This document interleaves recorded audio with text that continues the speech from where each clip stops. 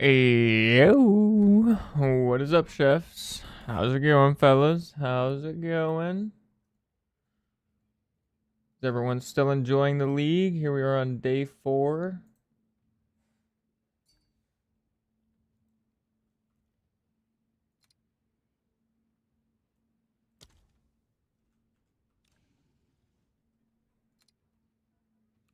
Go ahead and get a little bit of music going on the Twitch side of things because we are about to run some damn maps. I tell you what, we are about to run some maps.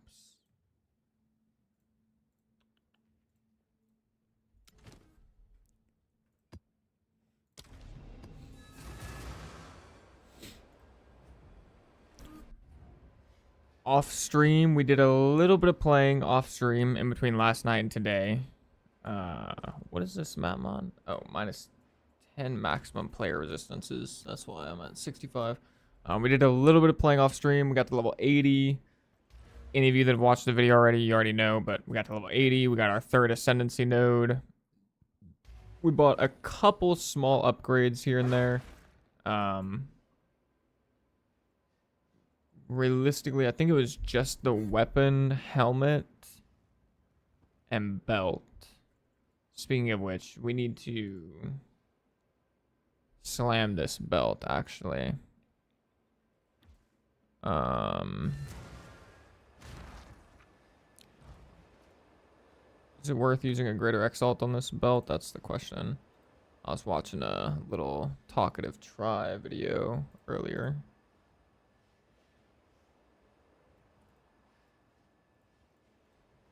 Let's see. Life. What is greater? Is it 45 or above? Oh, it's only 35 or above.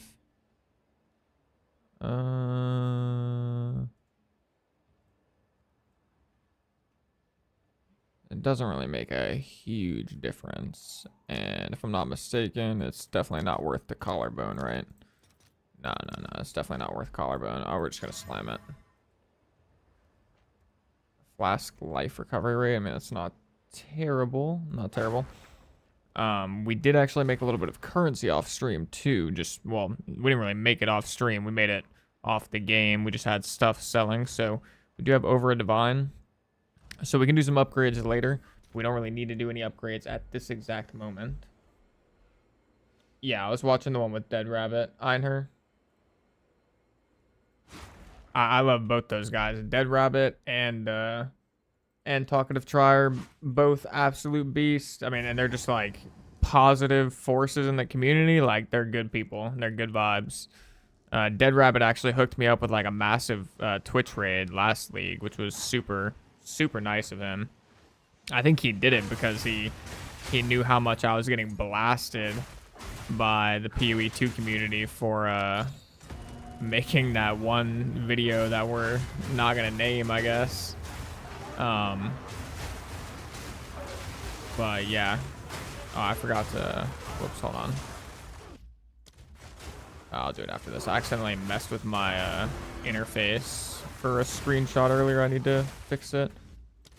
Interface. Oh, whoa. Give me a second. Yo. Oh, it's this guy.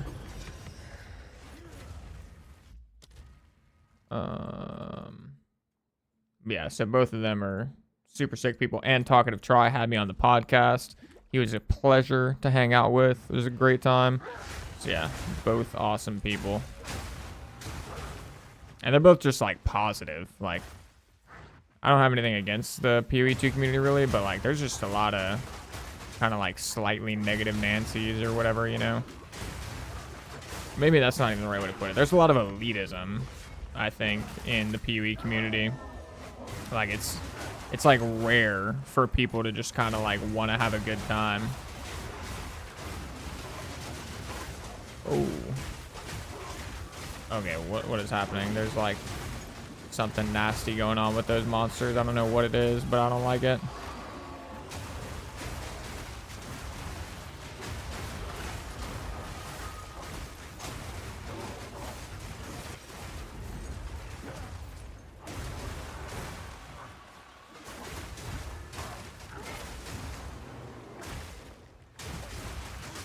Bro, what is this mod that this guy has? Okay, and then he just falls over. It's like some temp invulnerability mod. Shit was nasty. Not a fan of that whatsoever.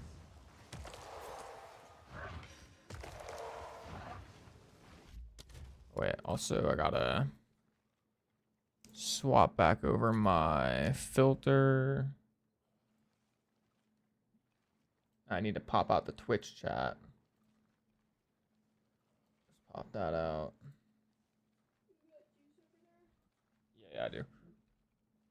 Yo, what's up, Flack? What's up, Gambit? You want in on this XP map? Yes, sir, I do. If you'll wait for me to hop out of this map, I'll definitely join.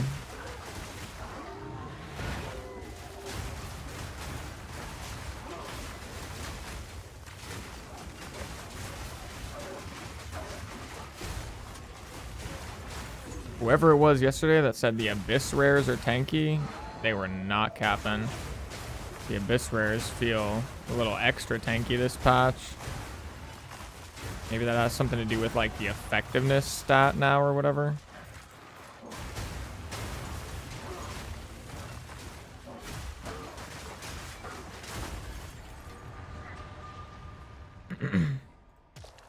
T9 cool? Yeah, T9's, I'm down for whatever. If it's like a carry, I can live in T15. If it's not a carry, I can do like T11, T12, but T9's more than fine for me too. I can bring I guess it depends. If you're trying to 6 mod it, then yeah, T9 actually might be like the move. If you want to like 5 mod, then I can bring like a T12 or something. I think T12 is the highest I have at the moment. Oh, not the temp invulnerability. Or actually, that's not that one. That one's just the invulnerable minions, actually. Oh, I'm stunned. GG.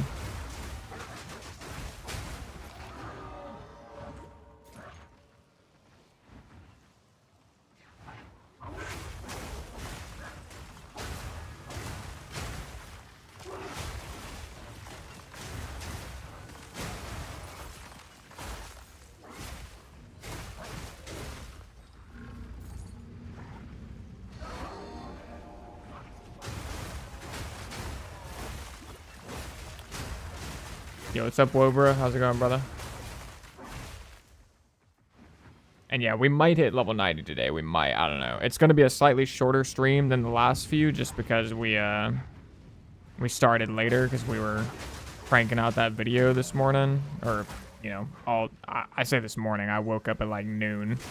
And then I worked on the video for like 6 hours or something. Well, I worked on like the Mobalytics guide, the trade links, all that stuff, and then recording the video and editing it and whatnot for about like 6 hours or so.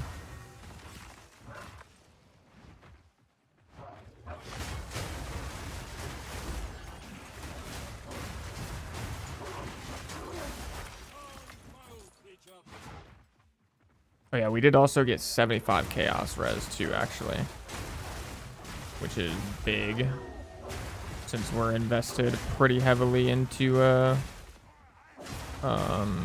energy shield at the moment. We also changed our amulet anointment, so now we have Siphon anointed for the recover 2% max mana on kill, which is obviously going to help with any potential mana issues we have during mapping, which we don't really have any mana issues on bosses. The only mana issues we kind of have is during mapping, but with Siphon we basically have none. Like, I don't even really touch my mana flask now.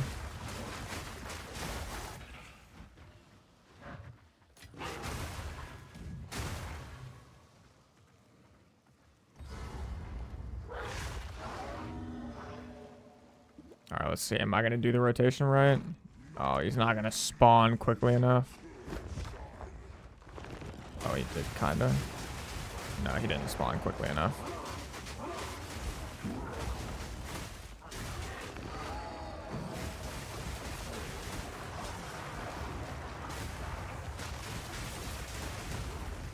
Ooh.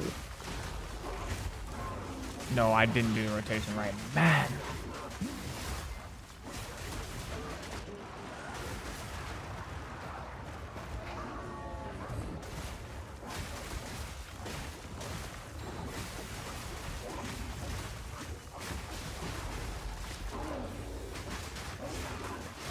Okay, I did the rotation right the second time, but he was already almost dead. Oh well.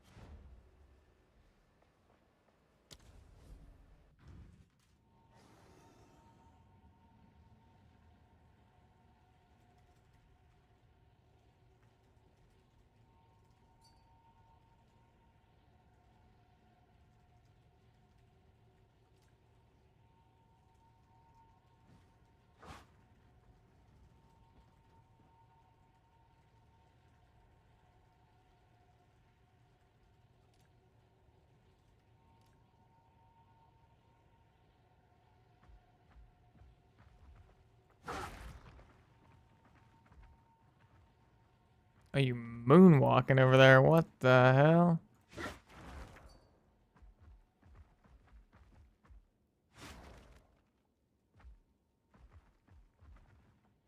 I kind of like that.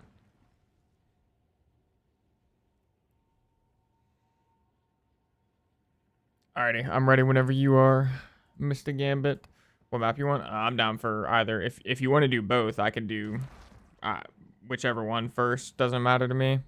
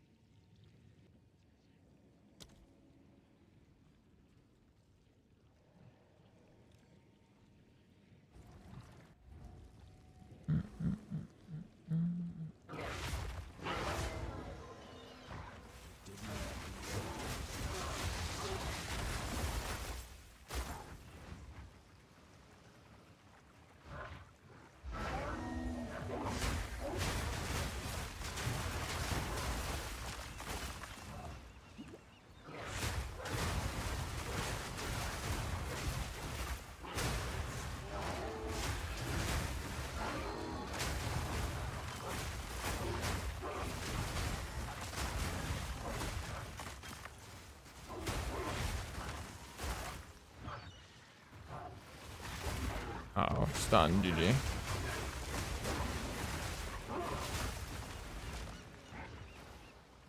Oh wait, we're in a circle.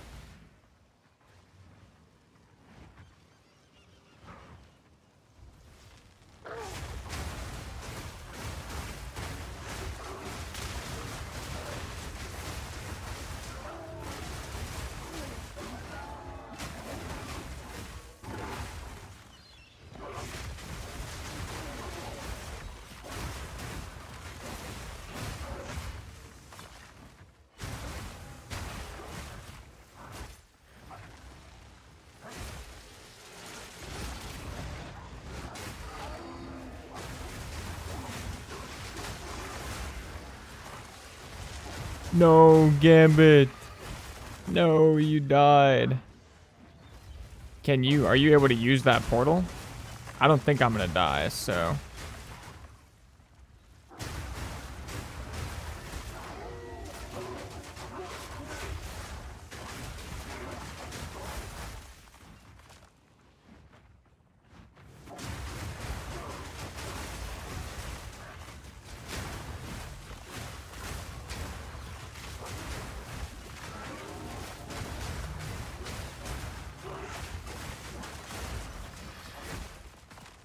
Oh, 0 attempt remaining. Damn. Okay, well, yeah, I'll finish this one up real quick. Hopefully, anyways. Hopefully, I don't get one hit. It is actually kind of rough whenever you're like not playing group play. So you like build for the tankiness that you need for solo, and then you go play group and you get one shot. I've had that happen before.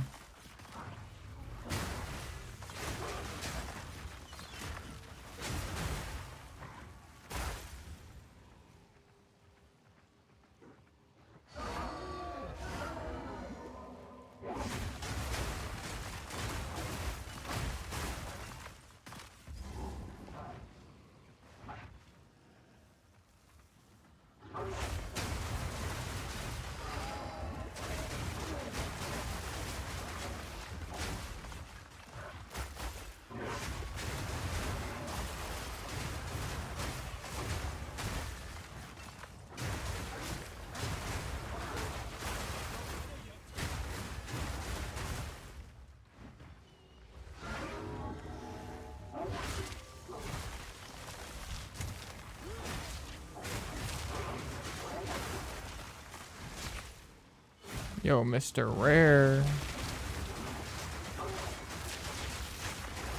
Oh, this guy is hella tanky.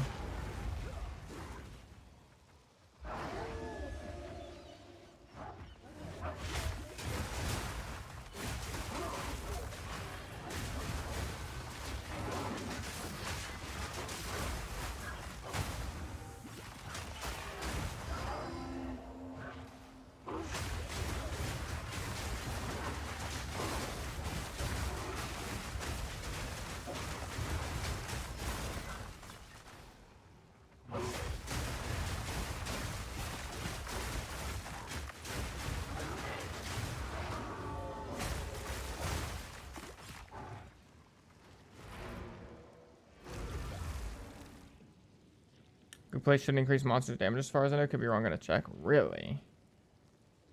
Really? Maybe I'm tweaking. Maybe it's just because it increases their damage, or not damage, but if it like increases their tankiness, it could like in a weird way like inadvertently increase their damage because they're not just like instantly dying or whatever.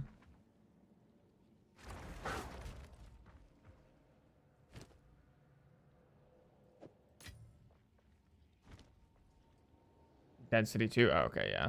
That would be part of it then, I guess.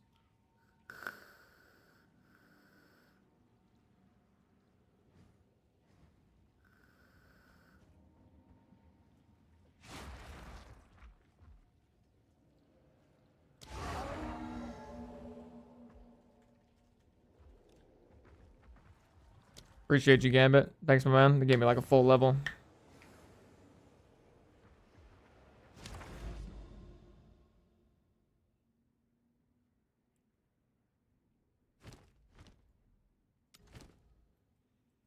All right, let's see. We're about to be on T13 maps now, right? Yeah, we're about to be T13.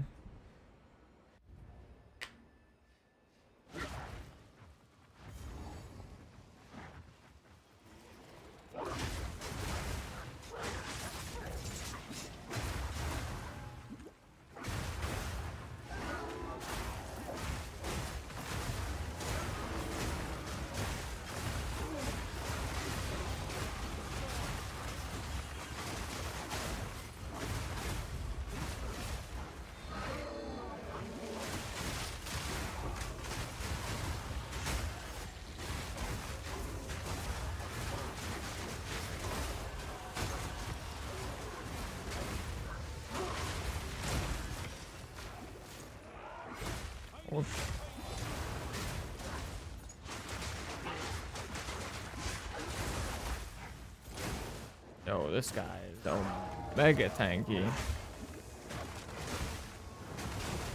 Oh, and always bleeds modifier. That's pretty rude.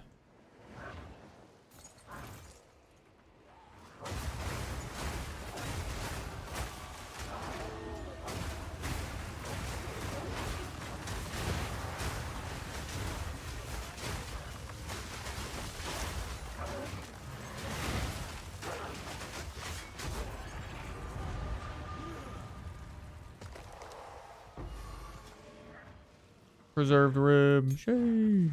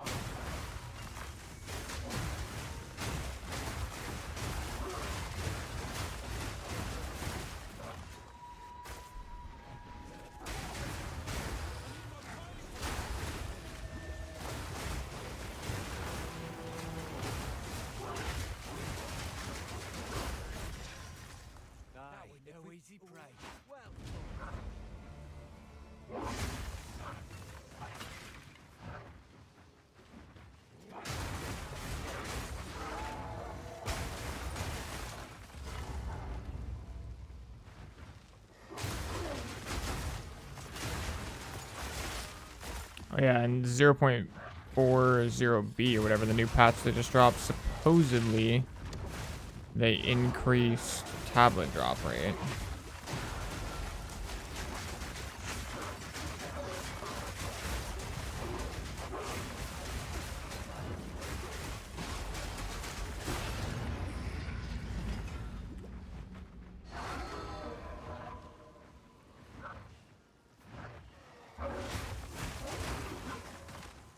Probably a good change.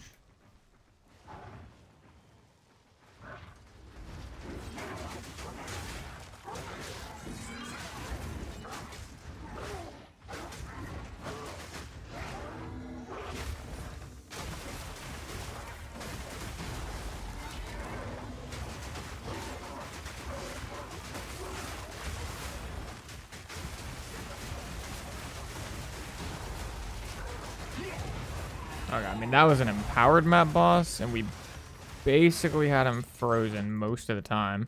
As soon as we got our Lunar Blessing up. I will say that is, like, that would be the the big argument for Eternal Rage, is the fact that you don't have to, like, worry about getting your rage up at the beginning of a boss fight, I'm not gonna lie. Alright, we got another jewel socket, so let's grab a jewel. Gonna make it real easy. Actually, we've already got a jewel link right here.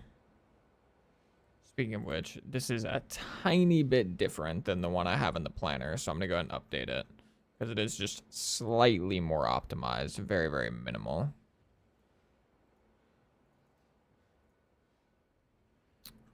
Very, very minimal. Any other relevant change I didn't look up yet? I don't think so. Well, I mean, actually, I take it back. I didn't even look at the whole patch notes because I got busy with something. Let me actually finish reading them really quick. Yeah, I literally, like, stopped right here.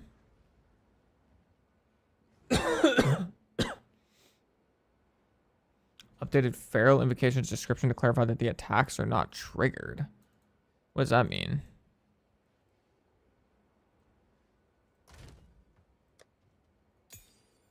What do they mean by that?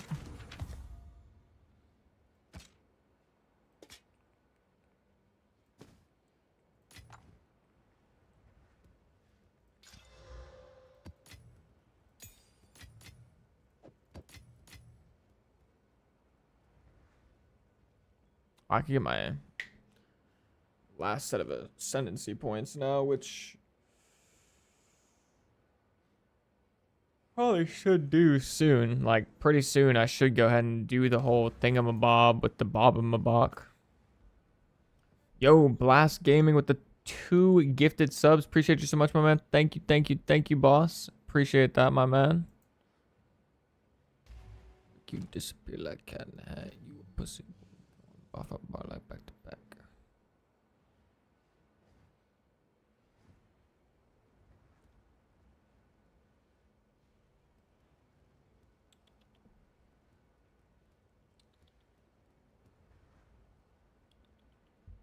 Come here, kitty. Hey, sweet guy. Oh, sweet guy. He wanted my lap. He wanted my lap, sweet guy. To create visages which attack once with a socketed shape-shifting attack, creating multiple visages if it has enough energy. Okay, so does that mean it wouldn't work with Lunar Blessing, basically? Hey, okay, don't be going for my fingies. I wonder if that's what that means. Not actually sure. Oh, they were scaling with triggered spell increases and stuff? I guess that makes sense.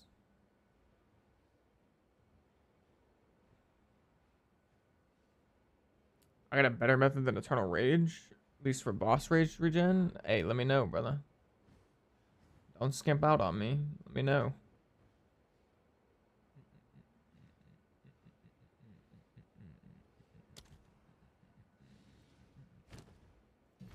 Time of day to eat, give a fuck. Damn, baby, this is stick up.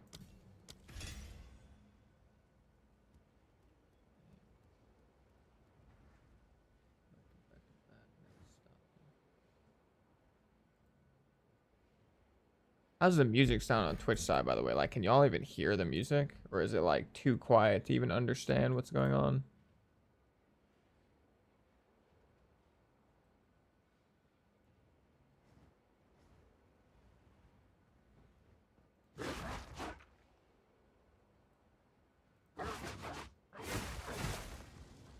Also, how's the game sound, too?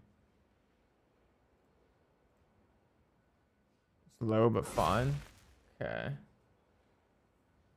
Are you in the stream, Gracie? Do you have the sound on? Can you turn the sound on really quick and just, like, let me know how it sounds to you? Like, how does the attack and how does the music sound?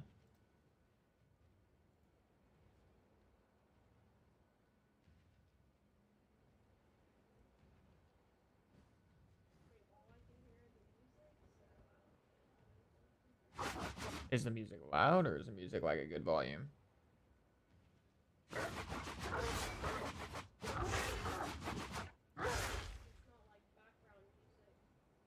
Okay. All right, let me turn it down just a little bit then.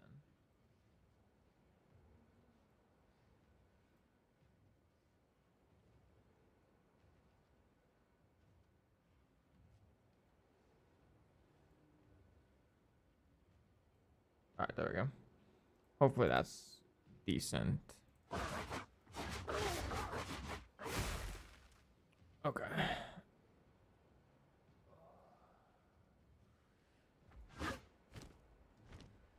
Alright, so I was looking at the changes.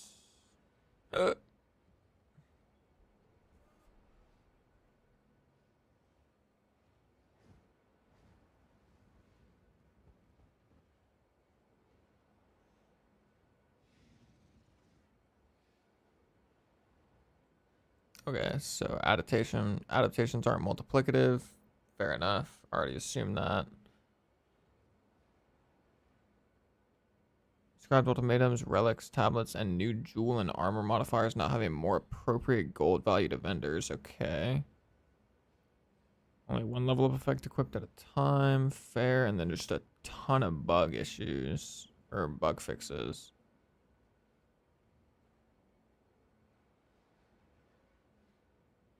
Okay, well, I'm not going to look through all the bug fixes. So yeah, I would say there's not too crazy or not too many other crazy changes that need to be like really focused on too much.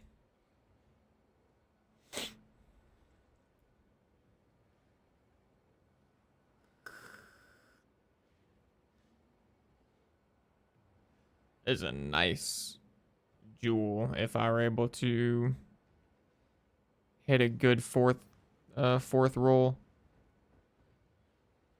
Using the abyss crafting on jewels like is never really worth it, right? I was like trying to look that up a minute ago because I used it a few times in 0.3 and every time I got dog poop stuff from the abyss when trying to use it on jewels. I don't know if anyone knows. It's garbage. Okay, that's what I thought.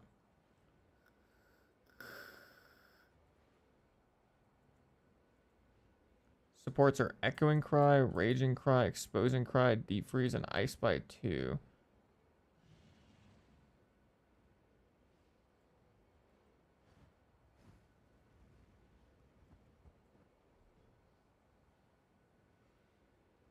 So this would be like particularly good for Oracle then, because it applies exposure.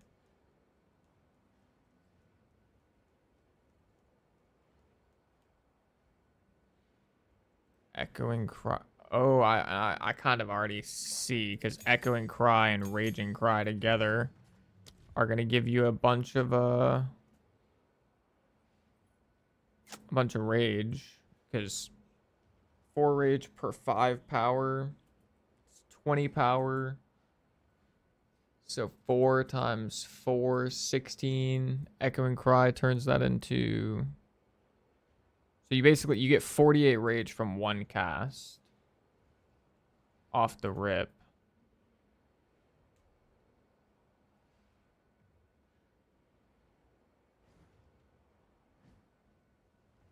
Oh yeah, I kind of like that. Actually, yeah, that's pretty big because you're also going to get the... Oh, well, supported skills count enemies as having 50% less power, so not exactly. But...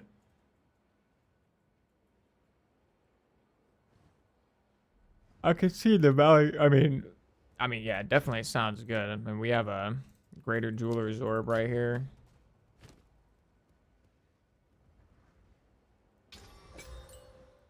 I mean, the support gems I had in it were legit basically doing nothing, if I'm being perfectly honest. My coat pocket. Raging Cry.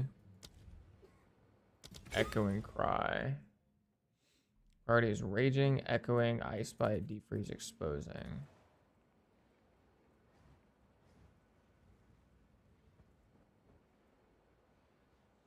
The only problem that I kind of have with this...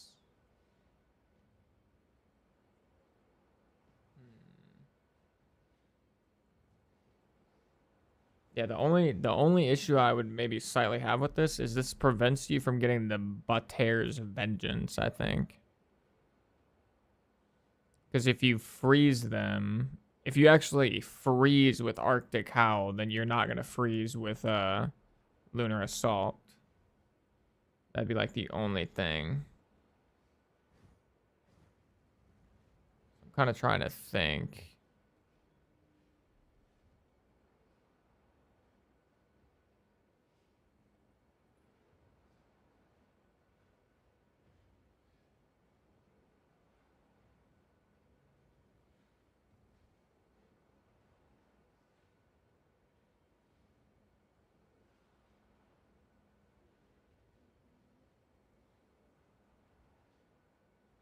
Yeah, I mean, you could swap them out before bosses, but I usually really don't like having to swap if I can avoid it.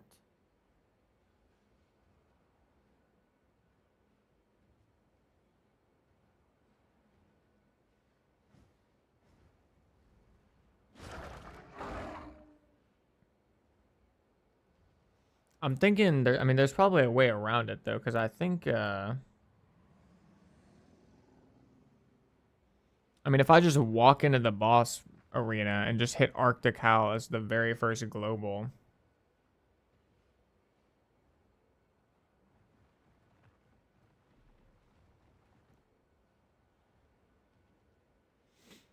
Like, uses the very first global, it probably wouldn't freeze.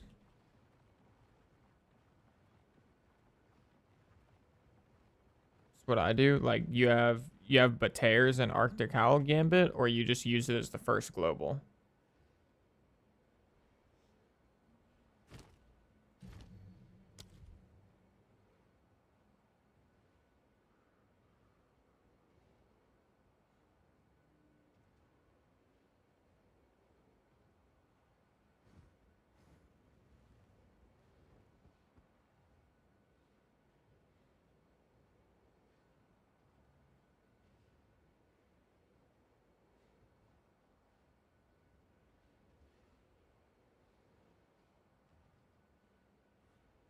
Honestly, yeah, I guess I'm gonna try swapping. I'll try this. See how I feel about it. Put Ice Bite in Lunar Assault. So do it like this. Then Batears.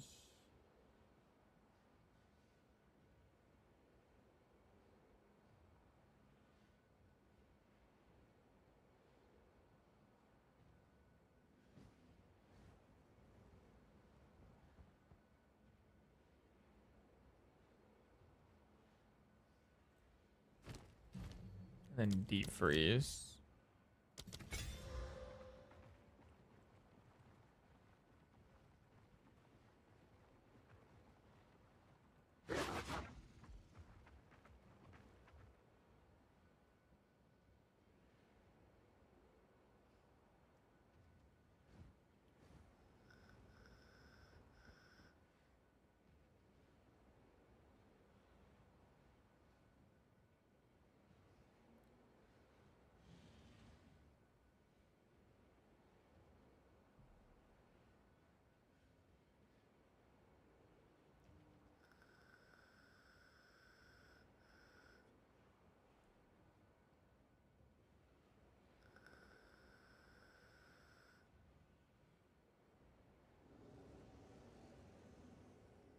Yeah, that's what's up, Gambit. Yeah, NF is a beast.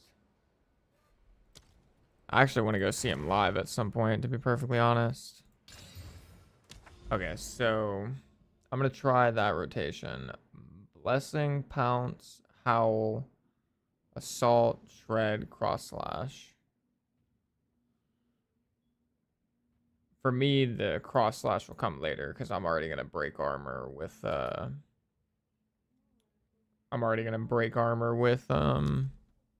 my marks and stuff.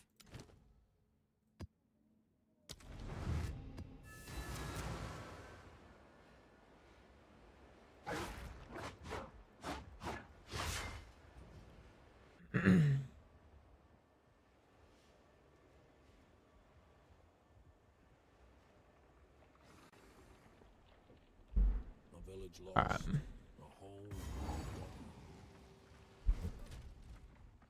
Oh wait, I didn't even buy a jewel, did I? Hold up.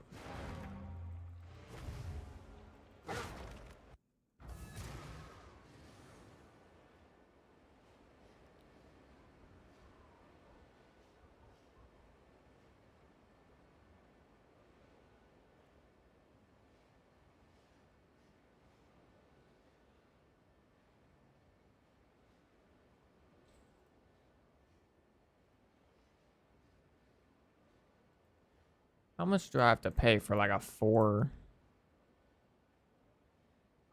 mod jewel?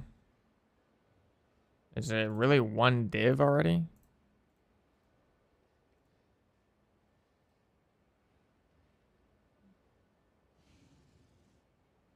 It's like 50 exalts. It's actually not that bad. Or wait, is it?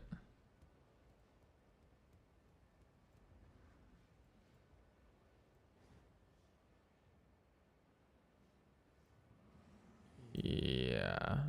I'll pay 50 exalts for a 4 mod jewel, I think. Or actually, it's really not even that much better.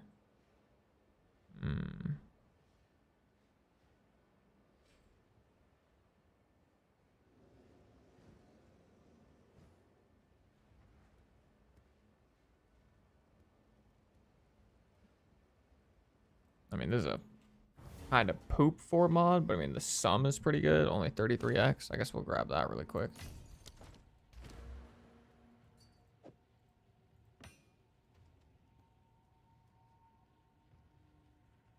Yeah, something kind of like that. But I mean, I got something kind of just like that now, basically.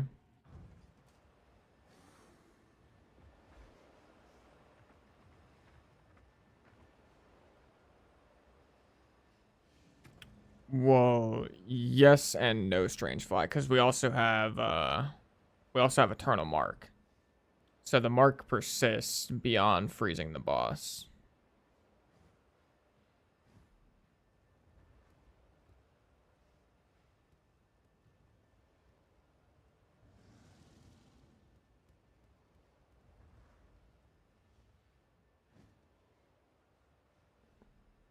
Without eternal mark, I think you'd be right. But I think you were forgetting about eternal mark.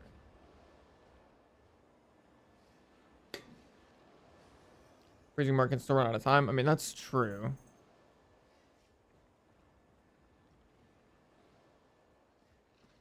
It can. But I don't think it should. Hopefully. Because you were saying armor break 3 on slash.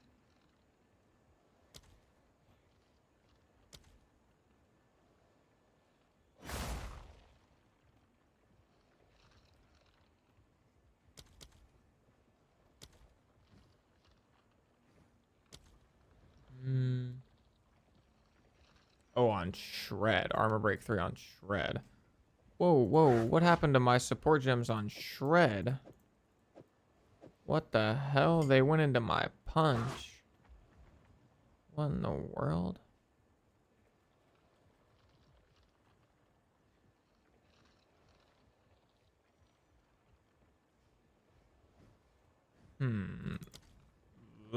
I guess I need to... I guess I just need to test and see if, like, eternal marked for death is enough. If it's not, then I suppose I would need to consider putting armor break 3 in shred. But I feel like there's got to be just, like, some really... I mean, there's, like, so many good options to actually put in shred, though, that I feel like putting armor break in it is kind of like, Because the armor break itself isn't even doing us, like, a ton of value. Like, we're doing way more elemental damage than physical right now. It's kind of just like a little bit of icing on the cake.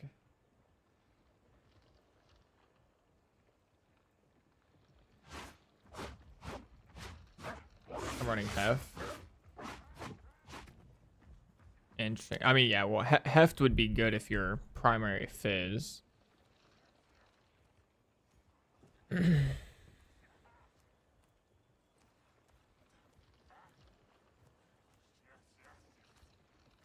I mean, I just need to figure out if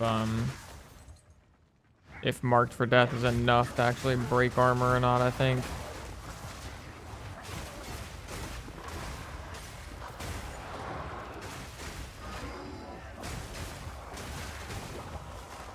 Okay, so Arctic Owl definitely gave me Batears there.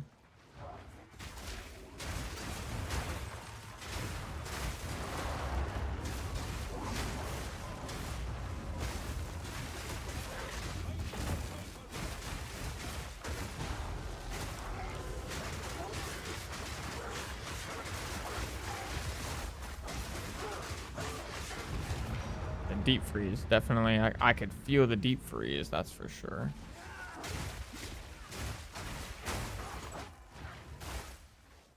One thing I will say is the Batears, it seems like it's a little less consistent.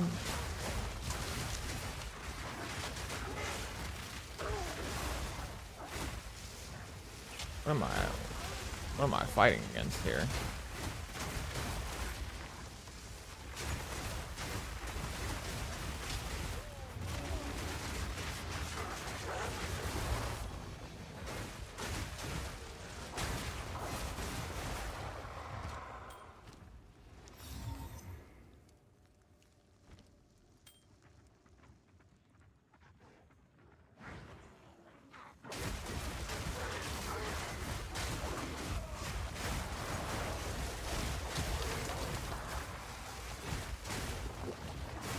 Well, yeah, Shred doesn't convert until the bombs, but I just have so much elemental damage. Like, before the conversion even happens, because we have, whatchamacallit. I mean, we have, like, 150%,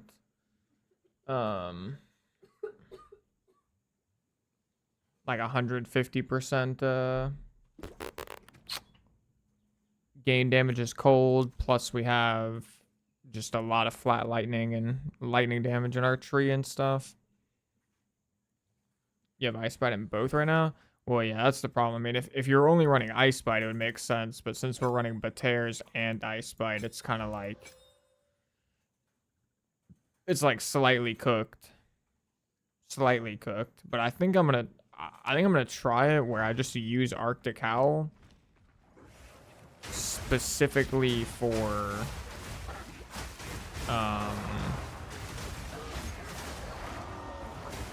specifically for the rage generation, but not actually to freeze the boss. Like, I'm just gonna freeze the boss with Lunar Assault, but still use it for the rage generation.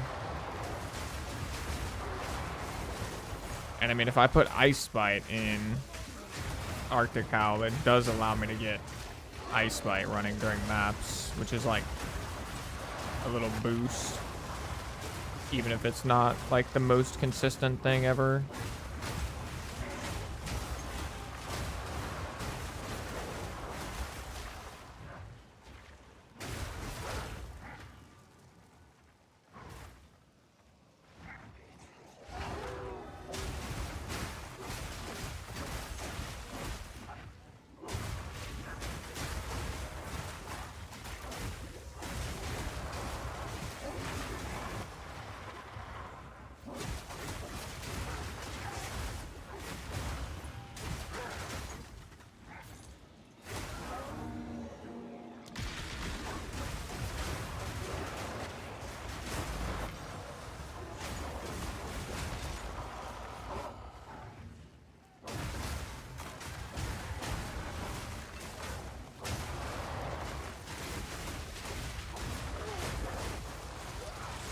Oh my goodness, what did I just get one bapped by?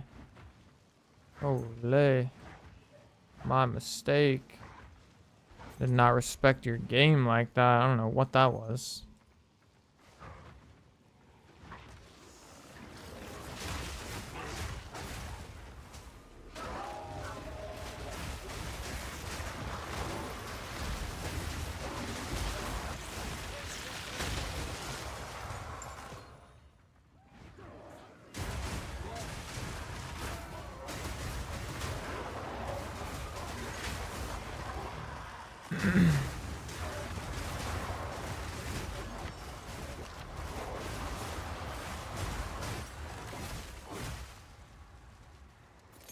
Level 18, Spirit Gem.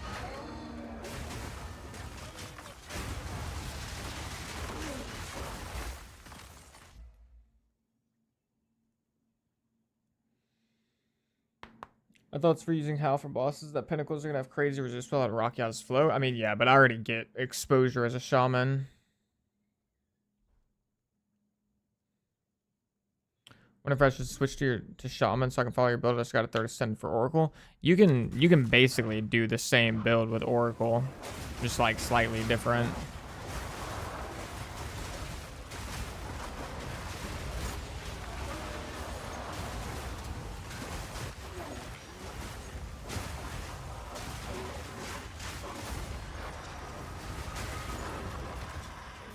How much damage does Arctic Howl actually do? Okay, not much, but kind of feels like it's doing a little bit of damage, but it is proccing Lunar Blessing, I guess. That's nice. Or actually, I actually don't know if it is, because it's not technically an attack, so I don't really know.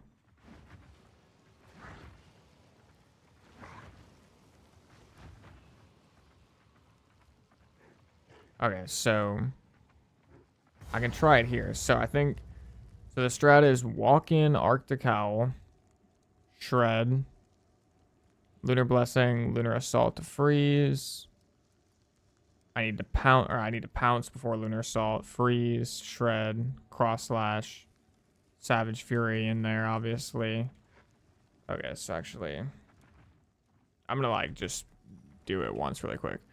Lunar Assault, shred, pounce, or not Lunar Assault, Arctic Howl, Lord. Arctic Howl, shred, Lunar Blessing, pounce, Lunar Assault, Savage Fury, shred, cross slash. Okay. Okay.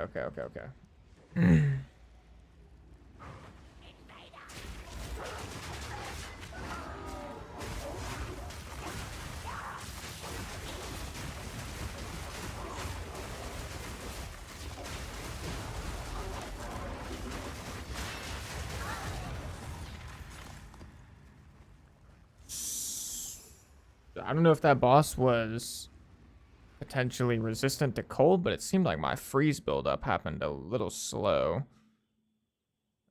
But everything worked out, basically. I did break the armor. I noticed that I actually broke armor with just the pounce. I don't know if it'll be enough to break armor against, like, pinnacles or not, but I did break armor in this instance. Just high cold red. Okay, that's what it definitely felt like. Oh yeah, Ellie, that's true.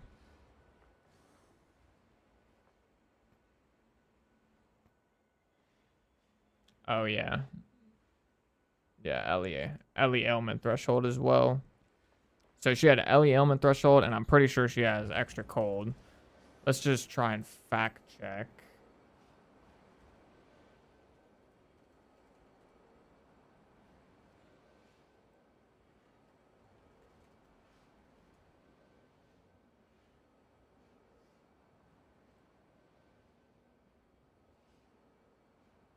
Oh yeah, she has 75. Potentially 75.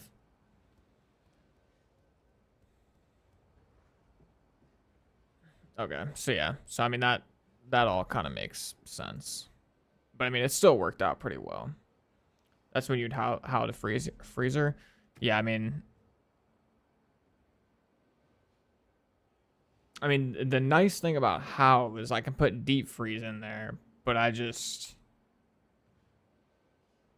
want to lose out on the 20% damage gained as cold, and I also don't want to put this in. I mean, I guess realistically, I'm probably overthinking it. Like at the end of the day, whether I have 30% of damage gained as cold or 48% of damage gained as cold on the boss probably isn't going to make too much of a difference.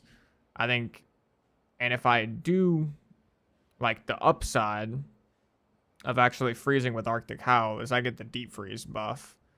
So honestly, I think I just coin flip it like on every boss, and I don't think it really matters. Like if I freeze them with Lunar Assault, the upside is I get 18% extra damage as cold. If I freeze them with Arctic Howl, the upside is they're frozen for longer. I think it's like a win-win kind of either way. And not, to be fair though, low key actually, I was kind of planning on putting deep freeze in as my 5th slot for Lunar Assault. So I don't know. At that point, then it'll get a little bit different. Because I don't really know what else I'd put in 5th slot for Lunar Assault.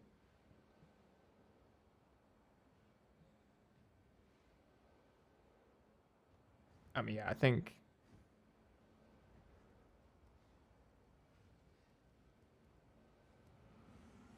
I mean, yeah, realistically, I do think I'll probably put deep freeze in as the 5th slot.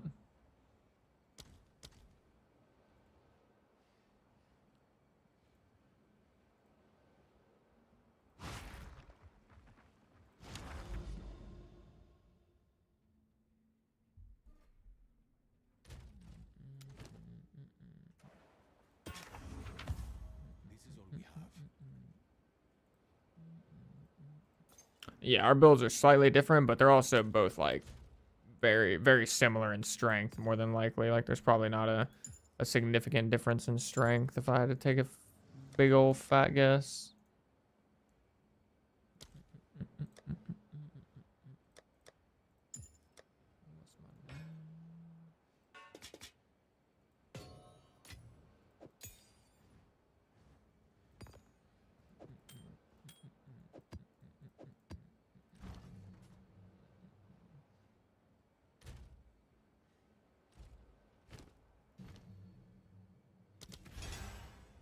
Actually don't know how easy it is gonna be to hit the intelligence requirement for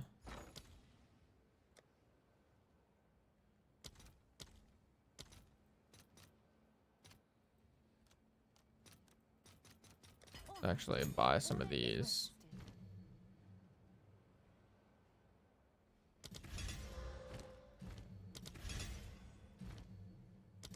I don't know how easy it is gonna be to meet the intelligence requirement for elemental weakness. It is just a level 18, right? Oh, it's only 137. We can meet that. We can meet that. That's not bad.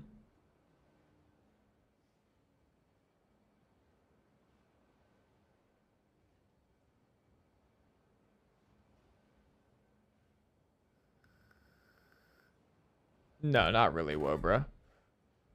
Not really any other reason. I mean, like when they're frozen, I do more DPS, but it's not like an issue really whether or not the boss gets frozen in 1 second or 3 seconds or whatever. Gotta remember, higher tier enemies get less of the effect. They shouldn't for elemental weakness, right? Since because this one, it's maxed out, like it'll affect everyone, right? Oh no, I'm tweaking. It does for curses too now. So this would be 28, basically 27.5. What is that? Leave us out. So 27 point or 28, 38 plus. Yeah, 28, 38 plus 21. It's only 59. 62. 68, 74. Well, exposure is only 10 though, because exposure has the same thing, the 50% less effect.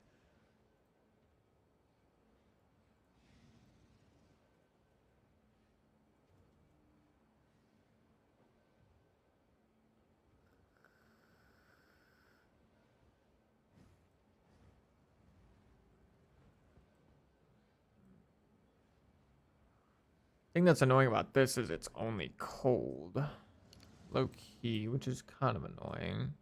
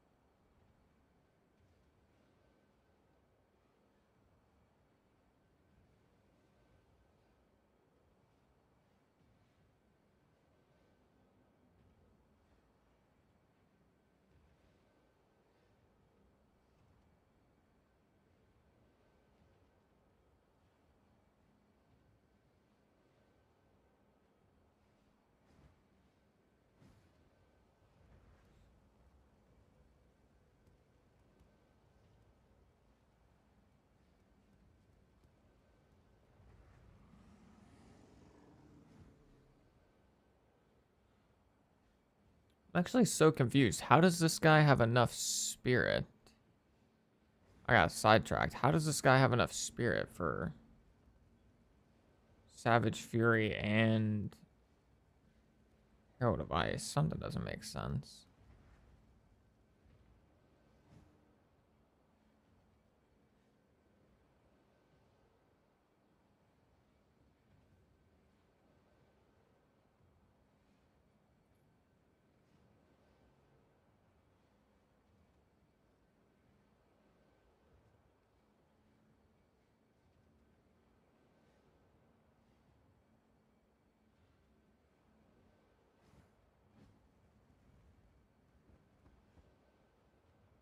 Or wait, is he not using both of them at the same time? Is he swapping between...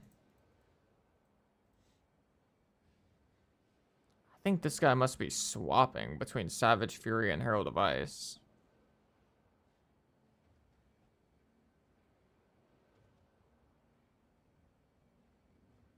Which I guess that's kind of makes sense in a way.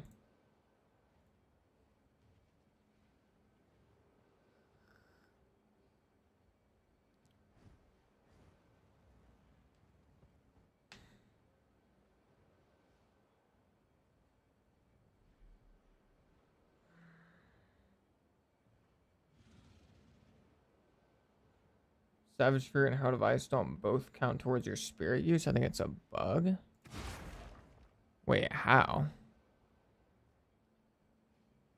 Looks like it does for me.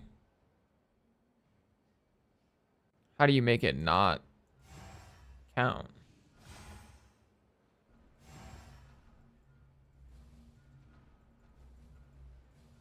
Or is it just like only when you have that keystone or something?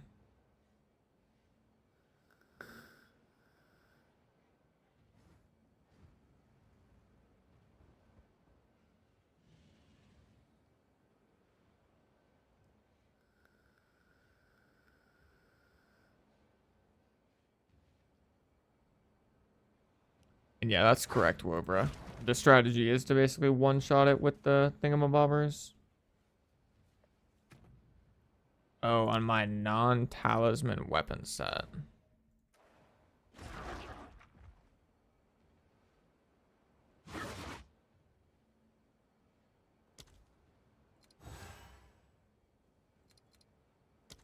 So you're telling me if I...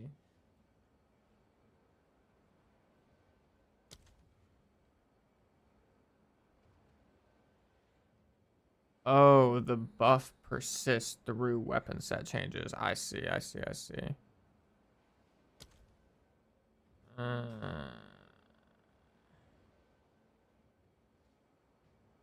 says the frenzy ends immediately if you return to human form.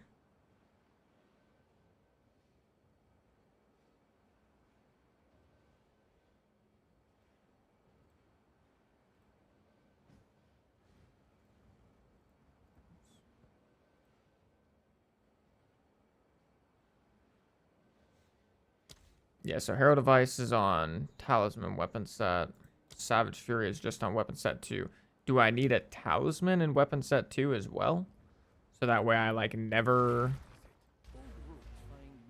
fall out of wolf form?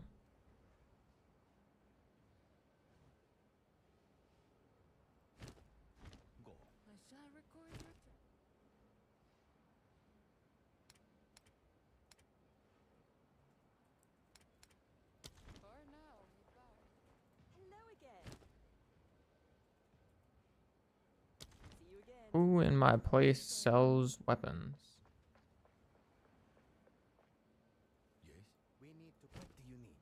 Not you. Oh yeah, it's you.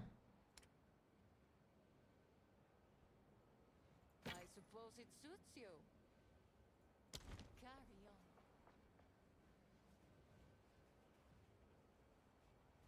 Fury on weapon 2 where I have a wand.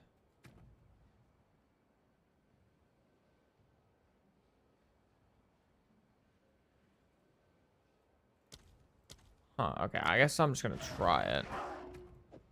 I mean, to be... Actually, I'm gonna try it without. Let me just go to a different place really quick. Let me go interlude. Let me try it without a talisman and weapon set 2. Let's see if I can make it work like that.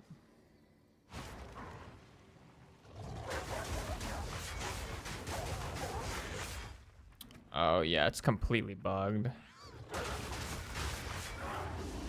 Oh, yeah, it's just completely bugged. Like, it's not a small bug, it's a complete bug.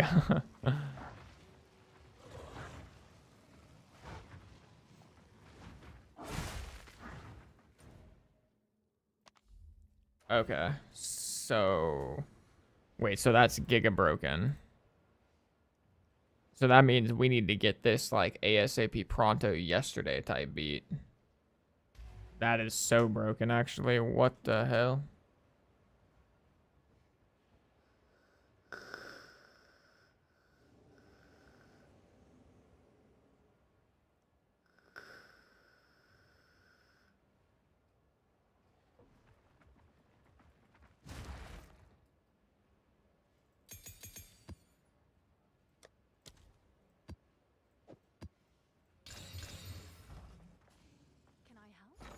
I need more alks.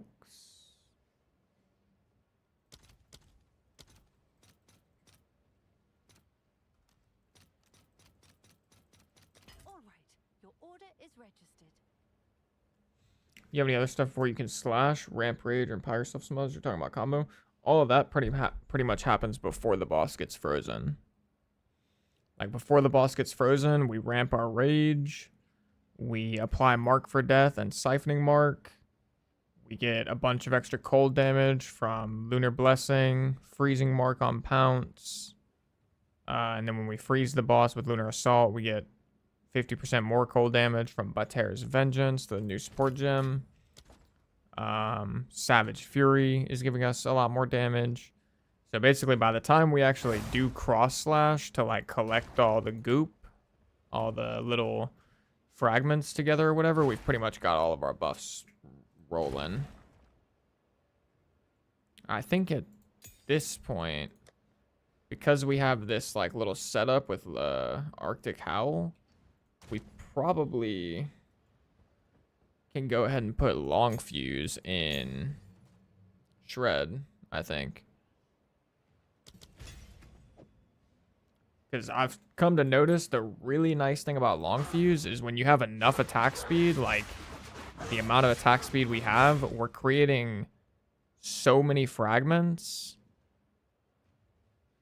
during the freeze period to the point where a lot of them are actually blowing up before we can cross slash. And like a lot of those that blow up don't actually hit the boss. So we kind of need to like, the long fuse should help with that. They should all stick around until we actually cross slash.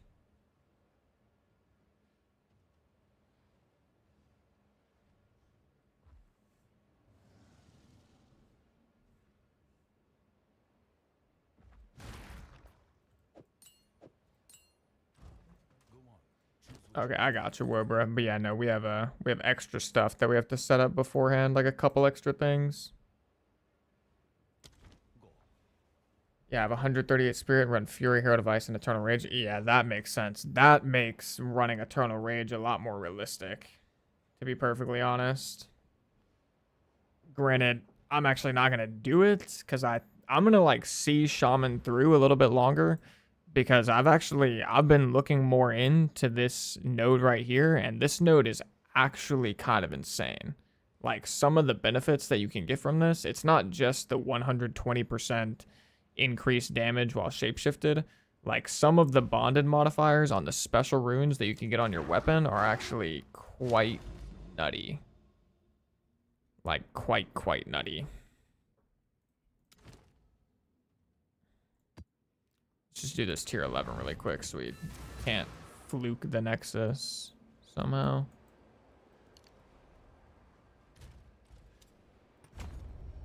And then, yeah, what was that? So I was thinking about earlier, are we going to have enough pen for the big boys? We have 10%, 31%, plus 27, 58. We have 58 without Rockiata's flow.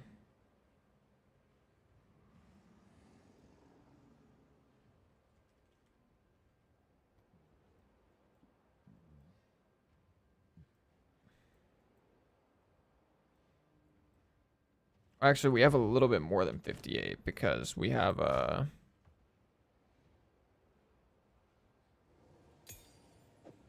if I'm not mistaken, let me just double check. This is, yeah, curse magnitude. So it'd be 62 minus 50% or divided by 2. So it'd be 31. So it'd be 31 plus 31. So we actually we have 62 pen with elemental weakness.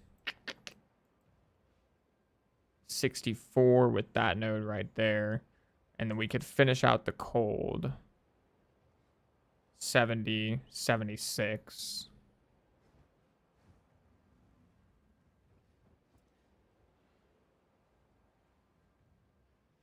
How do you bond stuff? You need this ascendancy node from Shaman. So yeah, so I guess the strat basically is just going to be to, on pinnacle bosses, we just swap out 3 points for these 3, and then we have all of our pen, plus elemental weakness. Which, to be fair, I don't like, when I'm looking at all of these like really high level shamans or druids or whatever, none of them are running elemental weakness. So like, that's kind of got me confused. Like, how are they... Or are they just swapping elemental weakness in, maybe? Whenever they actually go to do a boss? Or... Yeah, there are actually... I guess there are some people running it, but it's like very few. So I guess they're just swapping it in when they actually do the boss, but... Like, I don't actually need to swap it in because I have an extra slot, so I don't know why they would swap it in and not just keep it active the whole time, or keep it on the whole time.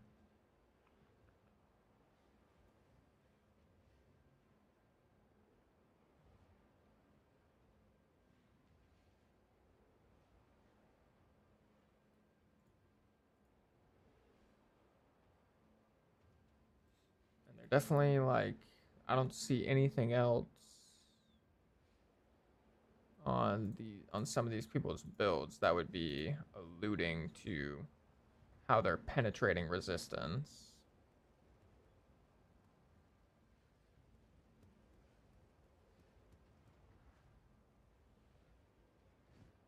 Also, like, yeah, look at this, for example. 2% increased experience gain, bonded, plus 10% to all Ellie res. Like, that's pretty crazy.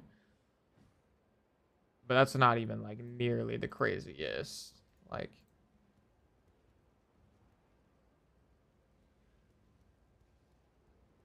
let me find someone who has the really crazy one.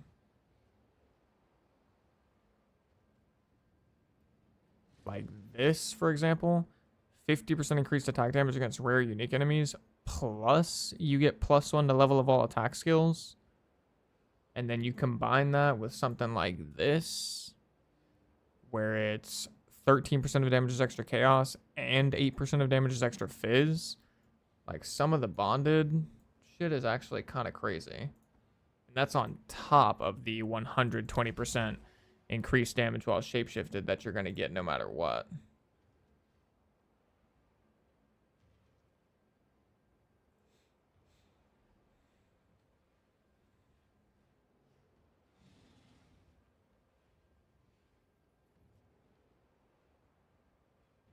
I mean, yeah, the only problem with what you're saying though, Wobra, which I definitely see what you're saying, but the people that are running Rockiatas, they're running Rockiatas on their non-DPS skill. So like this guy, for example, he's running a Rockiatas, but he's running it on his Lunar Assault, which the actual boss DPS comes from Shred.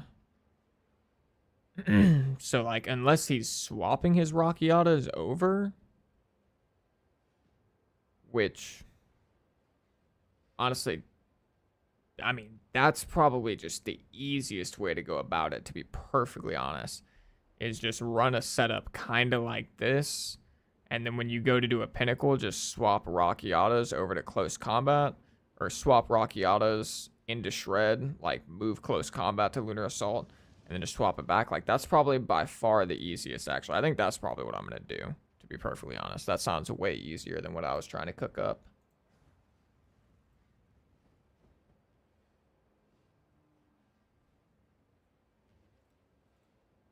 Sounds way easier than what I was trying to cook up. POB is updated right now. Oh my goodness. Let's go ahead and import our character immediately then, because we will start using POB ASA Pizzle. How much is Rockiatas at the moment? Rockakata. Oh my Jesus. Yo. 11 hundo. Who drops Rockiatas again? It's like the little island swirly storm boss. Like, we might have to go try and farm Rockiata. 11 hundo. Lord have mercy.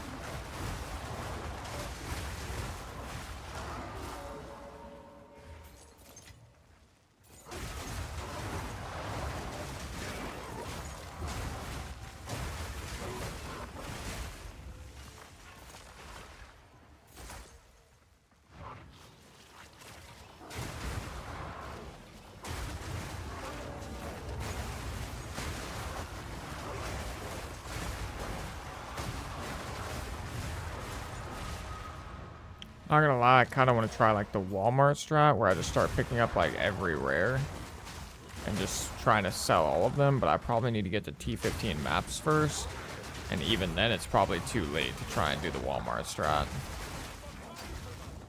It's unfortunate.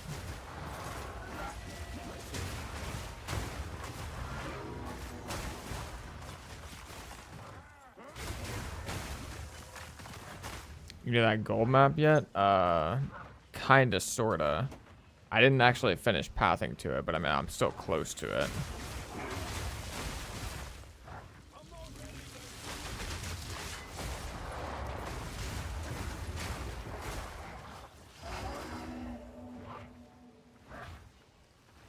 I can path to it after this Nexus.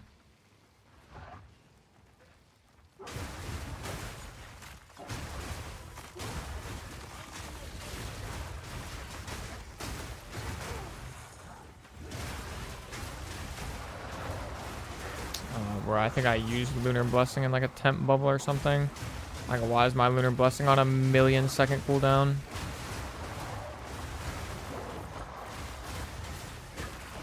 Not a cooldown map, is it?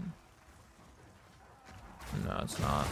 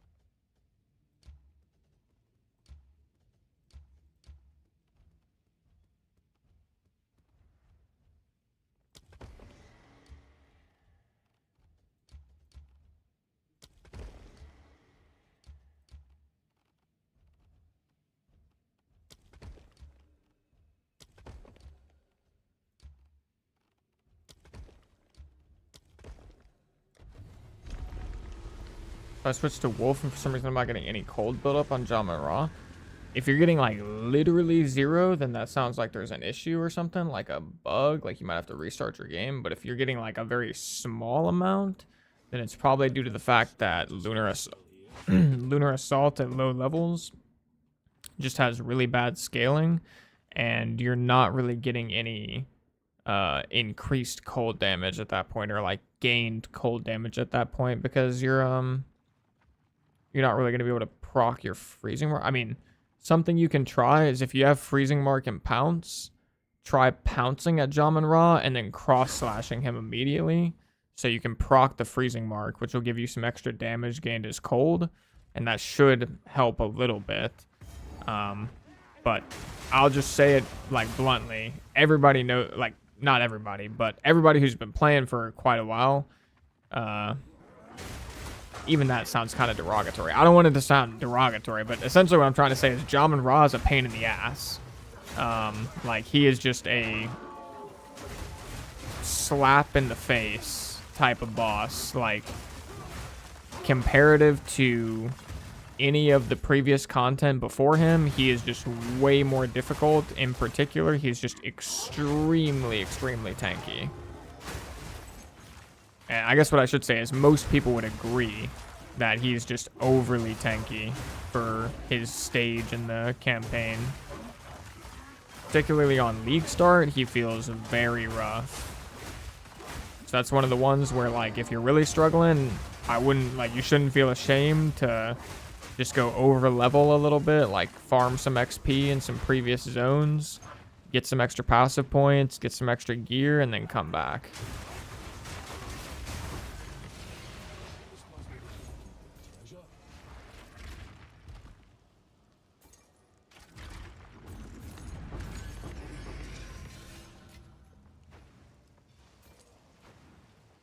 Yeah, all my homies hate Jaman Ra.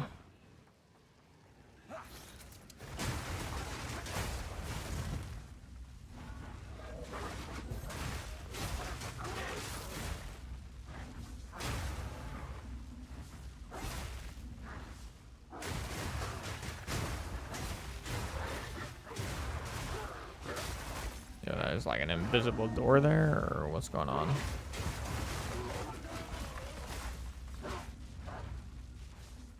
Regal workbench. Yeah, I have a lot of magic items sitting around, actually. Oh, would you look at that?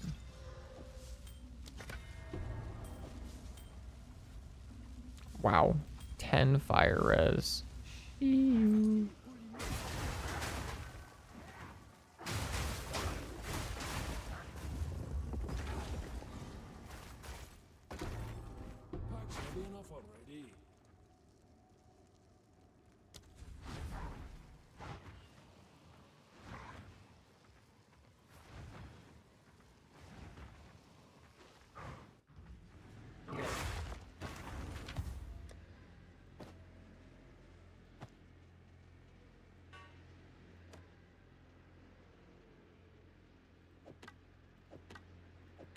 That's a pretty spicy wand, actually.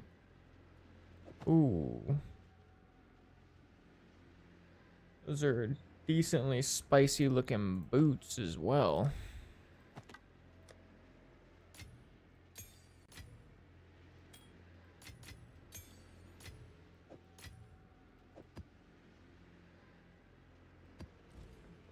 Is this one of the best Druid builds for the season? Very impossible to tell at this point, I would say. And I would say likely not. I could almost guarantee that, you know, somebody out there is making or already has made a better build than I have, I'm sure.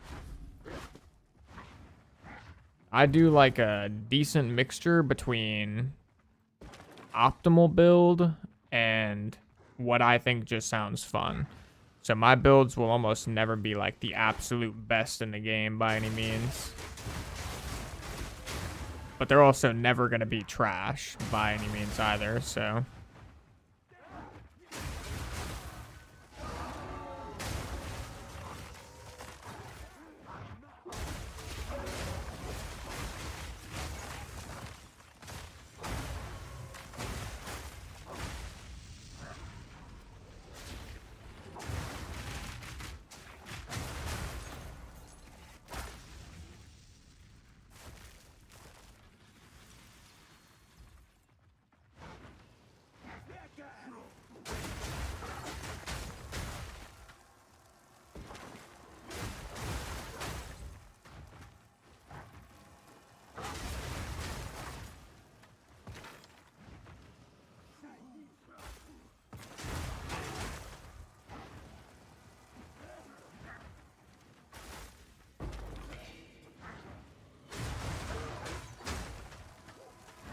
What's going on here? Just like bug? Oh.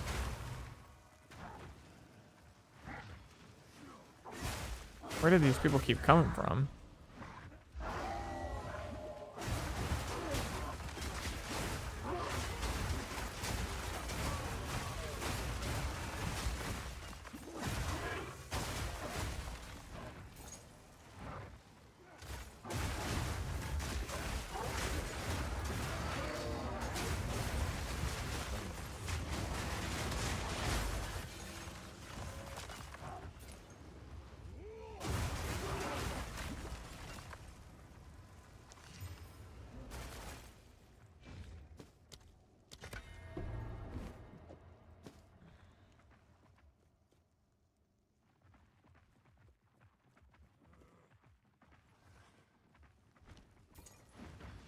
Won't lie, a regal workbench and an exalted workbench as rewards seem a little lackluster.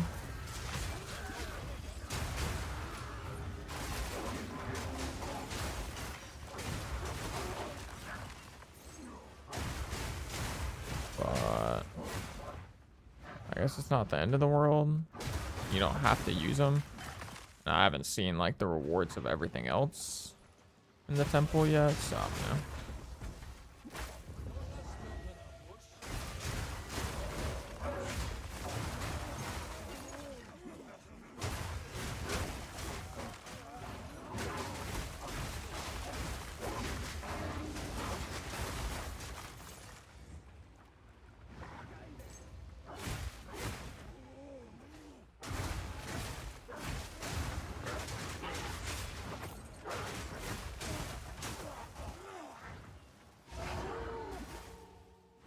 Alright, where is the last guy? Thank you.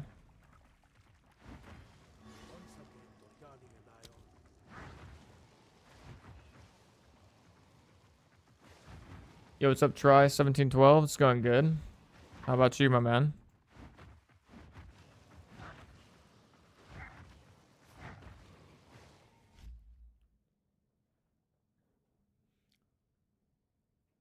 Yo, what's up, Aruzi Wicks? How's it going, boss?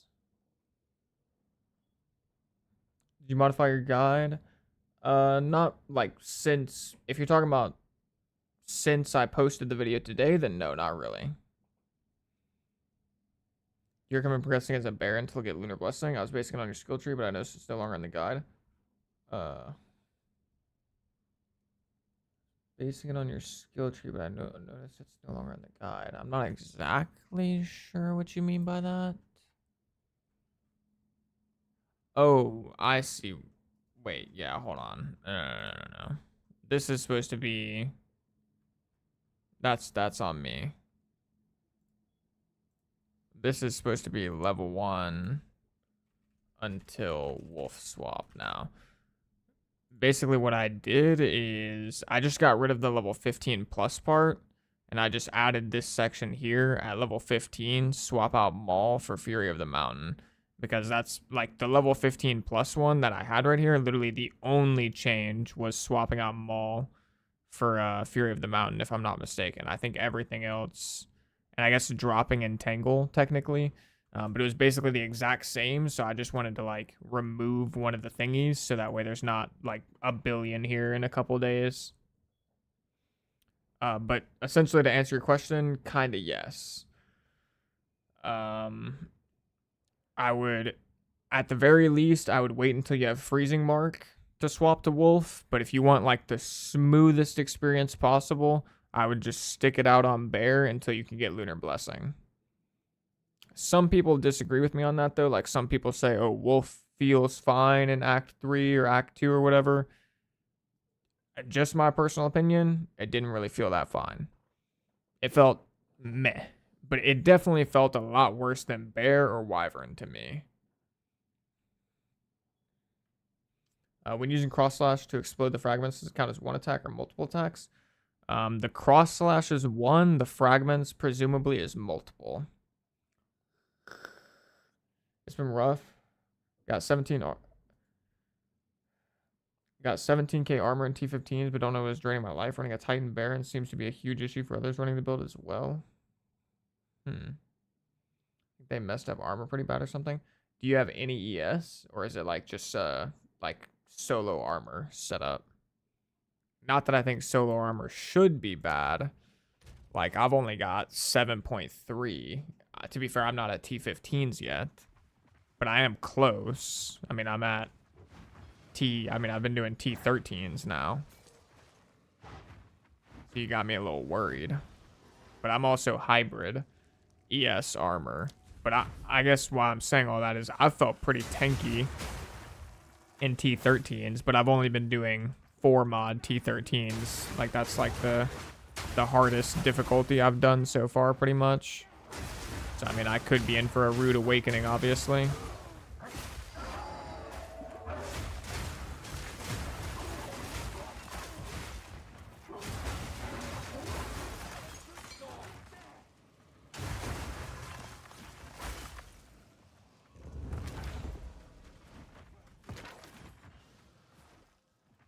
It's possible that there could be something kind of like a bug running around, that there's some type of damage or some attack that's not interacting with armor as it should.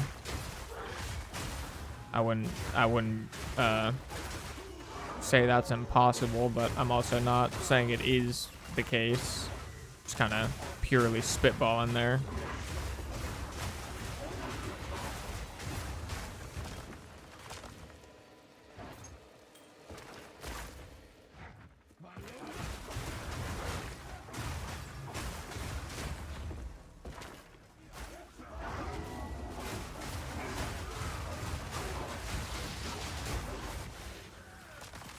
Finally, I got some loot from this temple. Holy. Not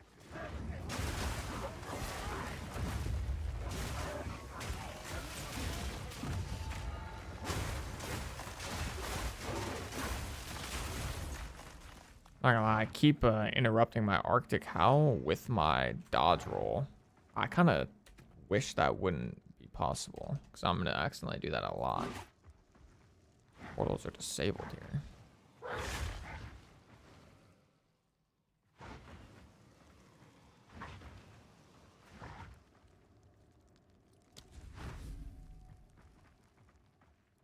Then about the skill tree specifically, that was...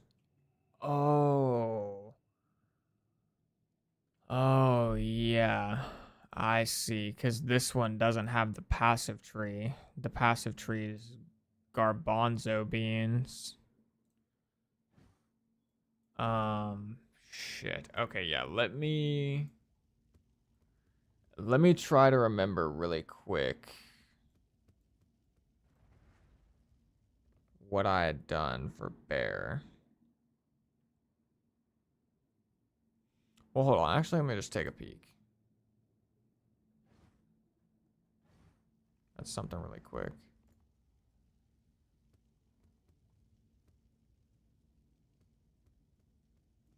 Realistically, what you can do is you can, even if you want to play as bear, so like if you're trying to play as bear up until Lunar Blessing, I would say you can pretty much follow the wolf, like the end of campaign tree. I mean, yeah, there should be nothing wrong with following pretty much just the end of campaign tree. It's going to be, I guess, like, if you're playing bear, could it be maybe slightly more optimal? Probably, but like not by much. Yeah, like Molten Claw, Hide of the Bear, Spirit of the Bear. I mean, technically I didn't have Spirit of the Bear at end of campaign, but that's okay.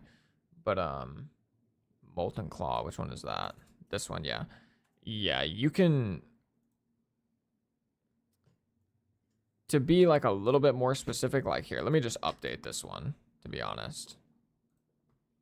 I mean, this is what I should do.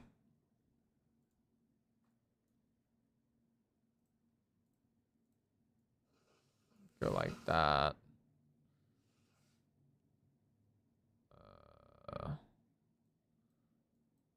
Then down here, here, here, here, here, here, here. Actually, I mean, if you're playing bear, you'd really want that. Then like there, there.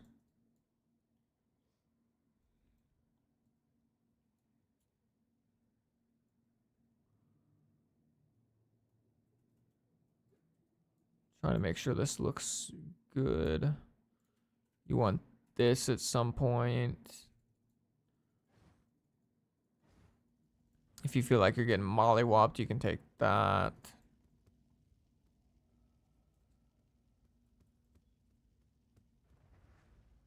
Yeah, this looks fine. Grab that.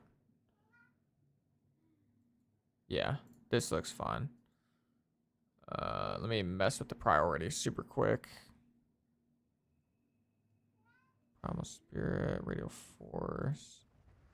Use your rage, Spirit of the Bear. Boom, boom, boom, boom, boom, boom, boom, boom, boom, boom, boom, boom, boom. Let's like put that right there, because this one's actually really solid. Okay, yeah. This will be good. So I'm going to update that now. So now if you reload the guide, the passive tree should be back. And you can follow this passive tree for bear as long as you want. And whenever you swap over to wolf, then you can kind of just like start going to this one. Because like you said, it is very similar. There's only a couple like minute differences, to be honest.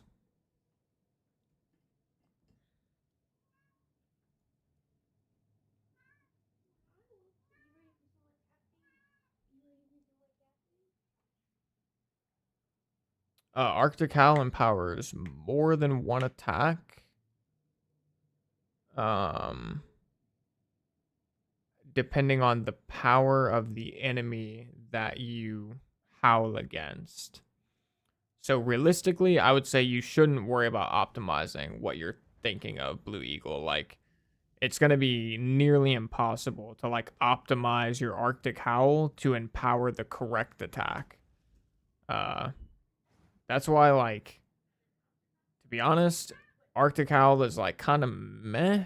What I will actually go ahead and do is I'm going to update my Arctic Howl support gems really quick because I did just change those myself. So I'm going to update that in the Mobalytics planner. Arctic Howl. Got Raging Cry.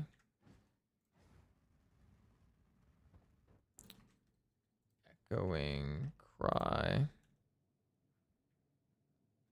Ice Bite. Deep Freeze. So with this new setup on Arctic Howl, the way you kind of want to use it is when you go into a boss fight, the very first button you press should be Arctic Howl because it's going to build you up a lot of rage. So you're going to have to spend less time using Shred to build up rage to cast Lunar Blessing.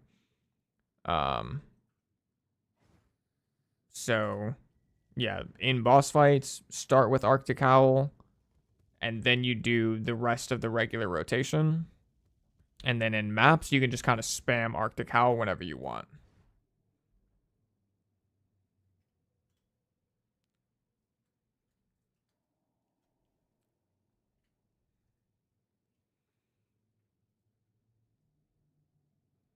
Ice Bite should go too, no? Yeah, Ice Bite's in there too.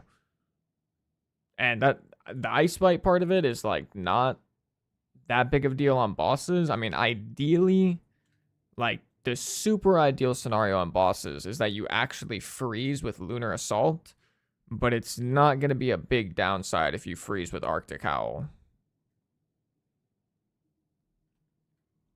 Oh, go away. No. You should keep it because what this will do is during maps when you're clearing, you can just use Arctic Howl randomly, and that way you'll be getting Bater's Vengeance from Lunar Assault, and you'll also be getting Ice Bite from Arctic Howl, so you'll get both buffs. Let me see your current passive tree, please. Yeah, I got you.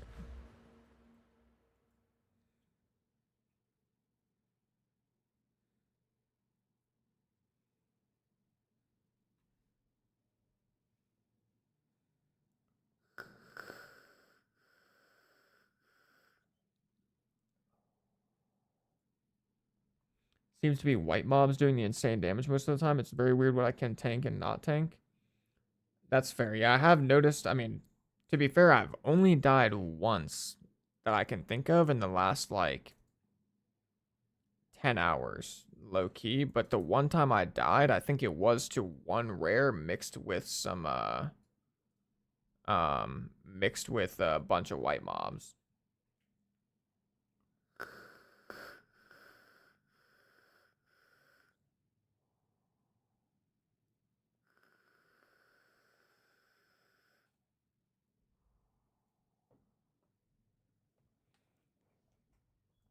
Okay, let me get back to actually gaming a little bit here. Have you had any thoughts about a Frost Art Sork worth any investment? I haven't had any thoughts about it, to be perfectly honest, so I can't say. I remember when I originally looked at Frost Art, I thought the skill looked bad, but that was also like last league, so I have no idea if that's still the case. Wait. This could actually be good. This could actually be good. This can't be good.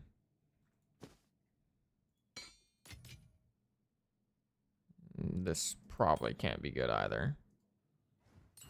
Alright.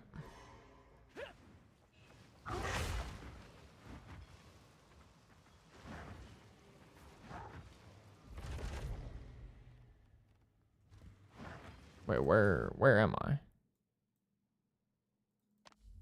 Where's my map? Oh my goodness, my map despawned.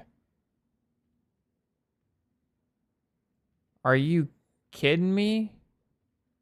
No.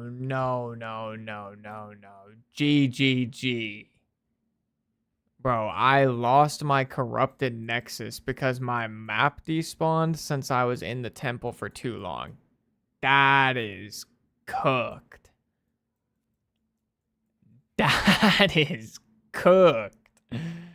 I'm not gonna lie, that's cooked. Like, that's actually that makes me kind of angry. That's not supposed to happen? Yeah, it shouldn't happen. Like, are you saying it's not supposed to happen as in, like, this was like a bug? Ah, you're all good, Blue Eagle. You're all good, brother. Used to play Dungeonborn, yes? Yeah, I used to play Dungeonborn. I was a giga sweat in Dungeonborn. I'm not even gonna lie to you, Chief. I was a giga sweat in Dungeonborn. Alright, let me route to this gold map, because I know Gambit's been waiting for a fatty.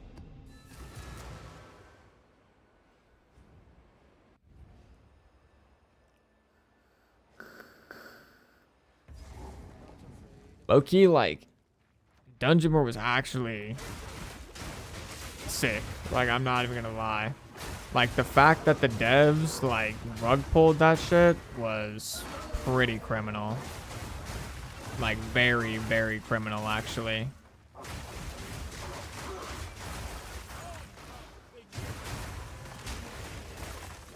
Like, that's one of those moments where I actually look back and think, like, what could have been, because I was genuinely, and this is not to, like, flex, but I was genuinely the biggest content creator for that game. So, like, if that game, like, blew up and actually got big, it's just, like, imagining, like, what that would have meant for my career. But then, instead of it blowing up and getting big, it died, and the devs deleted the game. Feels good, man.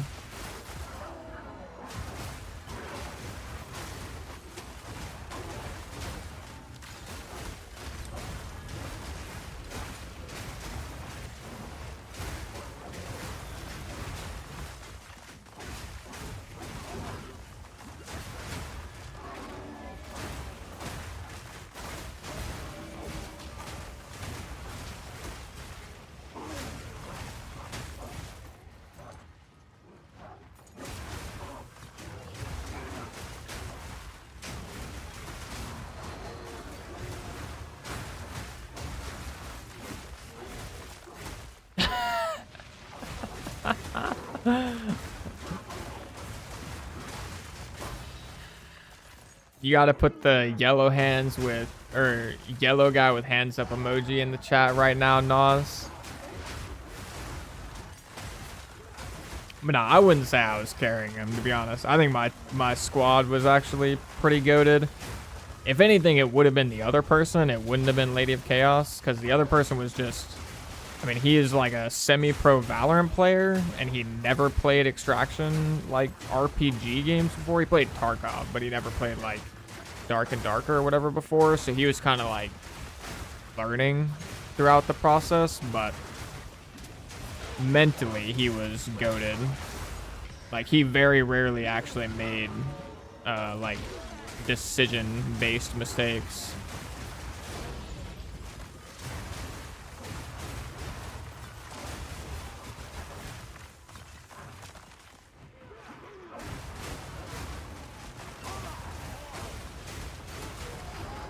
But I mean, this isn't to shit on my teammates, but I was probably the best of the trio just because of the sheer amount of time I put into Dark and Darker and Dungeonborn, like, combined. I mean, I played the shit out of those games. It was quite literally my job. And I was also, like, not really playing for fun back then. Like, back then I was, like, a hard sweat. Like, if we lost, I got angry.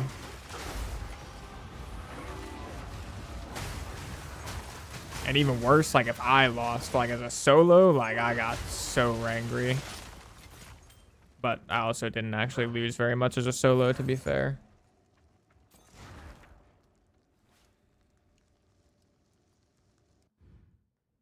Yeah, no. Yeah, POE 2 is not even remotely close to being as skill-based as, I would say mainly Dark and Darker, like Dungeonborn 2. Like, Dungeonborn was definitely more skill-based than POE 2. It's not even close, really, but I would actually say that Dark and Darker was slightly more skill-based than Dungeonborn just because of, like, the way you had to aim and shit was, like, harder. But not by much, to be honest. But yeah, this game has, like, it actually takes pretty much no skill. It takes knowledge, which is just different.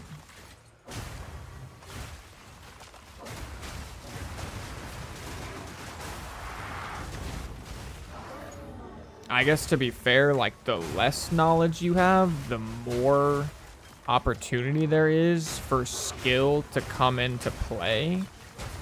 But once you have enough knowledge, it becomes skillless.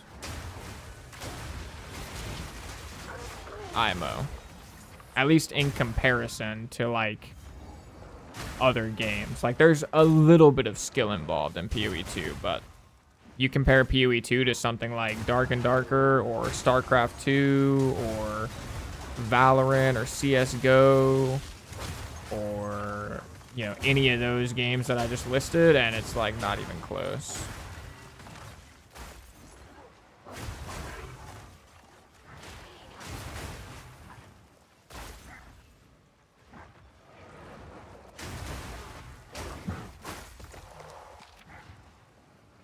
It's literally just, like, hours played and hours research gap is what this game is. And brain gap. Like, if you're just, like, a smarter human, you're gonna be in a better spot, typically. Well, honestly, the number one factor is hours played and hours researched. That's, like, the biggest gap maker, is how much have you researched and how much have you played. And then second to that would just be, like, your legit IQ, probably.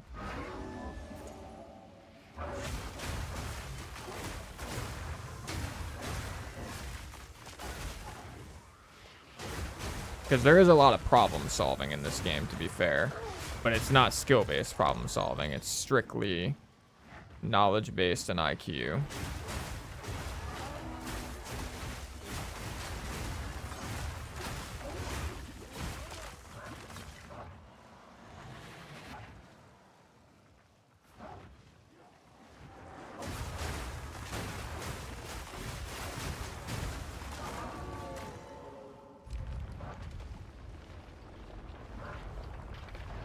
The instance isn't supposed to reset regardless of how long you're in the ruins. Well, that's kind of cringe that it happened to me. No, I freaking... Bro, I canceled my Arctic Howl. Damn it.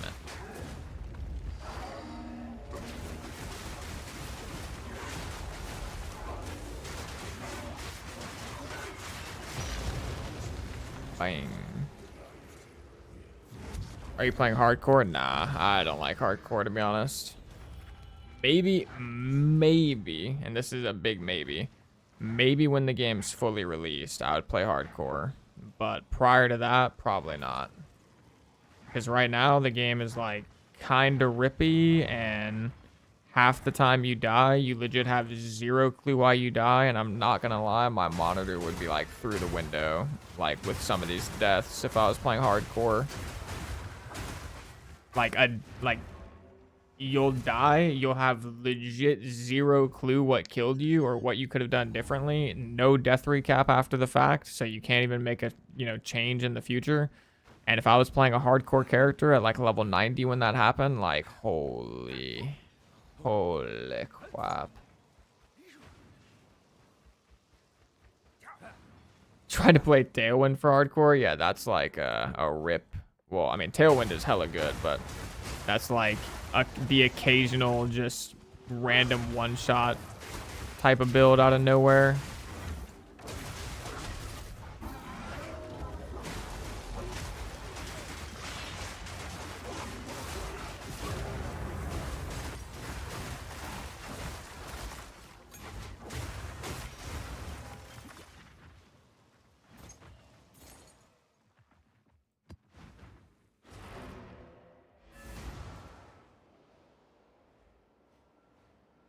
I mean, yeah, Ben, a lot of people like to bring up Ben, and I'm not going to try and argue whatsoever that Ben is a god gamer. I definitely think he is. Also, funnily enough, Ben made a video a couple days freaking talking about how he's a tourist. Like, bro, these big POE 2 creators, like, actually, they cannot get enough of the tourist meme. Like, they will not let that shit die. No cap. But, anyways, he's goated. Like, he is an insanely skilled player, but you almost never see his skill in PoE 2. Like, there's like the one example that I like to pull at for him. Like, whenever I've had people ask me before, like friends, like, is there any skill expression in PoE 2?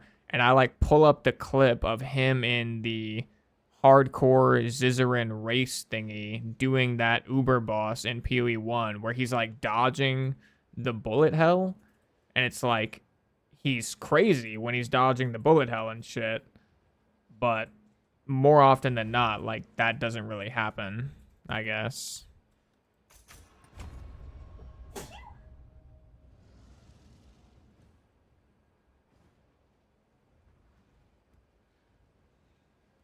And I mean, you could make the argument that like problem solving in this game and like acquiring the knowledge and like all of these things, like you could make an argument that it's a skill or that it's a type of skill or a skill set, and I wouldn't really try and argue against it, but I would just say it's like, even if you want to classify it as a skill, it's not like the same category. Like when people say skill ceiling or like skill-based matchmaking or a skilled game or whatever, like that's like completely different than the type of skill you would be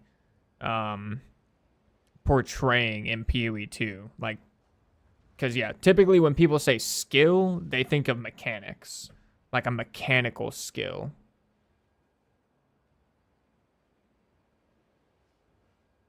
Yeah, like comprehension and pattern recognition, exactly. Like I wouldn't argue against the fact that that is a skill. It's just like not the same thing.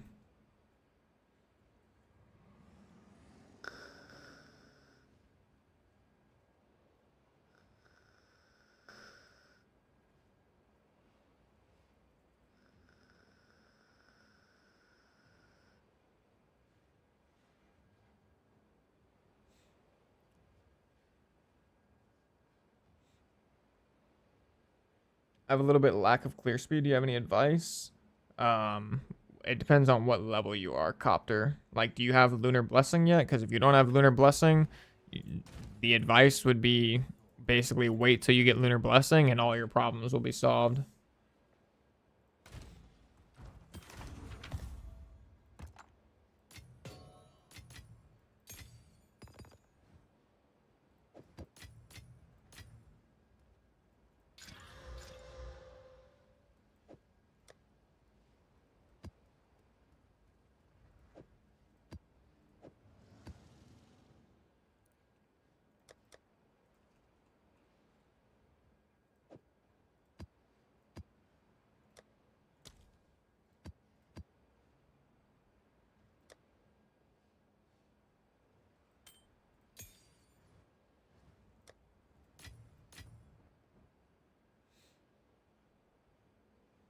I have Lunar Blessing already. My Shred DPS is 16k. Well, then we're very similar. Are you on like T15 maps?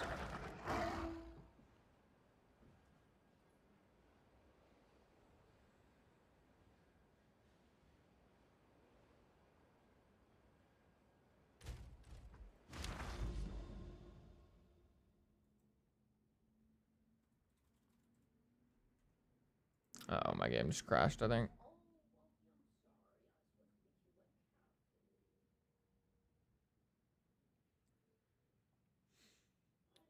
Yeah, if you're at T15, I can't really say with certainty because I'm like about to be at T15, but I don't have any clear speed issues yet. I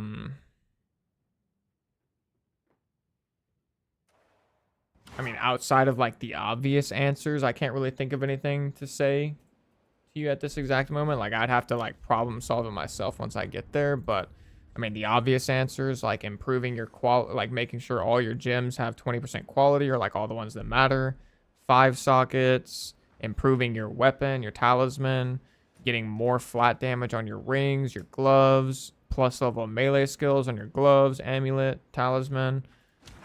You know, outside of all of those, I can't really think of any super like specific answer right now. There's no other game for you to sweat at.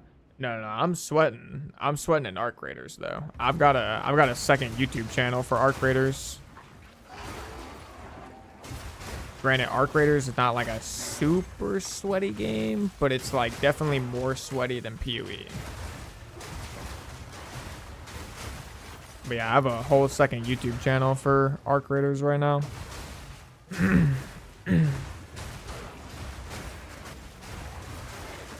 Prior to that, I was sweating on Marvel Rivals, but even Marvel Rivals is like kind of like a like casual game, low-key. Like, it has like a ranked system, but like Marvel Rivals feels so casual, low-key.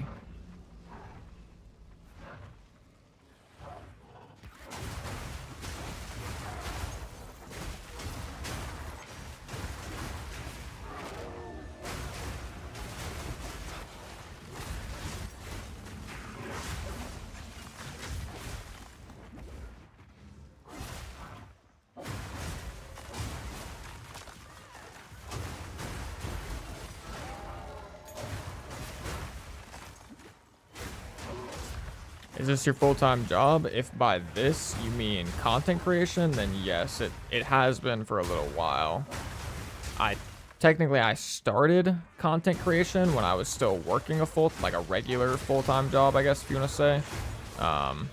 But after I started gaining some traction, I put in my 2 weeks notice at my full-time job and started taking content creation and learning how to edit and all that stuff a lot more seriously.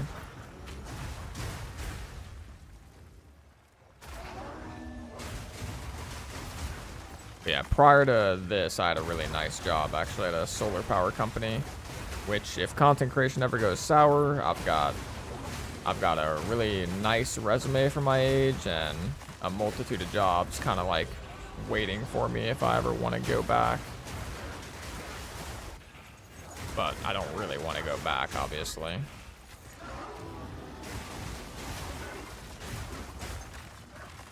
But now I'm doing content creation like on 2 YouTube channels. I'm my own editor for both YouTube channels. My girlfriend makes my thumbnails, God bless her heart, because that is the one thing I really suck at is thumbnails. But I do my own video editing, like scripting. You know, I do legit everything except thumbnails. I manage my own sponsorships. I manage all that shit. And it is very time consuming, especially when you're like new to it. It is like very hard to actually get in like a good like rhythm.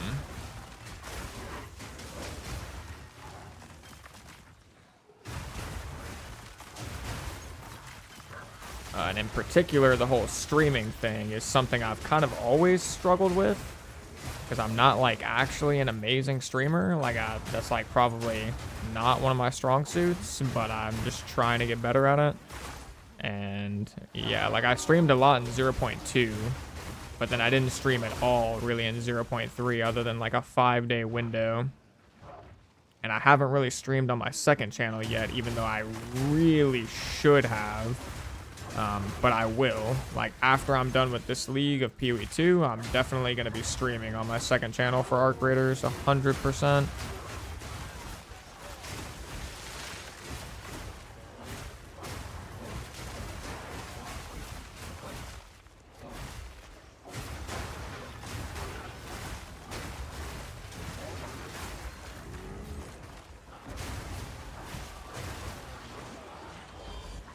Oh, hell, I'm stuck as shit. Ole.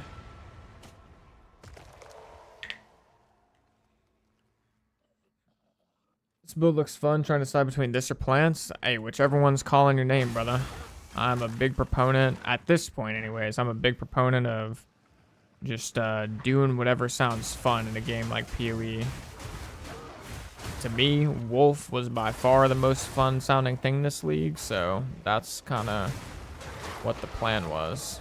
If plants sound fun, then shit, I'd say wing it with plants. Dead Rabbit has a giga sick plant build that he's been cooking up, so I've heard. So if you are really interested in the plant build, you go check him out. He's also a banger content creator for POE.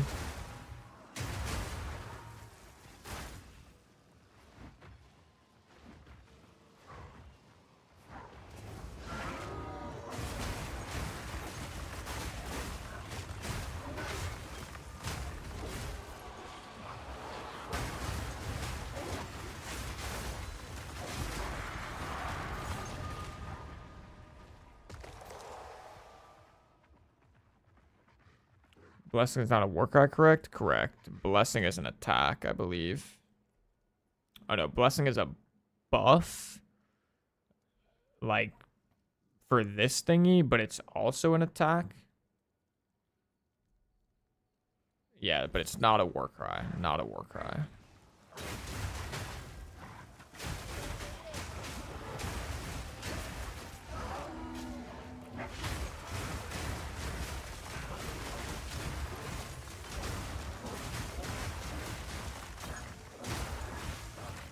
Guessing Volcano is trash and slamming.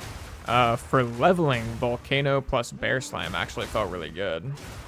I don't know how it is in late game, but I've heard that Bear is doing decent in late game. I don't know if you continue to use Volcano or not. I assume some people are just going like strictly Bear, but I've heard Bear's okay.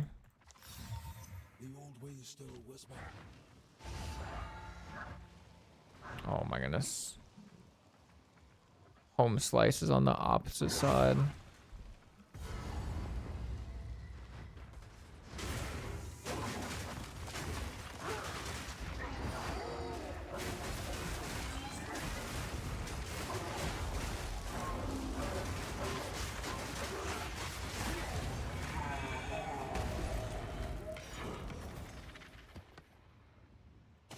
Okay, I will say against that guy, which that was an empowered boss, by the way. I just murdered an empowered boss that quick, but against that guy, I didn't actually break his armor. But to be fair, the mark didn't end. He just died before I could break his armor. So I don't know. I'm trying to think, like, how are other people actually breaking armor somehow?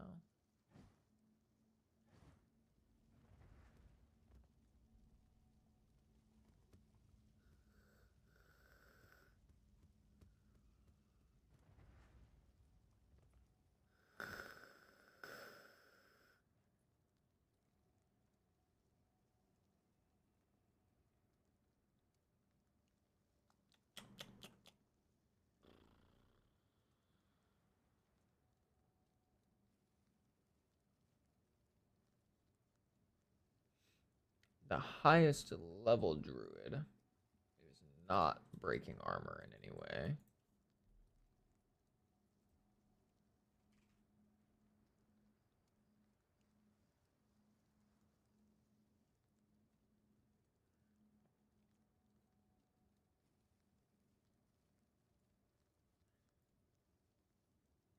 He just said, screw that. What about anyone else? Is anyone else breaking armor?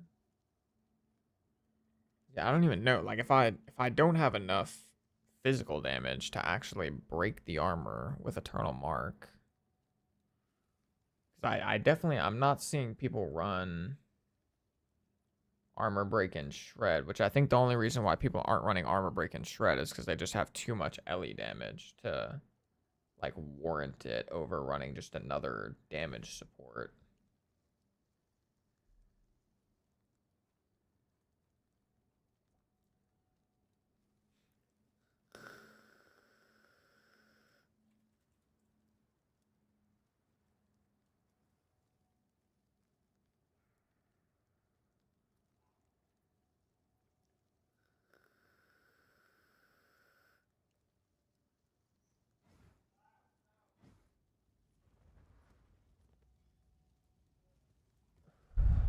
It would be nice if Mark for Death was like a slightly higher percentage. Not gonna lie.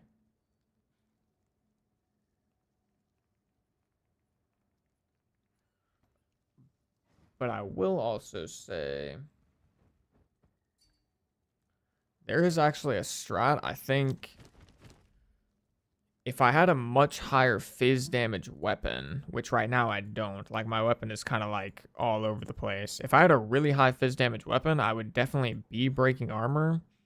And even if I didn't have enough lightning damage to shock, there is a way to get around that by putting charged mark in the 5th slot of pounce,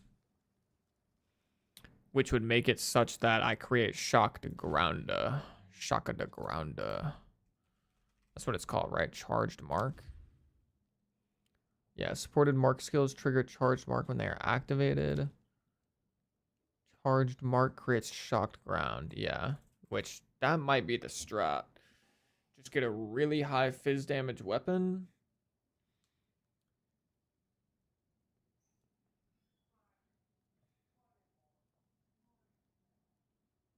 I guess technically also with enough. Well, yeah, I don't know.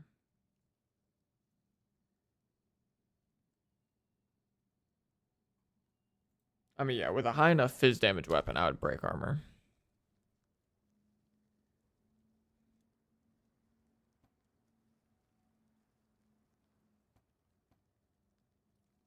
What is going on here? Oh, are you about to perfect essence both of these? Or are you perfect essencing one? I mean, hey, either way, good luck, brother. This one needs level of, or this one needs a perfect essence of battle though, probably to be like really bussin'. This one needs perfect essence of battle and perfect essence of haste, but to be fair, those are also really expensive. I don't know what level you are.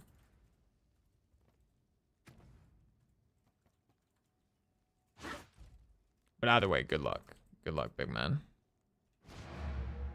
Good luck, big boss. The boss.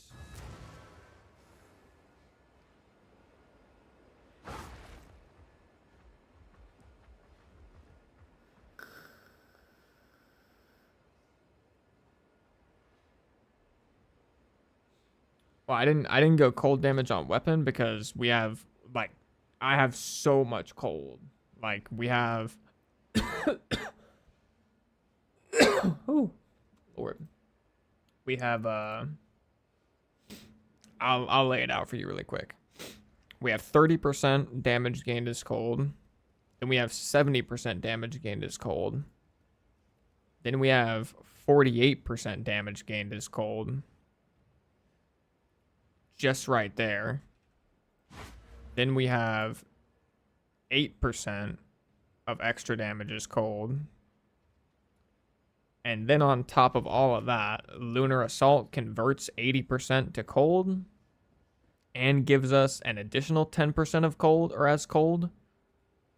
Which I guess that's actually maybe why a lot of people are going heavy fizz weapons, maybe because of this. But it also has 520% more freeze buildup.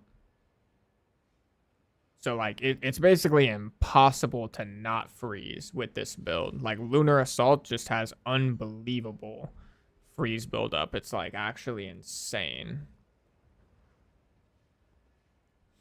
And this isn't even like nearly as high of a level as it could be. I mean, eventually my Lunar Assault could technically be like +5, +7, +10. I mean, at a minimum, it could be level 33 if we had a corrupted talisman with 3 sockets and we got the +3 attack skills on it. Like, at an absolute minimum, it could be like level 33. So at that point, it'll probably be like, I don't know, 600-700% more freeze buildup or something.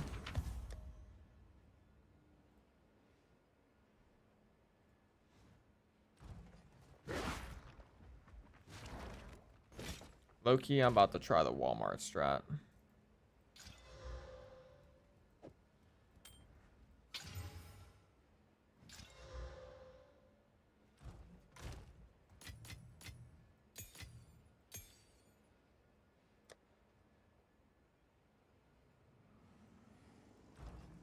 Have an order?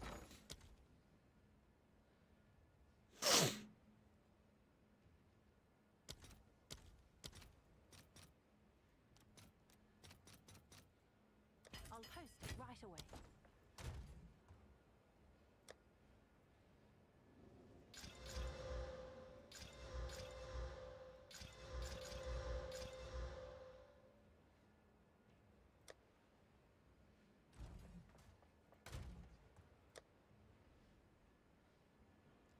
The Walmart strat is about to commence. Wait. Did they add a thingy for Abyss? Oh, they did. Bless up.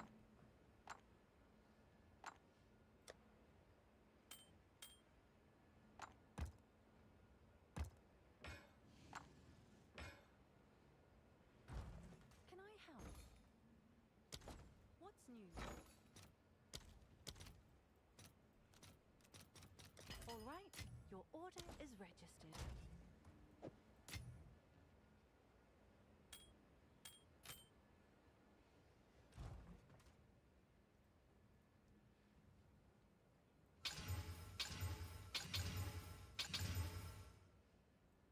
Oh, it's you.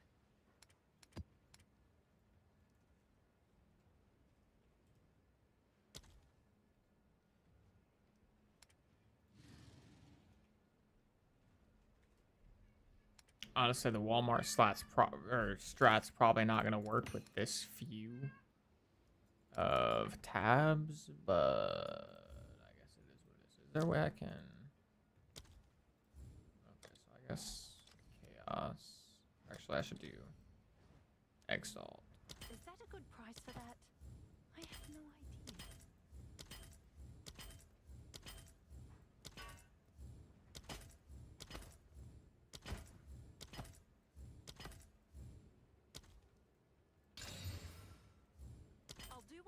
can to sell it for you.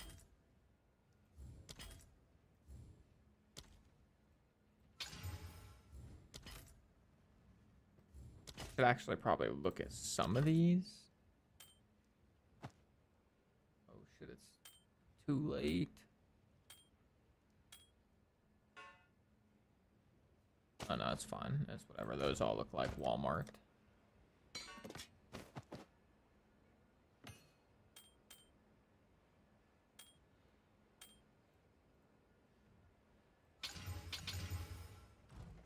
Can I help?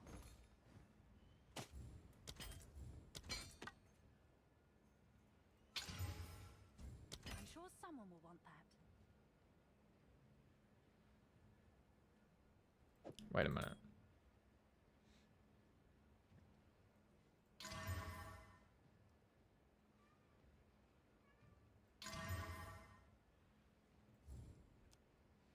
Seems like a good deal.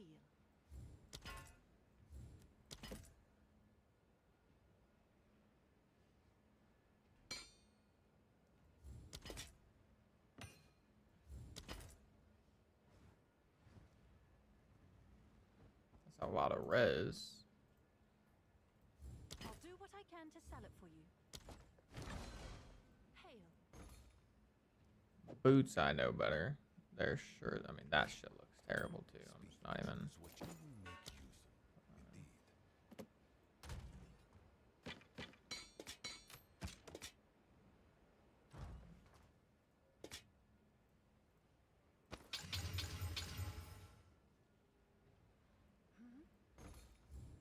Is that a good price for that?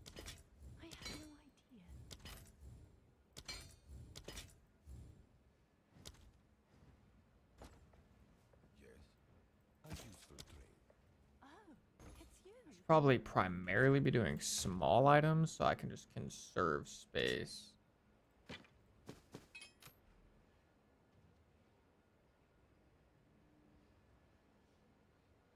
Like, yeah, these two quarterstaffs suck.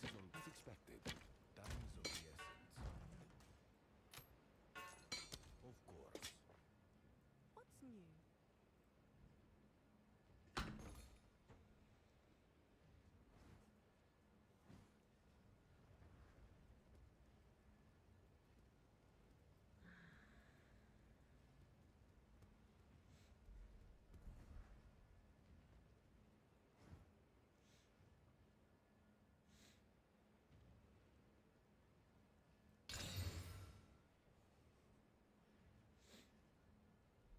And yeah, I mean, I wouldn't shy away from flat cold either, to be fair.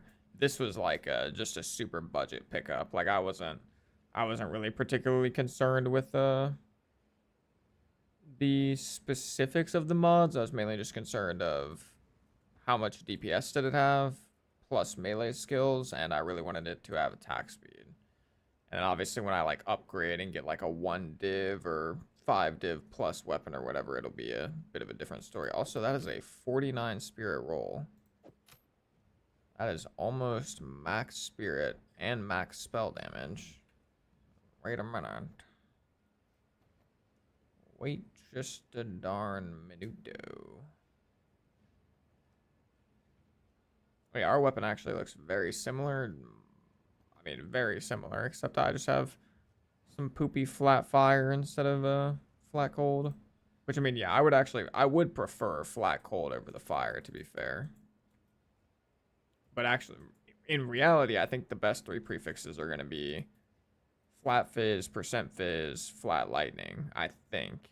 Either that or flat fizz, percent fizz hybrid. It's going to be like one of the two.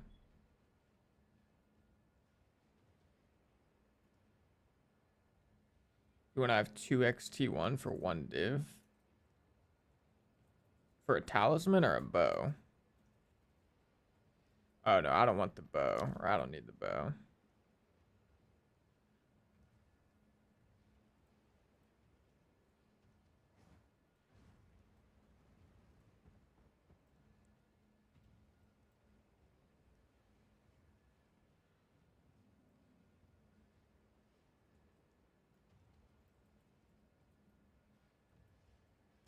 This is potentially worth collarboning.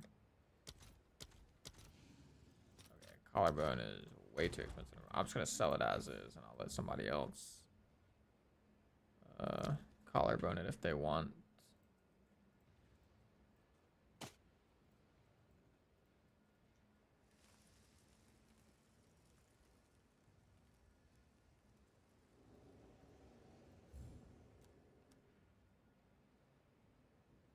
Good news for you. Oh, let's go. Somebody already bought the... Oh, shit. Those were actually kind of good. Yo. I mean, it's what it is. What it is. I'm down to sell it for 5x alt and go through everything low key. All this shit is... What is this one's? That's double T1 flat, T2 attack speed.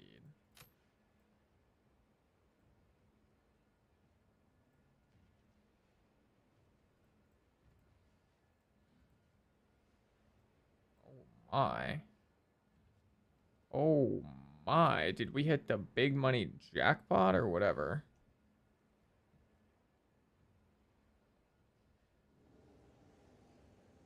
I mean, it doesn't have spirit though. Isn't spirit like mandatory? But there's just like none on the market really.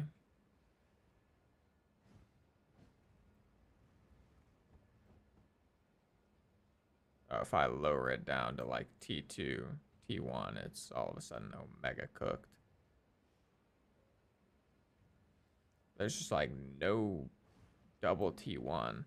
But this also has open mods. Wait a minute. This one we need to roll. I'm pretty positive we need to roll this.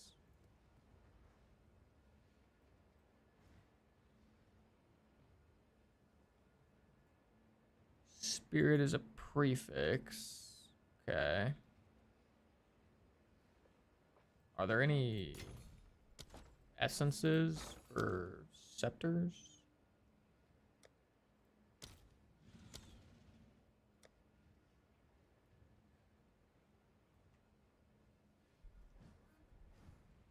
Aura skills have 15. Probably, that's probably mid.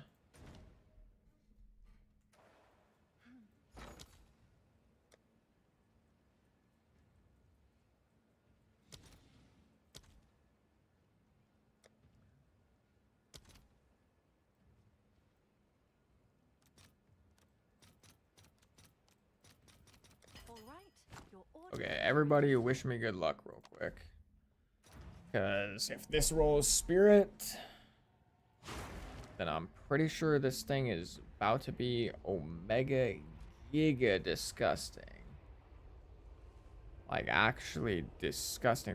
Actually, should I even roll on it, or should I just sell this John as it is?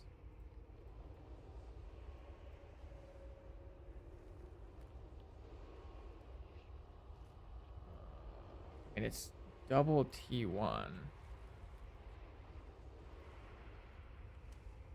And it's on an Omen Scepter. And it has an open prefix. So, like, somebody who knows what they're doing could take this and Omen of Light it until it has Spirit. But I just don't have enough currency to Omen of Light it until it has Spirit.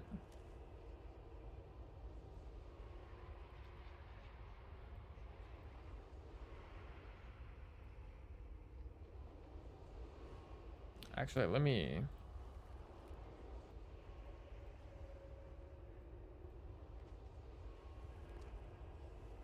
There's none on the market with Spirit, to be clear. Actually, that's kind of crazy. Well, let me set it down to T2 and then...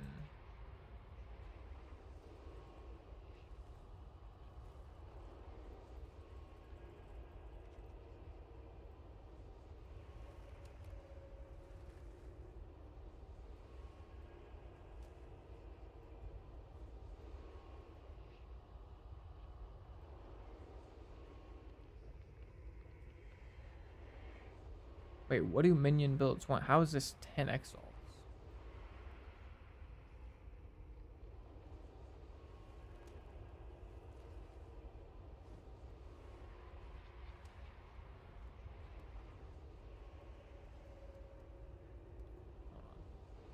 What minions are people even using? Skeletal sniper, storm mage, sniper. I guess I mean this would have to be a sniper scepter, right? Because it's added attack.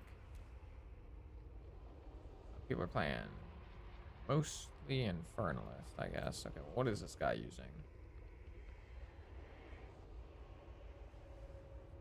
He has no flat damage on his scepter. Oh, it's missing minion skills. But it could get Bofa. Technically, it's possible. But I would have to...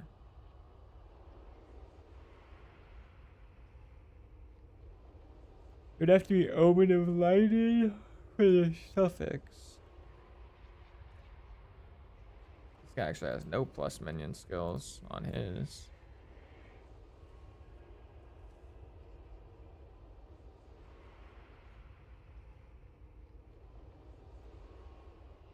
Lord have mercy. Lord have mercy. Okay, so I think... I actually need to just slam the prefix. I'm just not even going to roll it. Never mind, I give up. It's going in the current tab for 2 divine for the time being. If it sells, it sells. If it doesn't, it doesn't. These are all being sold.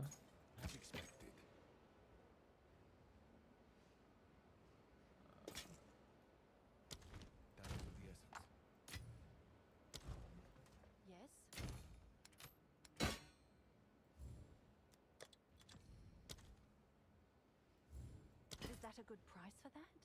I have no idea.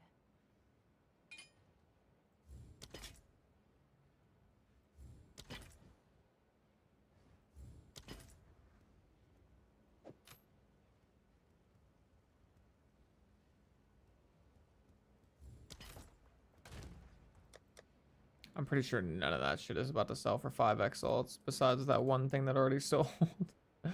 I'm just gonna have to go in later and drop them all to 1 exalt, which is kind of a waste of time, but... Alright, these 3 things can actually be okay. And then after this, I'm not picking up pretty much anything until T15 maps. I just hate when my freaking stash gets filled up.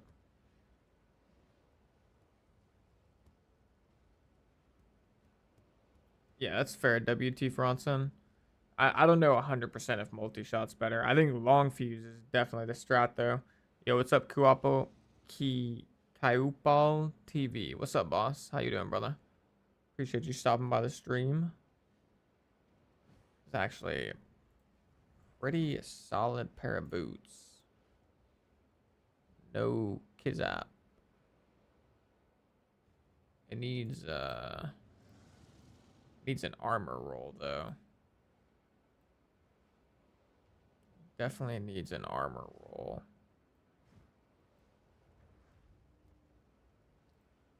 So this one we're gonna preserve rib. Have an order? For surely.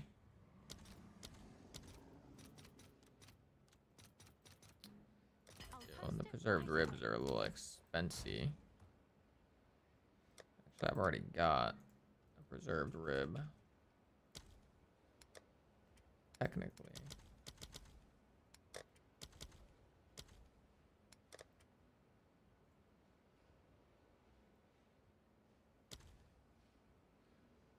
I already had one, oh well.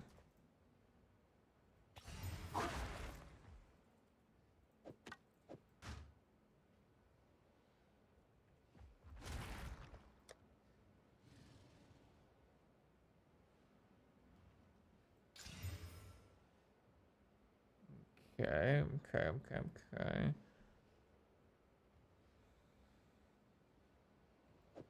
This could probably be sold as is, unless I really want to Abyss craft it.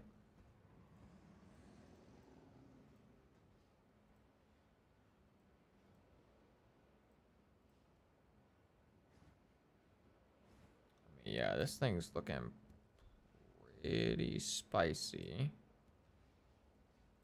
pretty spicy.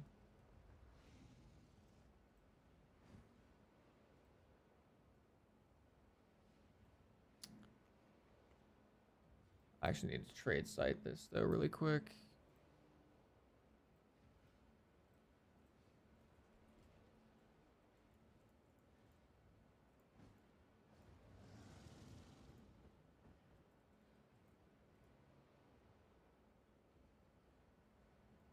Yeah, I mean this thing's worth quite a lot. I mean if I abyss crafted and hit something good like spell damage, it would be insane, insane, insane. I could just let somebody else do that. Actually, I might as well, because technically the worst case scenario is I hit something bad and then somebody else has to Omen of Light it. That's on them. That is not on me. Sorry, YouTube vid, and kind of mixing up your build with Puget if you know him. Yeah, I've heard of Puget. I haven't seen his video, but I've heard of him before.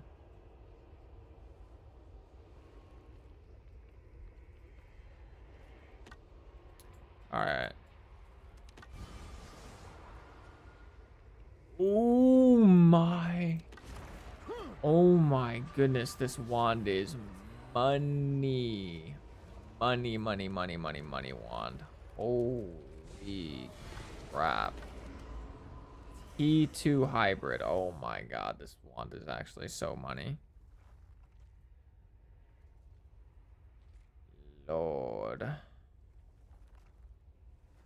Lord.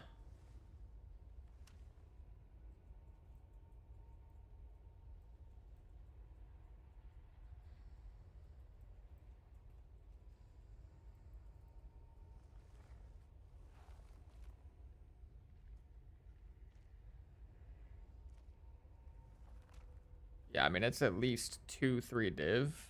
Probably at the very minimum, I'd say 2-3 div. I think it could be worth more than that, to be perfectly honest.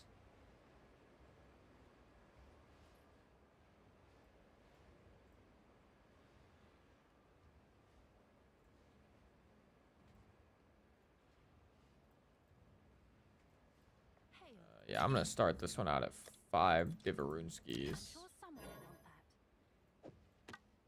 To be quite frank. Oh, I was supposed to do this too while I was there. I appreciate you stopping by and saying what's up, Cupel TV. Thank you, my man. Ooh, flat armor. There we go. It's a bad tier. Tier 4, that's not terrible. That is not terrible.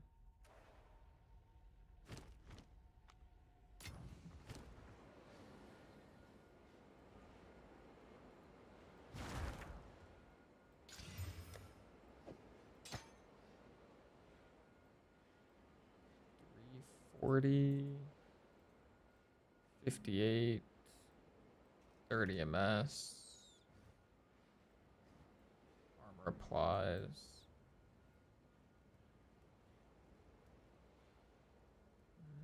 It's not quite as good as I thought it would be. I mean, it's still a decent little chunk of change, but nothing super crazy. We'll start it off at 1. It's cold lightning. Hold on.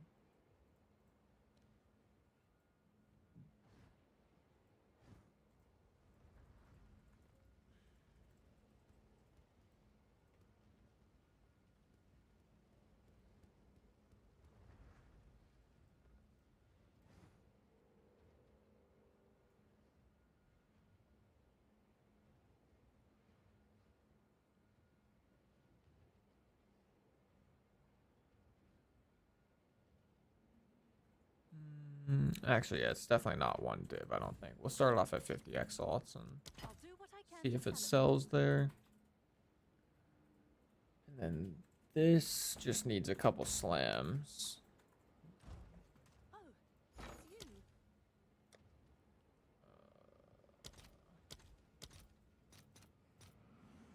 Ew, these are kind of expensive.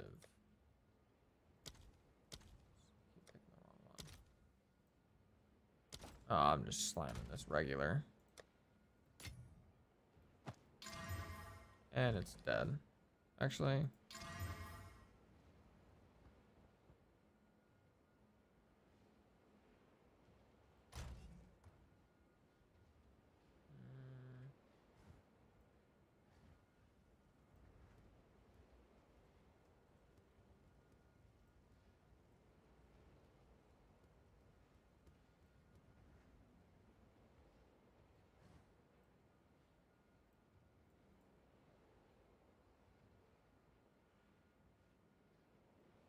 I guess it's not dead per se, but it's probably not worth a rib from me. I could just slam it. Oh god, I shouldn't have slammed it. It just got worse. It got a lot worse. Someone is bound to buy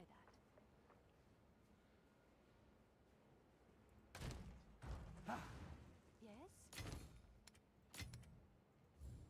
Price drop.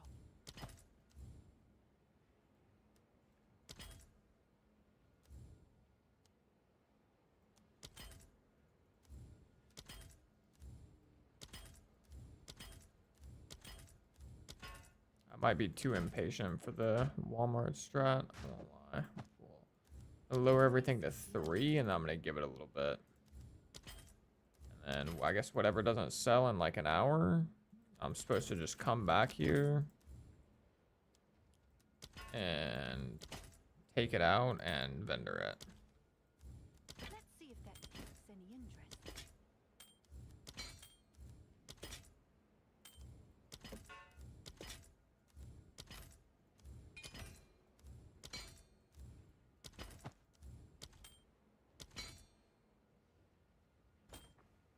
Can I help? That's better. Okay. You may have been dreaming. I gotta just leave it and not look at it. Leave it and not look at it. I kind of need to convert my... I don't need to yet, I guess. Alright.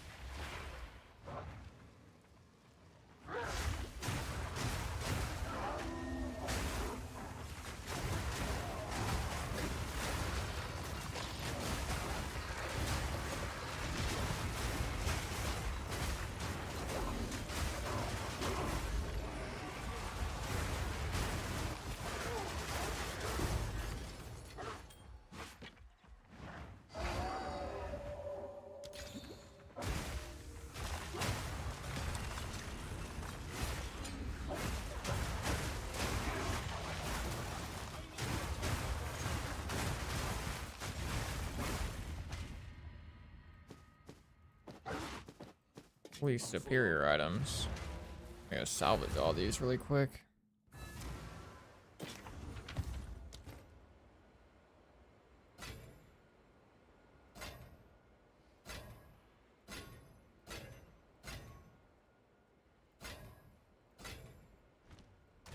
Holy armor scraps.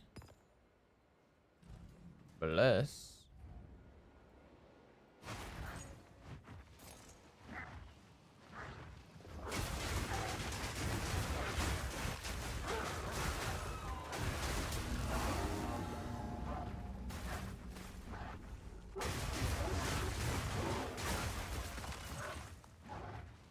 nasty.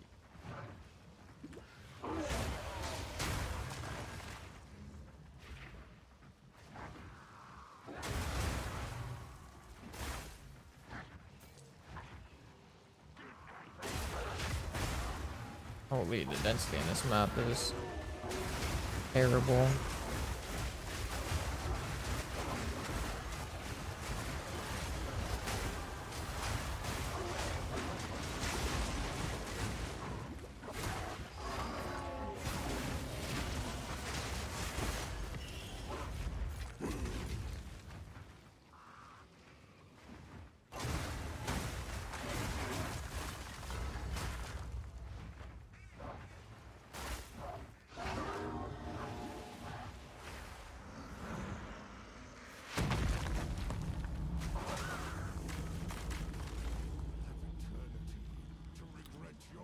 Massive boss windup feels good.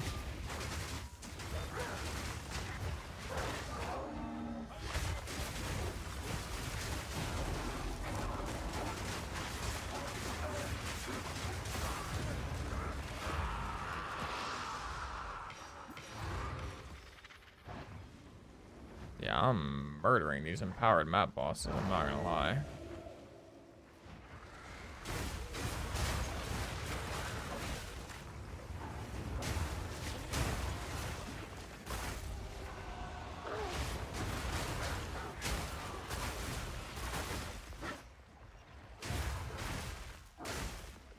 I need to do this Abyssal Depths 100% because I get the whatchamacoozles.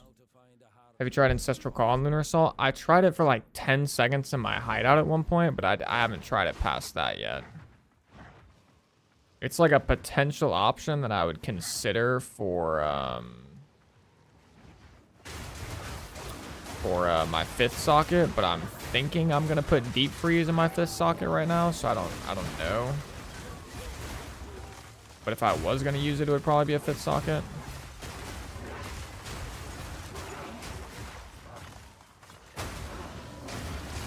Speaking of which, I need to actually see how much Perfect Jeweler's Orbs are going for now.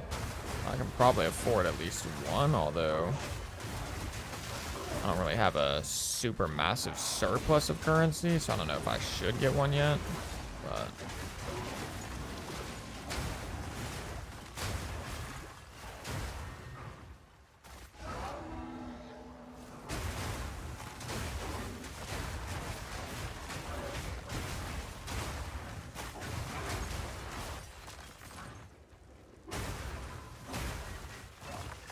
also, I should probably put on another Spirit Gem since I figured out the Savage Fury trick.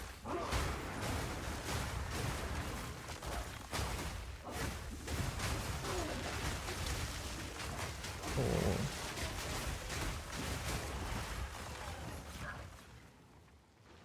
Put on like Bark Skin or something, I guess.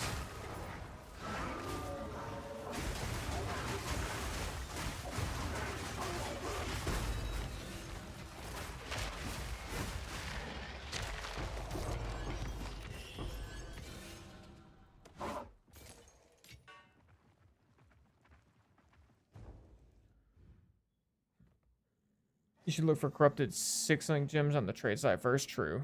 It's a good point. It's a good point. Actually, speaking of which, let's just see. Oops.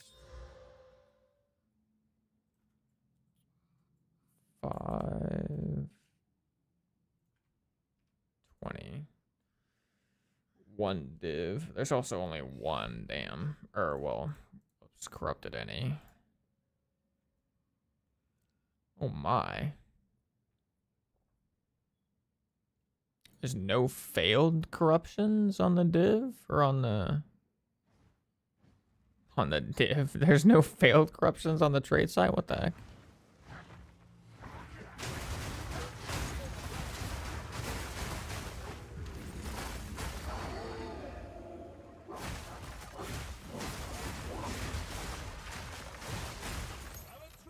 Yeah, that's actually a good idea. G Ninja. I should actually use Overwhelming Presence. It'd probably be Overwhelming Presence or that thing that like removes ailments and curses like every 10 seconds or whatever. Either one, whichever one I pick, I'm gonna like end up getting rid of it at some point. Have I done everything? Not really. Well, I guess kinda. At some point, I'll be getting rid of it whenever I get my last ascendancy points. But until then, might as well. Can't hurt.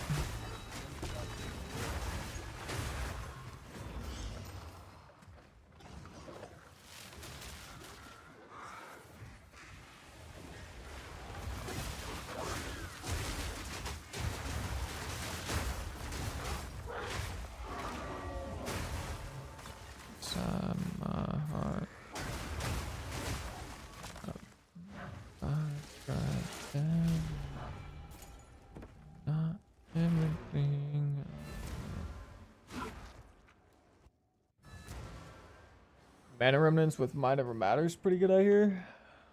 What does Mom do again? Alright, like, I can't believe I'm forgetting this. Is 50%? Yeah. Or all damage taken from mana before life. 50% less mana recovery rate. I mean, I am right there. To be honest, I am right there. What is it? How good is Mana Remnants?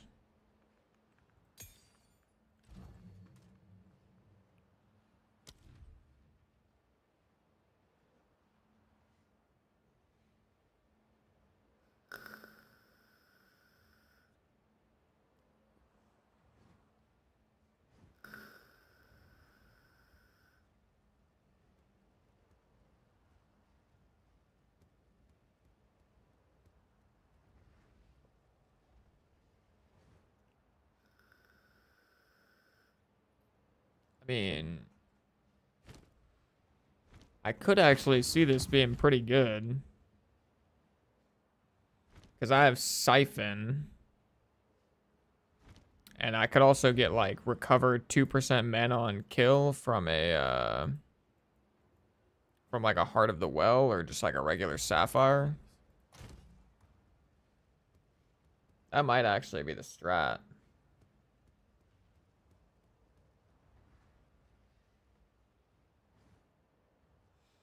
Have you tried the Amanamu's Tithe on Wolfpack? It gives 100% uptime of 3 Abyss modifiers on you. And yeah, Time of Need was that's what I was thinking of. Amanamu Tithe.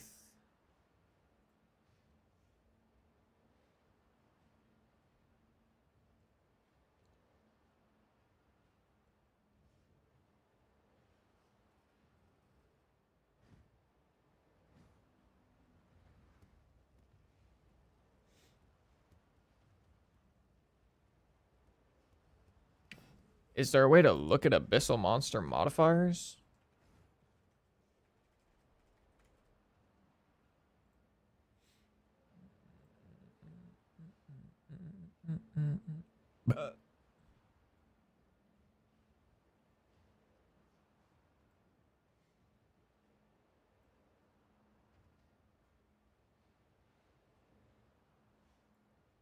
I guess not really, probably.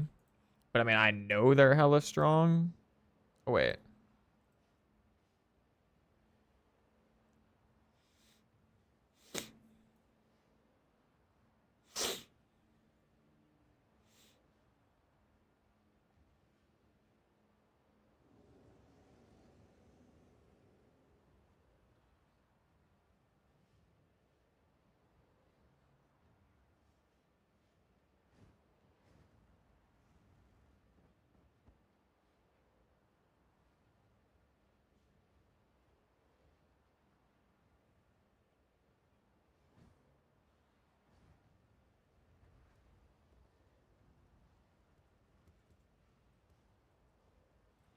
It sounds kind of interesting. Only problem is I don't have enough spirit for Wolfpack right now, but I mean, it definitely sounds interesting. I hadn't heard of it until now, to be honest. I assume that's just a brand new lineage support. I kind of think I'm gonna try that Mana Remnants mom thing though. That sounds. I mean, either way, I'm gonna be getting rid of it at some point, like realistically pretty soon, because I could probably go get my next ascendancy points now, which actually maybe I should just go get my ascendancy points now. I think that's probably the strat, as opposed to trying the mom thing. These are our supplies. We will make use of this. Because I'm the reaper in dreams, because without the sobriety. Building up this inside of me, I'm on. It's actually a decent chess piece. It's not great though, but it is a shit ton of max life. It's like nearly max rolled max life, and it's double T1 life. Honestly, that's, hold on.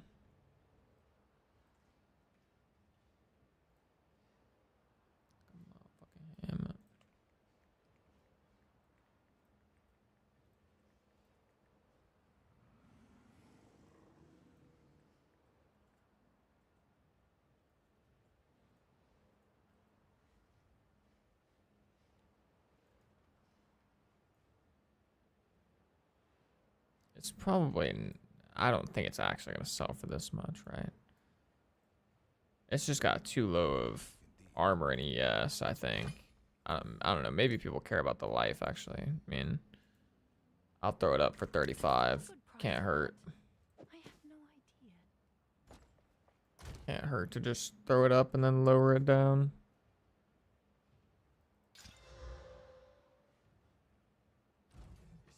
This is all as expected.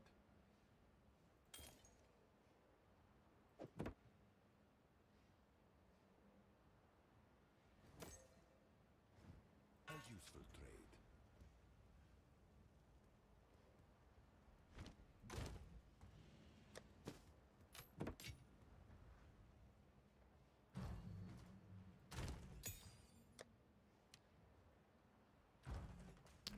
All right, so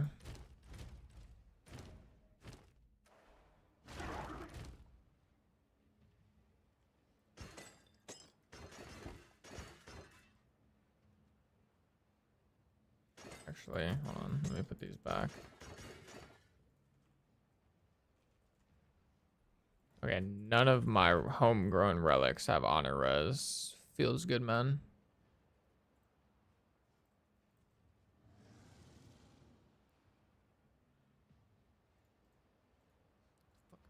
Soda.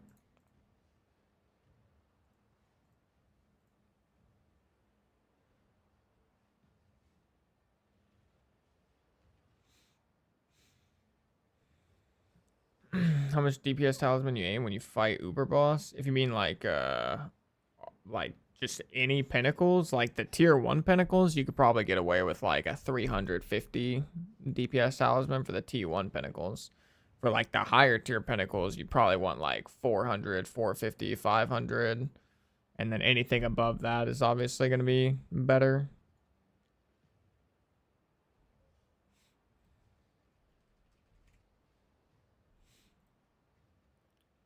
Wait, no. Oops. Not maximum. Honor res.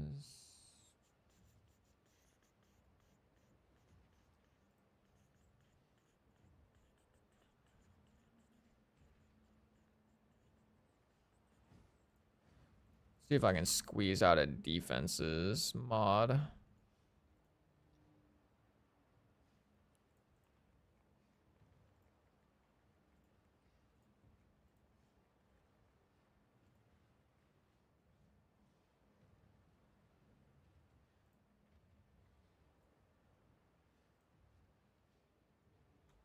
Actually, I know better. Hold on. Relic.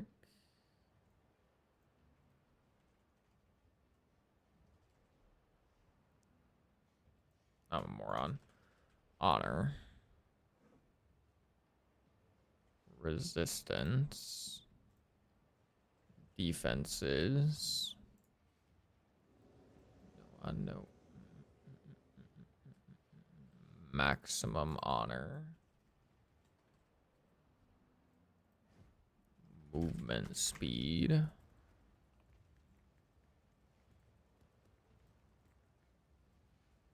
And I need big relic. Tapestry. Honor resistance again, obviously. Max honor. And the merchant has an additional choice. Merchant. Additional room. Then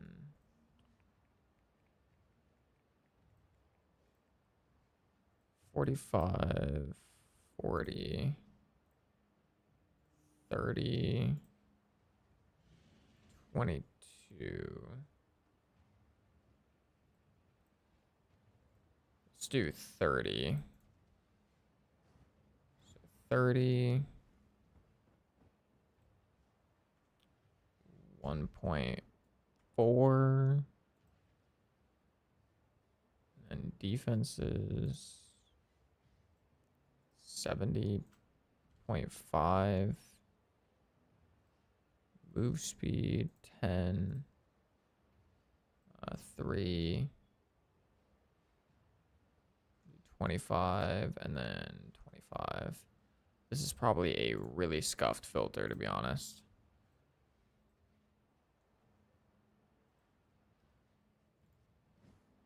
Probably a really scuffed filter, but oh wait, 3 additional rooms. Hold up, time out.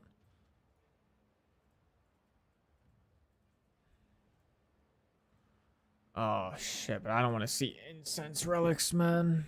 I don't want to see these disgusting ass things. Let me just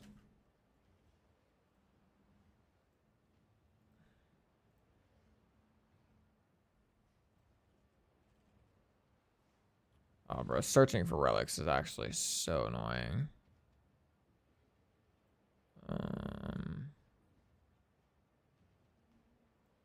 First off, hold on. I think I just need to hide this filter altogether.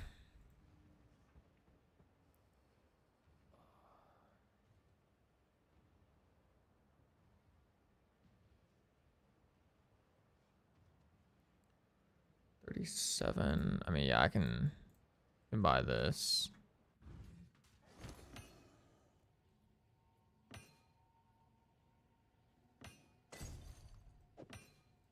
You're already done with the league, cutie?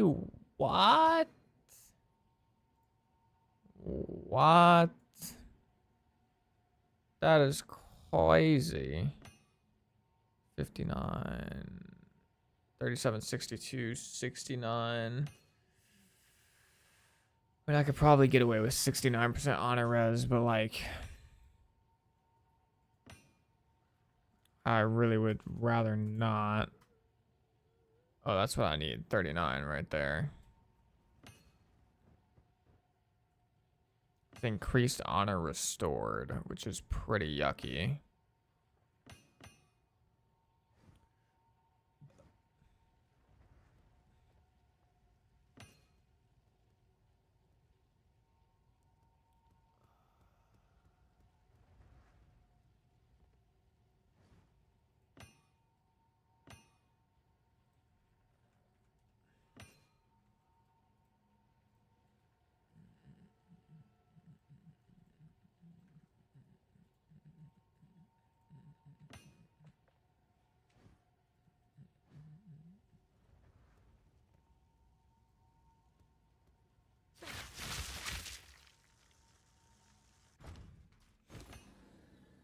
Holy, look at this guy. This guy's going crazy. 16 plus 22. If I get a straight up 22.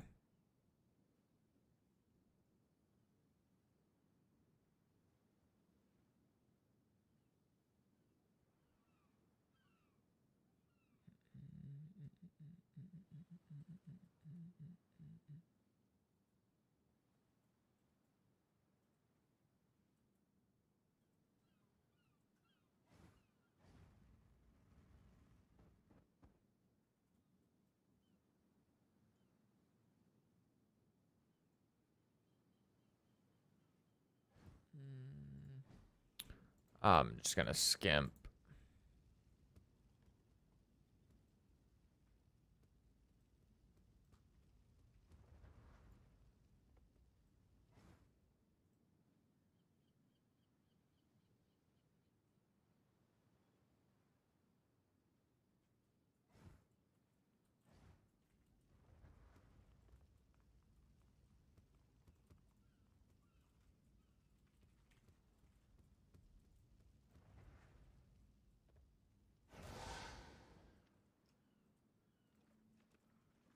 What do I have right now? I have 37 plus 1956. Wait, I only need 19.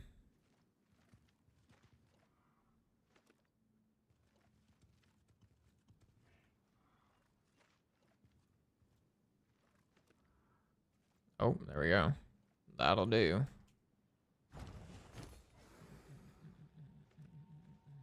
And it's gone. J,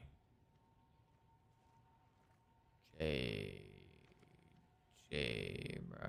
Okay, never mind. Now I'm just doing 10. Just gonna get 2.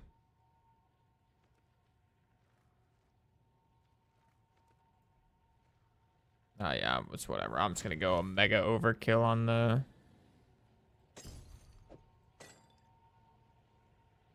Okay, so now no honor res. Okay, my bad. Fuck it, I'll just buy one more with honor res.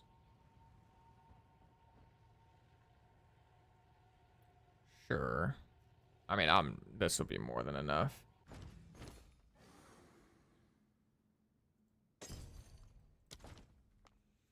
With Piety's Mercy being removed, do you think we can still Herald Chain?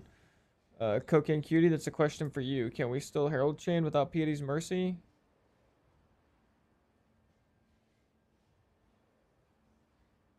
Yes, I think. I think as long as you don't... I think as long as you're not using Herald of Thunder, I think you'd have to have only Herald of Ice and Armor Explosion. I think you need no Herald of Thunder. Yeah, if you take Herald of Thunder off, I think you'd be okay.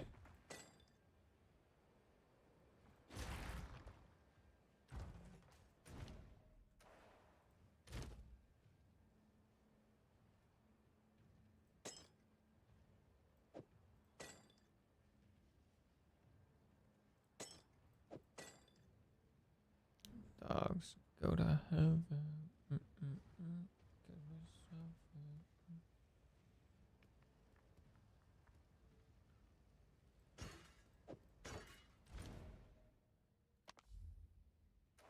I just beat the story and did a few T1 maps. Not sure how to progress. New to POE. Any advice would be appreciated. I got you, actually. I was about to try and give you advice, but I have a much better idea. That's going to help you a lot more.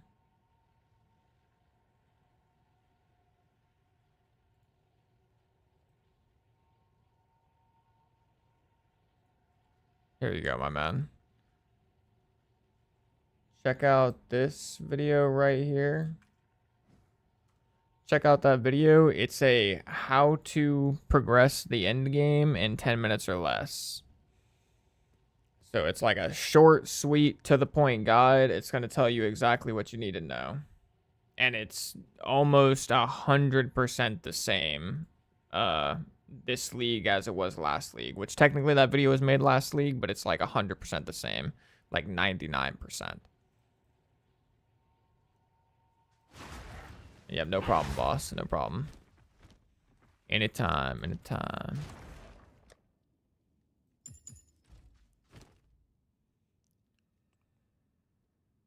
Oh, the 69. What? XD 69 won't do it? Are we being for real?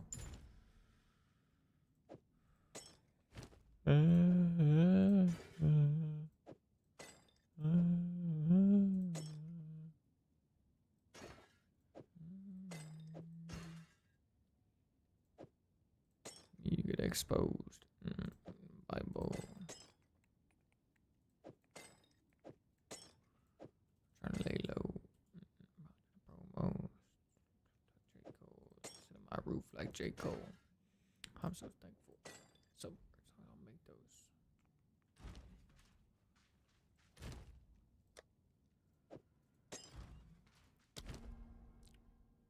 Alright, this should be pretty easy.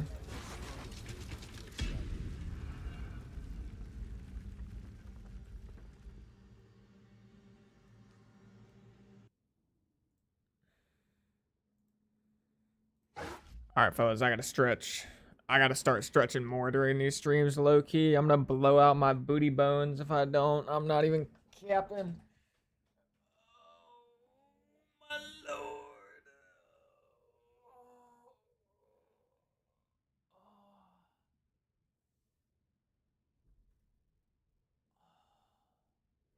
Oh, is that Waka? Is that Wibbler? Can you go get Wilbur? He's in the bathroom. Yeah. How long has he been in the bathroom? Like 30 minutes. Oh my goodness, Mr. Wibbler. Mr. Wibblard. Wibble. Come here, Wibble.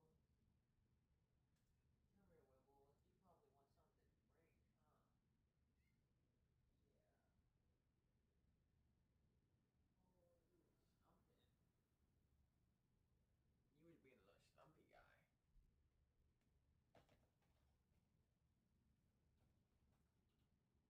Oh, okay, okay. You want water? Oh yeah, he wanted. Oh no, you don't want water. What you want? What you want, big guy?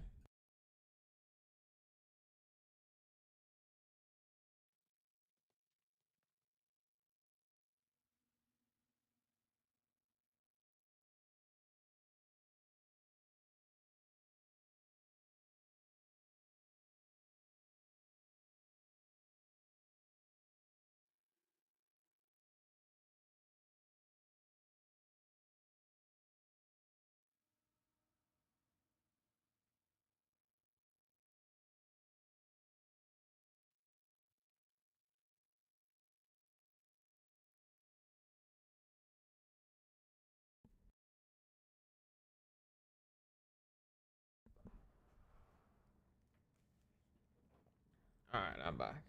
Whew.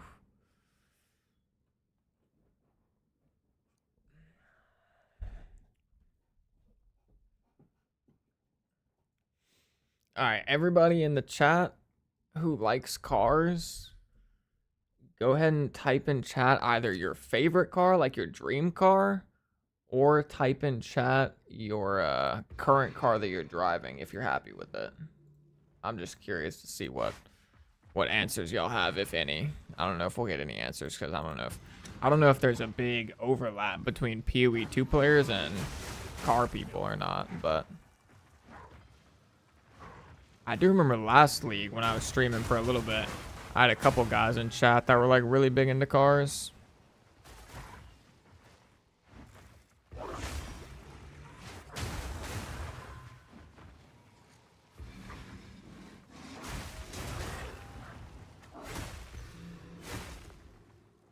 You're working on a 76 Stingray? Wait, that's pretty sick. What model is that? Is that C1 or C2? What is 76?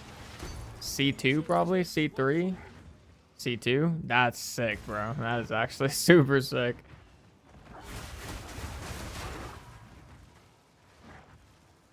I'm not gonna lie, I would like C8 is easily one of my dream cars right now. I know it's a newer model and all, but I mean, to be fair, the C8 is a giga car. If we're being straight, I would love a C8 someday.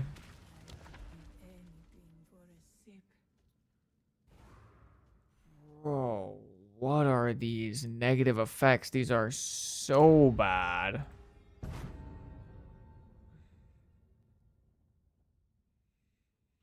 My dream car is a rusty piece of shit BMW with barely any original parts.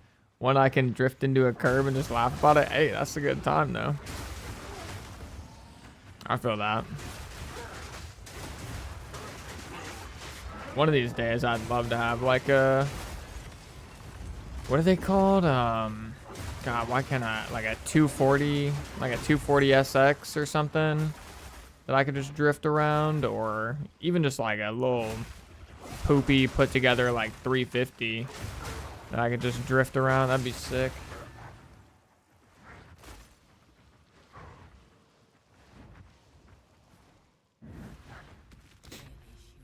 I've definitely drifted a few times. Like I know how to drift, kind of. Not like I couldn't drift a track, but I mean I know how to do donuts and I can drift a corner here or there, or whatever, without crashing. But I've never had a drift car, obviously.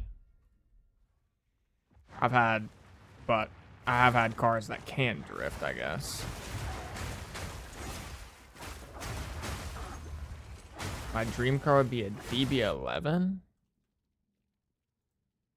DB11.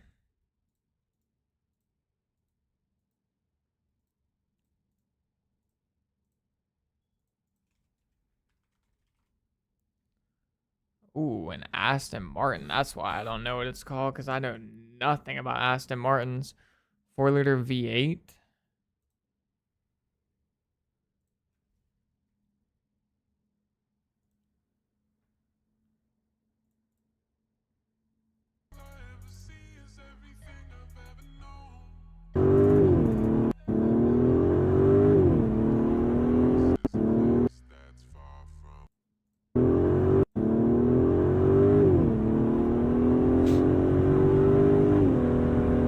Welcome back. I'm Tedward, and today Oh, that thing looks pretty sick. Wait, you know what this looks like? This looks like the new Z. This looks like just the Nissan Z, or like what it was gonna be called, the 400Z, but it looks very similar actually. Like that grill looks super similar. It's ready to, because remember, Obviously this thing is way more souped up though. Let's be real. Of that sport, I certainly crash it over some pot power.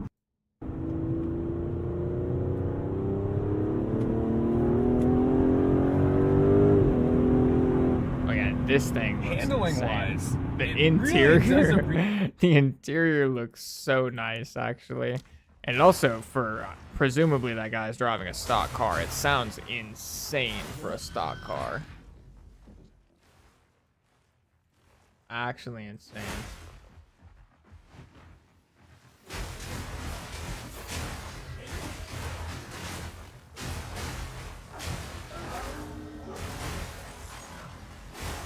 I can approve of that choice. I don't know what the value to like horsepower is. It looks like it's like a mixture of a luxury and a sports car, so it's probably like got a mid or like a medium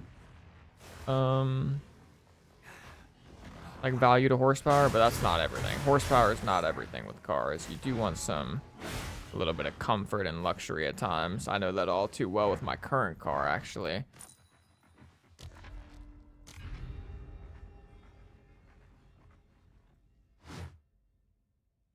I drive bus. That's pretty funny.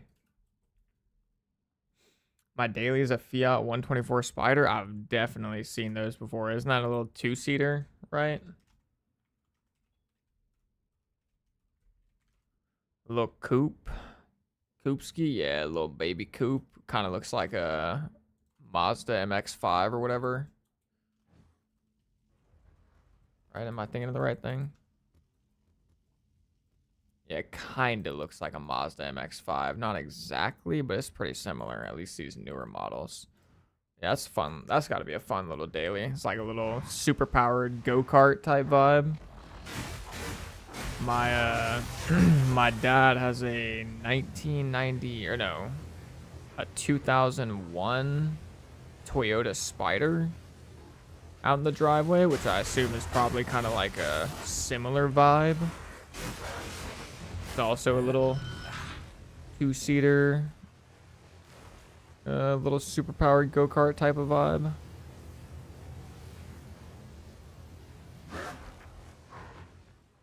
My friend has an M6. I don't know why I just said M6. M6 V10. All he does is keep it stored and drive a few times a summer. Lame. Yeah, that's no fun. I'm not gonna lie. I'm a big proponent of like buying a car to drive it. Like if when you go to buy a car, mentally you believe that you're gonna be like not willing to drive it often because you're like concerned about the degradation of value, or you're concerned like, oh, what if I crash, or whatever reason you have, it's like, why are you even buying it, bro? I guess if you're a collector, but like if you're a collector, why not just collect stuff that's like not hundreds of thousands of dollars, perhaps? At least that's just my vibe, but I'm also not rich, so you know, rich people can do whatever the hell they want. That's why they got fuck you money, I guess. But at that point, it's like you might as well drive it if you got fuck you money, but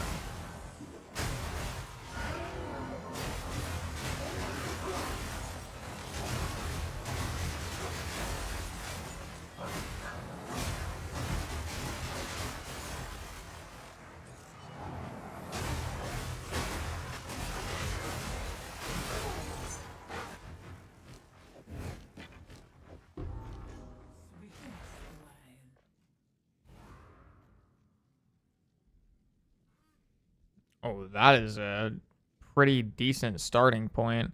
If that was a higher item level in particular, but even regardless, I mean, that's a pretty good starting point.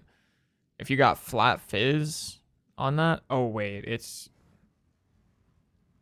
actually a little rough because you can't get flat fizz. I mean, it's still not bad. It's not too bad. Actually, I don't know. Wait, does that thing have a base of 11% crit chance? What the hell? Wait a minute. A base type with 11%.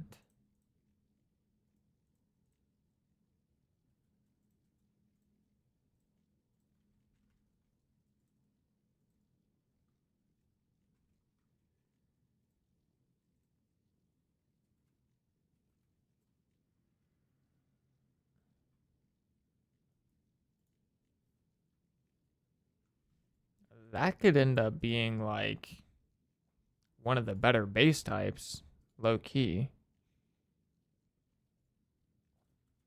Yeah, Spiny Talisman is most sought after because there's like no crit chance nodes on Druid. Yeah, I was gonna say, I didn't know that even existed. 11% is insane.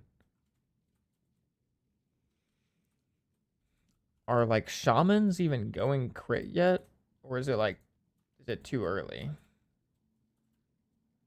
Oh, this guy's going crit now. Even as a shaman.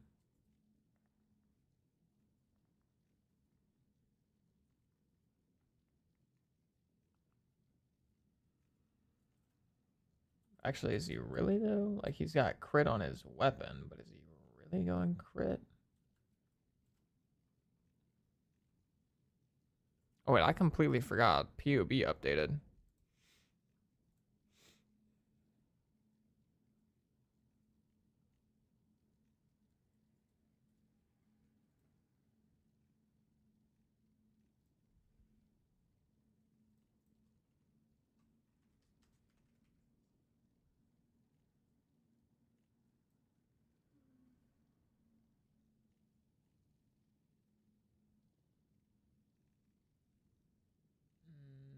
Yeah, no, this guy's not really going crit yet. He does have a crit weapon, but he only got 15% crit on his tree. Oh wait, no. Hold on, time out. Oh no, he's got 40. He's got 15% increase and then 40% increase while shapeshifted.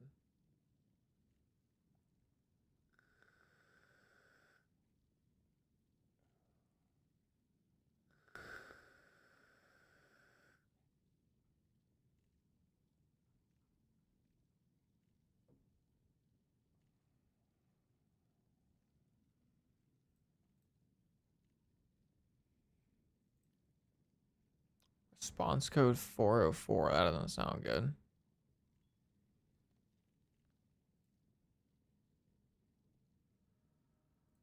Oh, let's go. Let's go. Let's go. Let's go. We actually have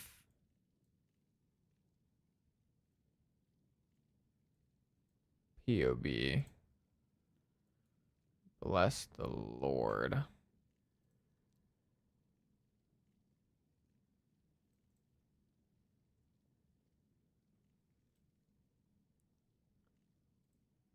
At the same time, though, I haven't used POB in God knows how long, so give me a quick second.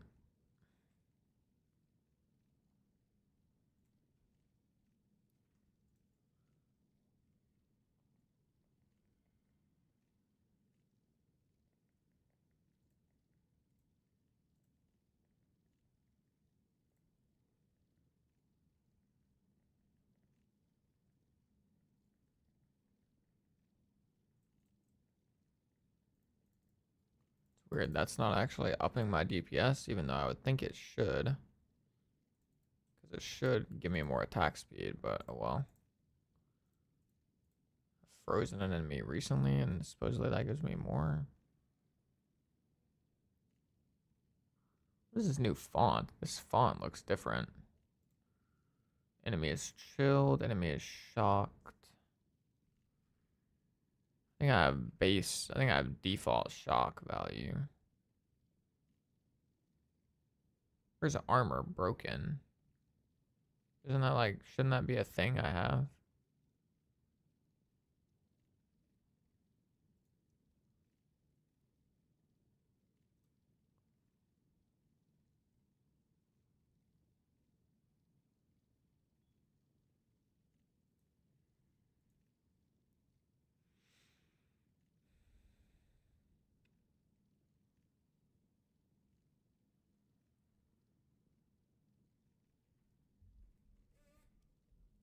Oh God, they need to add a search filter for this.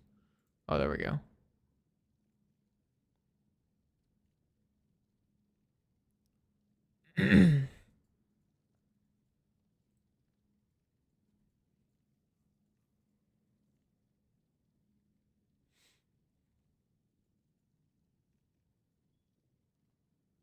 So rage.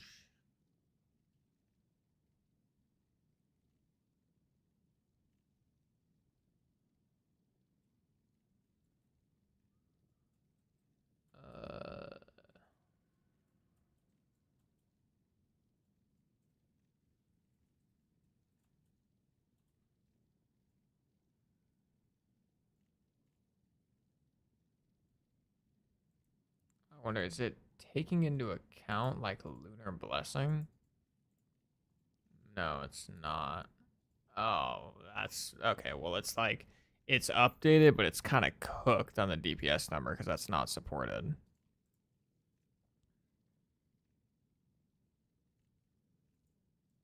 Okay, freezing mark is supported though. Interesting. And then Bater's Vengeance is also not supported, so that's kind of rough. Okay, so the DPS numbers are going to be completely wonked, to be perfectly honest, but oh well. And then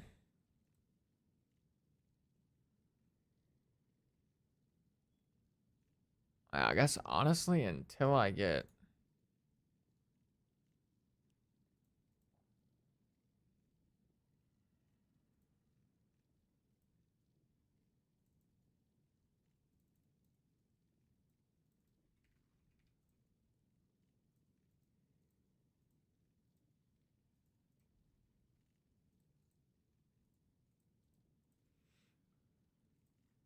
actually get a who's it, what's it?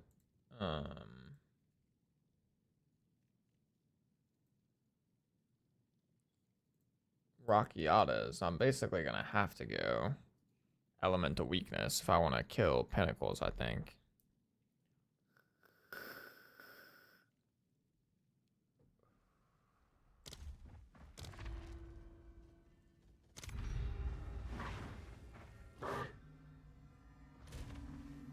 means I need a little bit more in.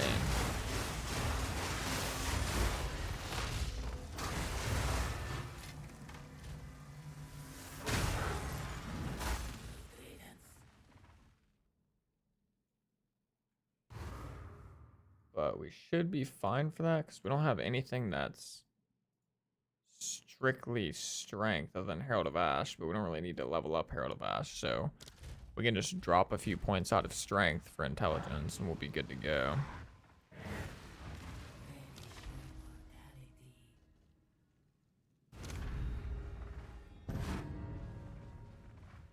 I have to wonder if there's any point in going crit without clicking Oracle first.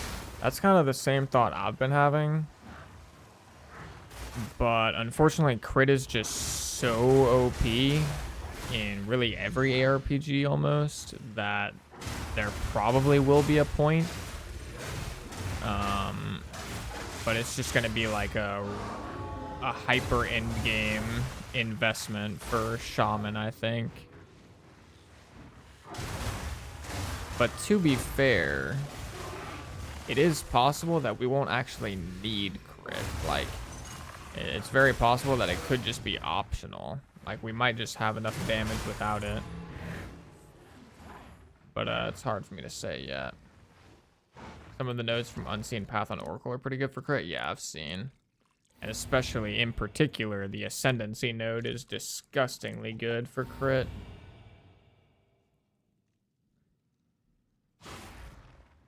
Which, realistically, that Ascendancy node is like the #1 reason why Oracle looks enticing, that crit node. Because it's just going to make getting crit insanely easy. What is happening?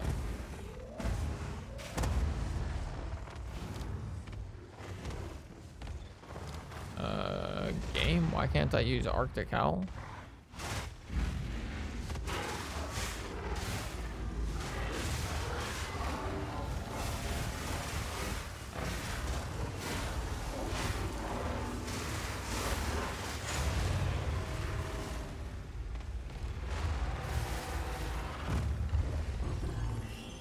Skill can't be used in for why?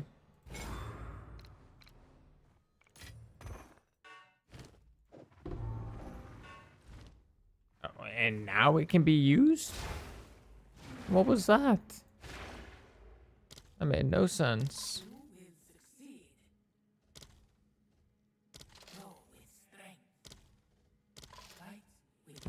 That was some good stuff. Royal Cash. Not bad, not bad.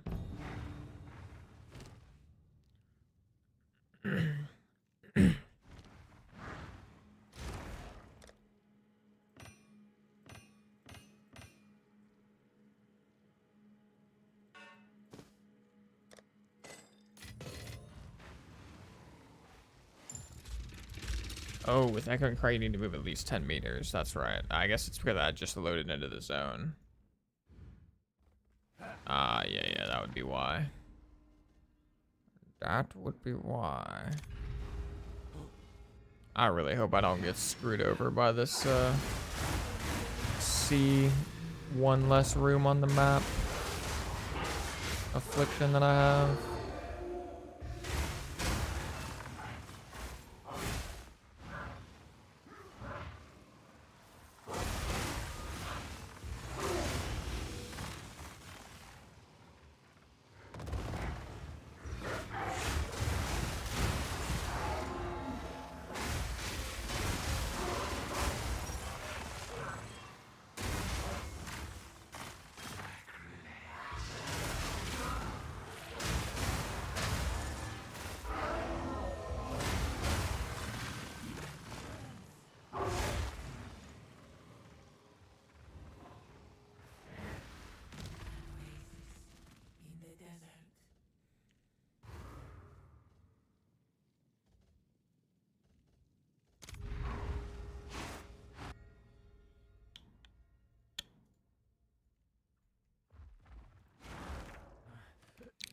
quick little once a stream plug. If you do have a Twitch Prime sub sitting around and you want to get ad-free viewing, make sure to drop it for your boy. Not to mention, I do usually have music playing on the Twitch side of things, so you get ad-free viewing and you get to listen to the Jimmy Jams. Double W.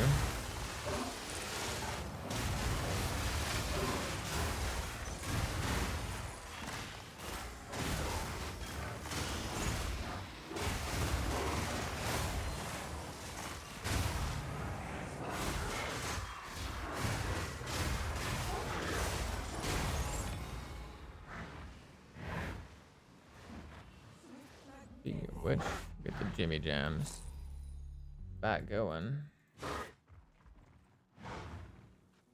It's not on shuffle.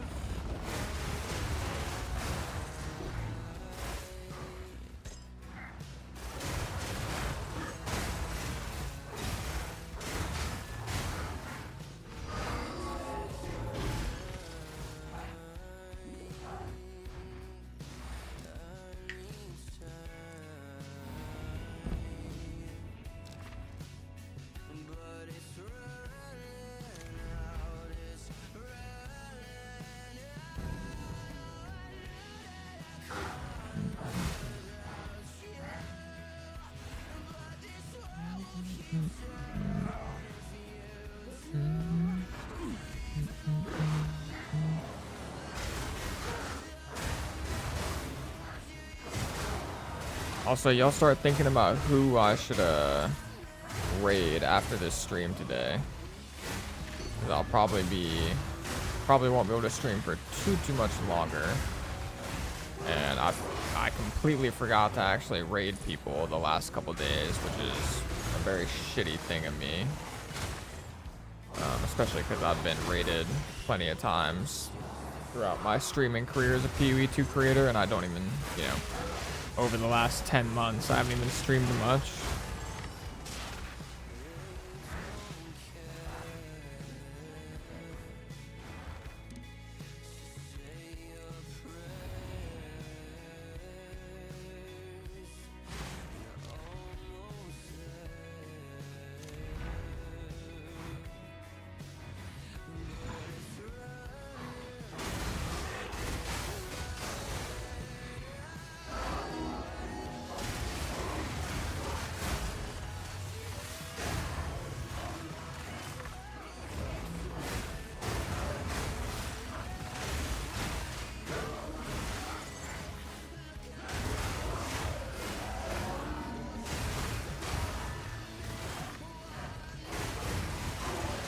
Dead Rabbit streaming, I'm probably gonna raid him because he hooked me up a big time one time, so I'm definitely gonna return the favor.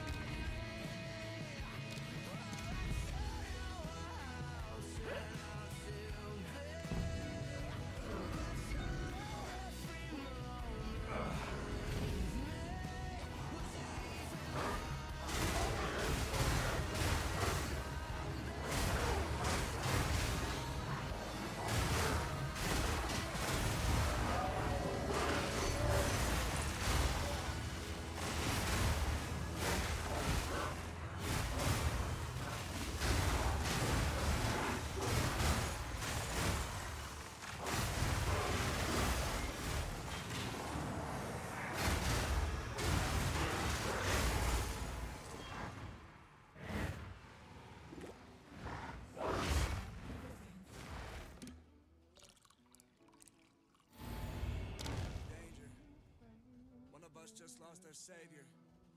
Gotta maintain when you're going insane, so I say this prayer. Dear God, why do I control my anger? And do you even exist? They're trying to say it's a myth. A lot of things left unsaid, a lot of things left unanswered. My aunt just passed from cancer. Dad just got out of rehab, but mom's never gonna show up. Gotta show up, ride with me. My memories are solid.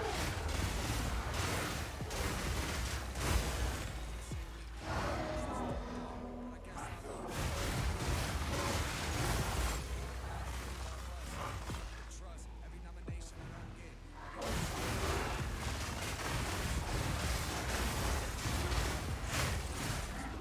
Pretty toxic. Heavy conscience in my soul. That's my revolver. When I'm on my own, play this song on the first day I am gone. I do not want you to cry. Legends that die. My story's told. And years spent on that road. Before they came to our shows, we were creating our lane. I hope they pave it in gold. Take me home, somewhere I belong. Somewhere foreign, looks like Dolly's drawing.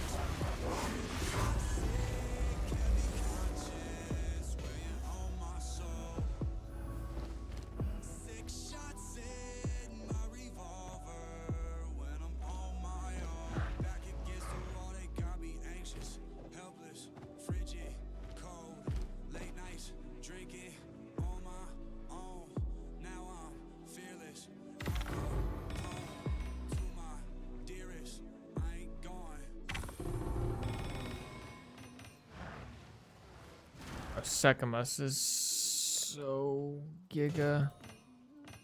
Jules, holy crap.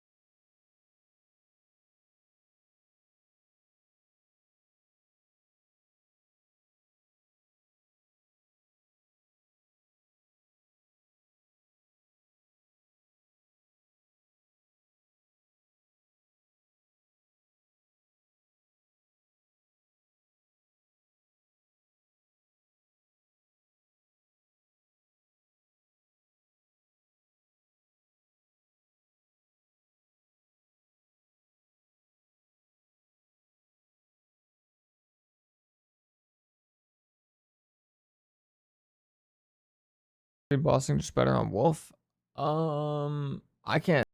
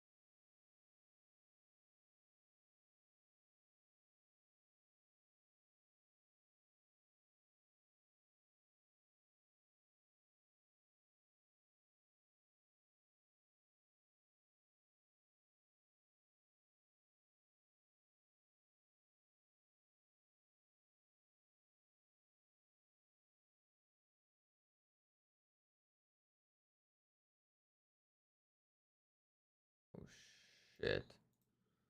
I was definitely just playing copyright music on my YouTube stream. GG. That part of the VOD's gonna have to definitely get muted. But I fully crafted this weapon from the start, and I'm really happy with it. It dropped with T1 Fizz on it, and I was like, okay, I'll throw a perfect AUG on it. And then it hit T1 Crit, and I was like, holy shit, that's pretty good. Then I essenced on the attack speed, and I was like, all right, what do I do here? So then I used a bone on it to get 4 affixes, and then I was trying to fracture the T stuff, but in the 1 out of 3, because my fracture unfortunately hit crit, I won the 1 out of 3 and got the perfect essence of battle, which is super good because it gives you +5 levels to all attacks, so it's going to work for Walking Calamity, which is 1 out of 3, because my fracture unfortunately hit crit. I won the 1 out of 3 and got the perfect essence of battle to win, but I guarantee that the crit and like guarantee some stuff, but I guarantee that my perfect essence would hit prefix, but I was able to win the 1 out of 3 because my fracture unfortunately hit crit. I won the 1 out of 3 and got the perfect essence of battle, which is super good because it gives you +5 levels to all attacks, so it's going to work for Walking Calamity, which is a massive source of our total damage right now. It's going to work for Walking Essence I mean, his weapon is insane. So like, yeah, it's hard for me to judge because I do not have nearly as good of gear as him quite yet. Realistically, it just seems like they're both good. I know that's kind of like a fence-sitting answer, kind of like a meh answer, but I mean, it seems like they're just both really good. I mean, I should be at a roughly similar spot gear-wise as he wasn't in that video tomorrow or the following day. If it is, it'll probably be the following day because tomorrow I'm going to be doing the low budget T15 setup. But then after that, I'll be pushing more to like high budget setup, which he seems like he's in at least like medium to high budget already. But yeah, I mean, so far Wolf has felt really, really good. I would assume, this is just an assumption, but I would assume that Wolf will have like a quicker time with maps, simply because Wolf just moves around very, very quickly. And like the bear has like some pretty chunky animations, like Furious Slam is kind of chunky. Whereas, oh my goodness, I'm a doofus. I forgot the puzzle.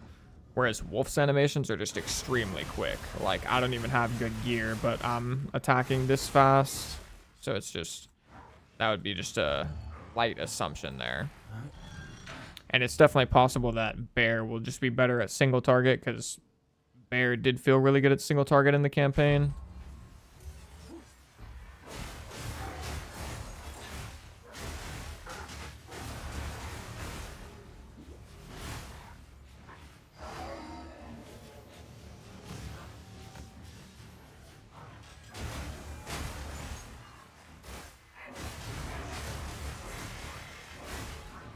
I'm not ready yet.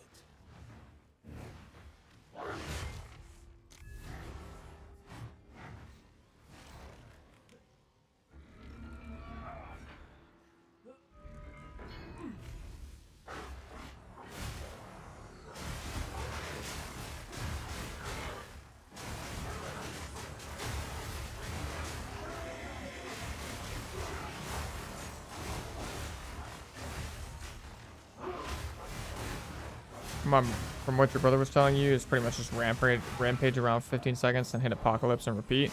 Yeah, that's kind of the vibe I got from looking and kind of like theory crafting a little bit with Bear, or just looking ahead, I suppose, with what the Bear build would be. And probably Walking Calamity goes in there somewhere too, I would assume. Unless Walking Calamity is also a glory skill, then maybe not. Maybe that just shares a spot with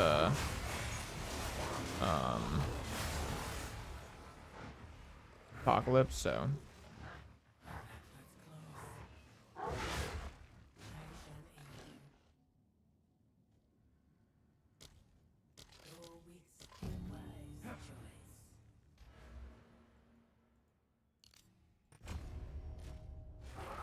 We're actually so tanky.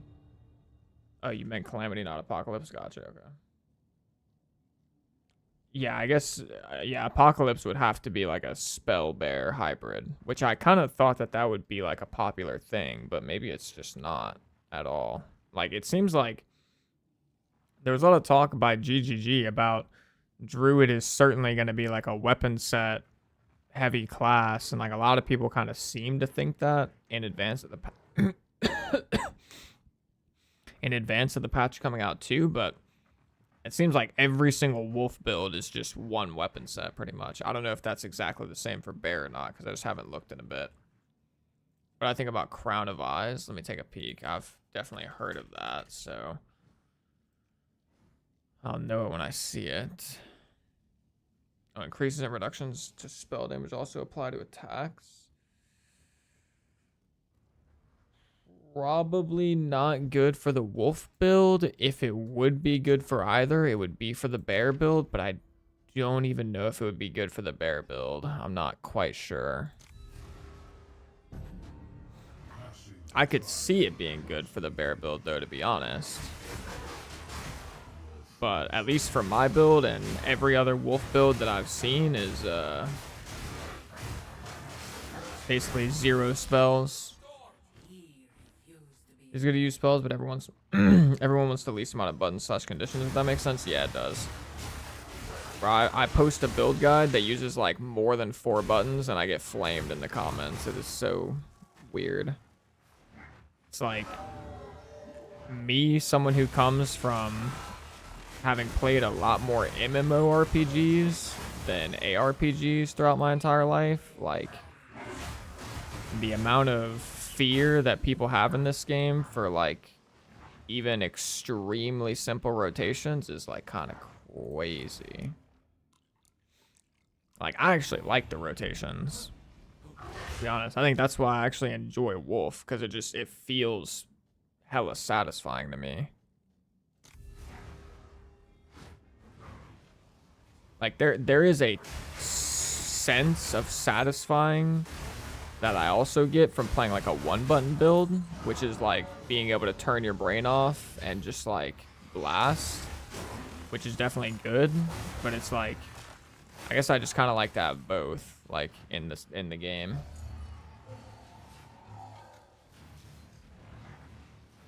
Oh wait, I trolled this.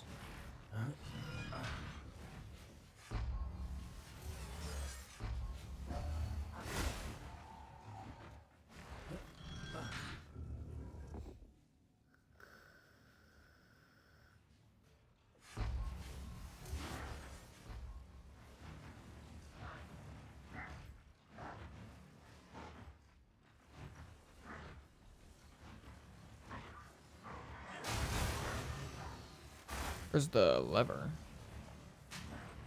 Oh, it's back here.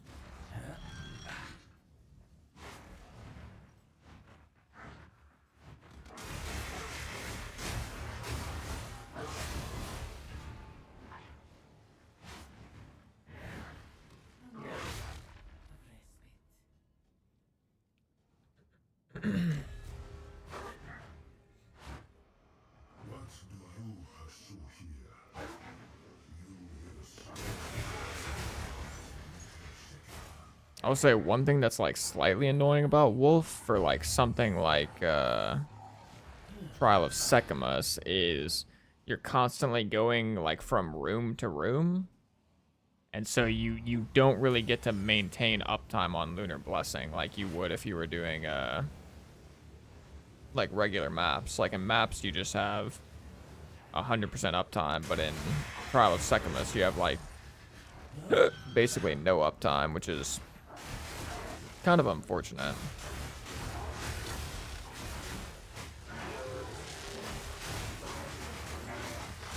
Which that is, I guess, like one of those conditional aspects.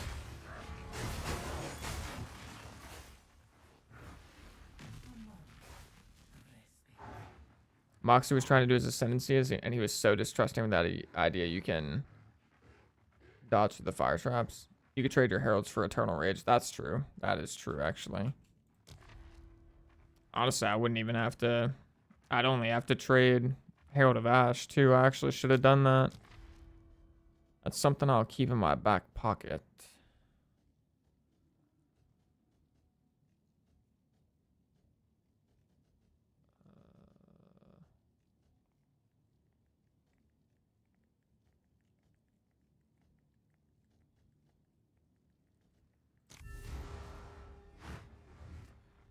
Yeah. If I wanted to like farm Trial of Secamus or something, I could just I mean, after this, I'm gonna be taking the Lord of the Wilds thingamabobber, so I wouldn't be able to do it with this, but if I was gonna farm Secamus, I could just like take this off and then do it. And it would probably actually be better that way.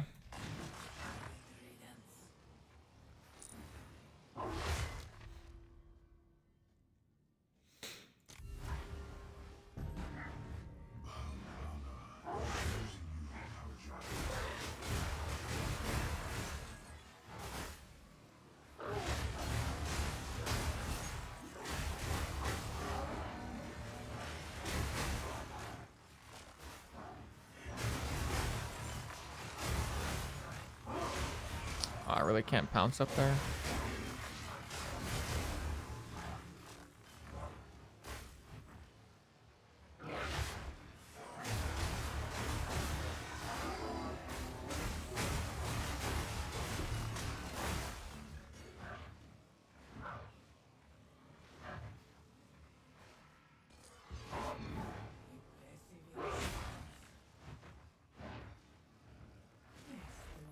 Alrighty.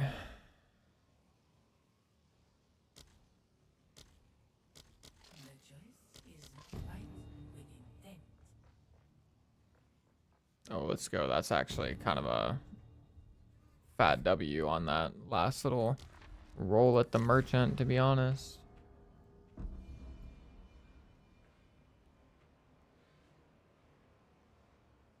Alrighty. So, is the game gonna let me use Arctic Howl in this boss arena? Or is it just bugged in all of Secamus boss arenas? Okay, it's just bugged. So I just need to take off Echoing Cry, I think. Yeah, I just can't use it. Maybe, let me try. Take it out, put it back in again. Oh, there we go. Now it's working. Okay, so I guess that's the solution.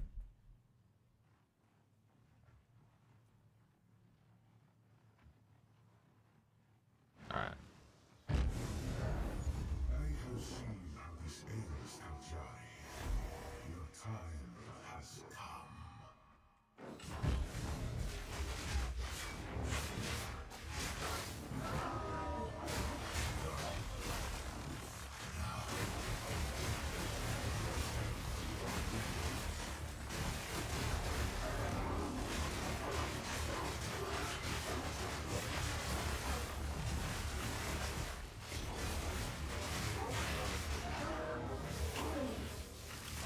goodness.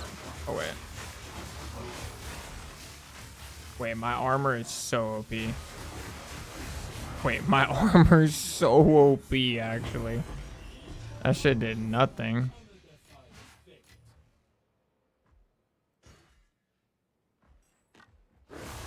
Oops. I did literally nothing.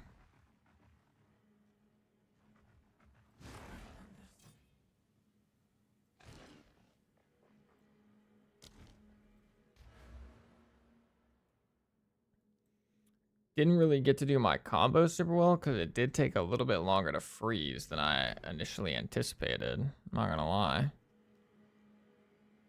Not gonna lie.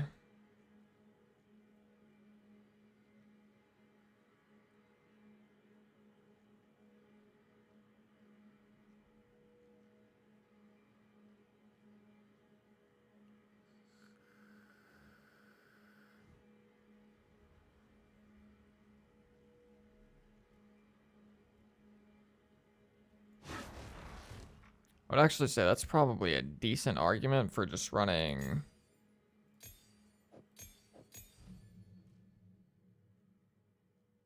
freeze and deep freeze in Lunar Assault is like big boy bosses like that. Yeah, 50% more freeze buildup. Actually, it's only additive though, so I don't even know. Is that even really worth it? It's hard to say. Maybe that's not the move.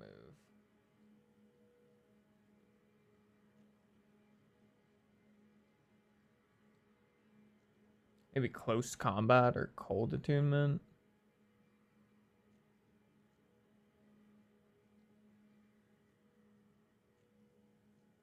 Wait, how much resistance does Zarok have?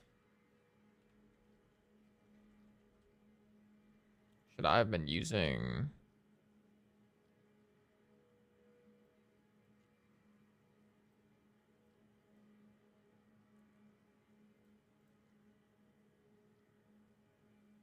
He only has 30, so that's... So I was pinning all his resistance.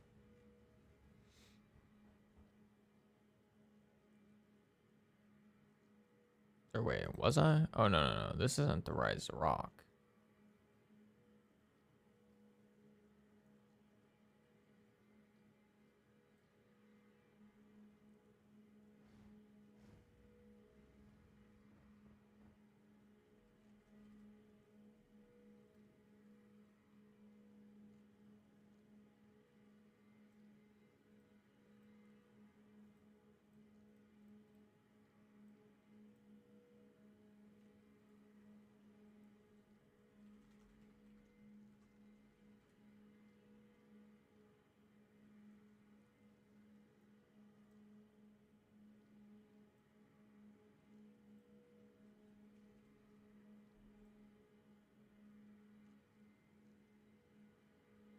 Maybe is it? I guess it is only 30 though.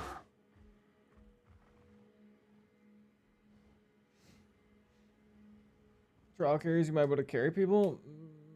I could probably carry one person, but I can't carry anybody right now. But like in the future, I could probably already carry one person. But pretty soon, I could actually carry. I could fucking sell carries low key to make currency. Just because of how insane my armor was against the mechanics. Only problem is I've never actually tried carrying people before, so like I don't want to like mess it up and freaking cause issues or whatever. Did I get my points? I didn't. Boom.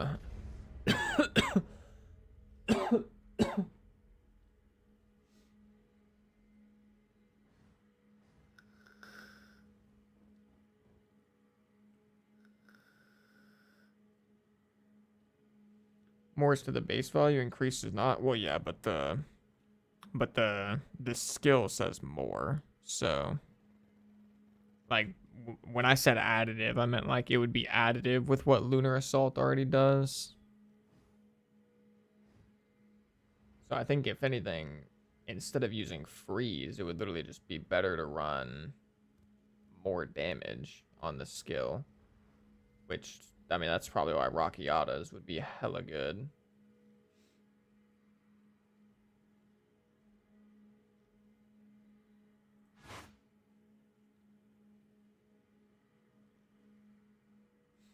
But at the same time, we're going to be putting Rockiatas into Shred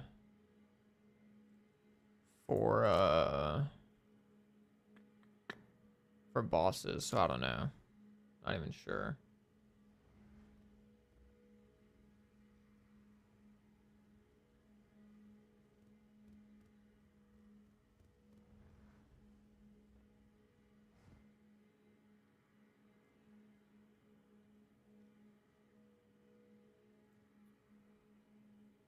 I mean, yeah, I think fifth slot would be deep freeze. I don't know if there's maybe something I could swap magnified area into. But I probably, if I had more damage, I don't think I would need to, really. Alright, anyways, though, let's go through our gold caches. We got 2 royals, 3 royals. 3 royals, okay.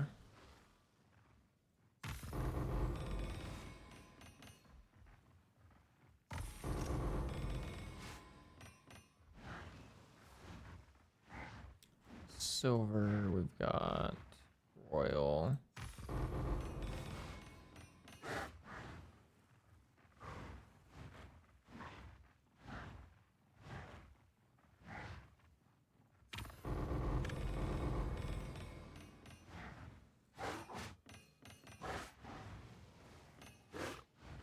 Nice.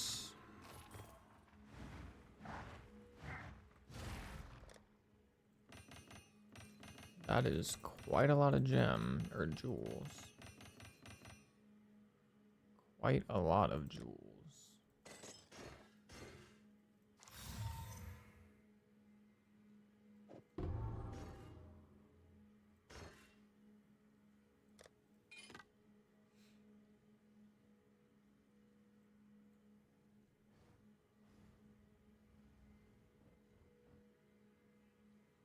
I also believe when people join, they take honor damage you've taken through the entirety of the trial, so you gotta go near flawless. Yeah, that is true. Do you know, do they take, like, if you restore your honor to full, like, if I took honor damage, but then I restored to full, do you know, would they still take honor damage? I might have to research trial carries and kind of, like, figure that out myself, though. You don't? Okay. Well, I can maybe try and test carry you tomorrow. I mean, I'll be streaming again tomorrow. Maybe do that. What are you running in Lunar Assault? I'm running Rapid Attacks, Bater's Vengeance, Elemental Armament, and Magnified Area. And 5th socket, I'm planning on putting in Deep Freeze, I believe. Carnarius Bear build with Cloak of Flame is just tanking Abyss Rares and T3 Session stuff like they don't even exist. Like a 4-div build, nerf incoming IMO. Carnarius.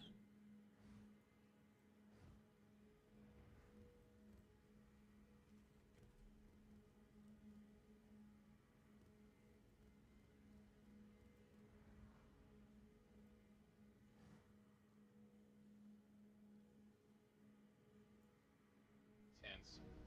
It would have been fine.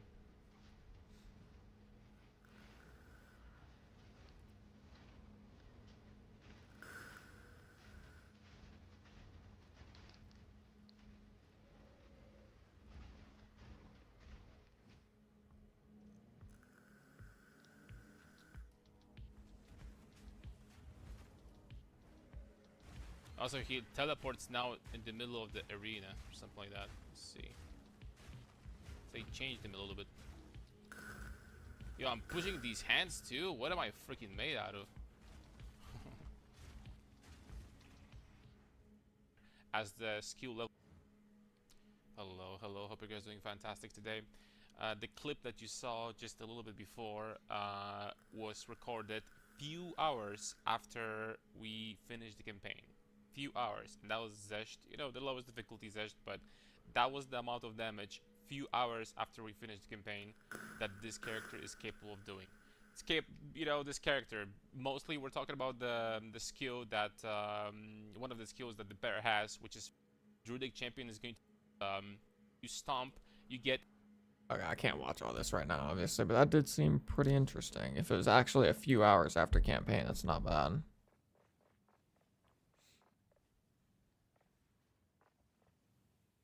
Yeah, I think, isn't there like a minimum level you have to be to get trial carried? Like you have to be like level 24 or something, or it's either a minimum level or like a minimum amount of HP or some shit like that. I can't remember. Shaman Ascendancy is better than Oracle. I don't know if I'd say that, but I just think they're both really good. Is your Flicker Strike Monk still viable? Almost certainly it should be, unless there was some like particular nerf that gutted the shit out of it, which I really don't recall seeing anything that did. Then I think it would then I definitely think the Flicker Strike Monk would still be perfectly viable. Probably still insanely strong too, if we're being honest. Can I help? Windwalker got nerfed. I do feel like I remember hearing about that.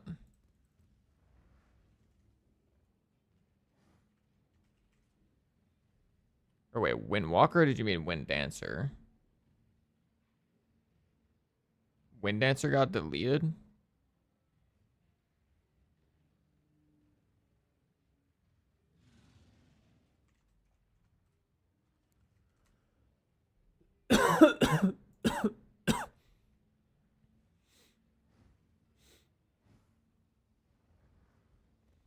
If it was just the damage that got nerfed, then it doesn't even matter.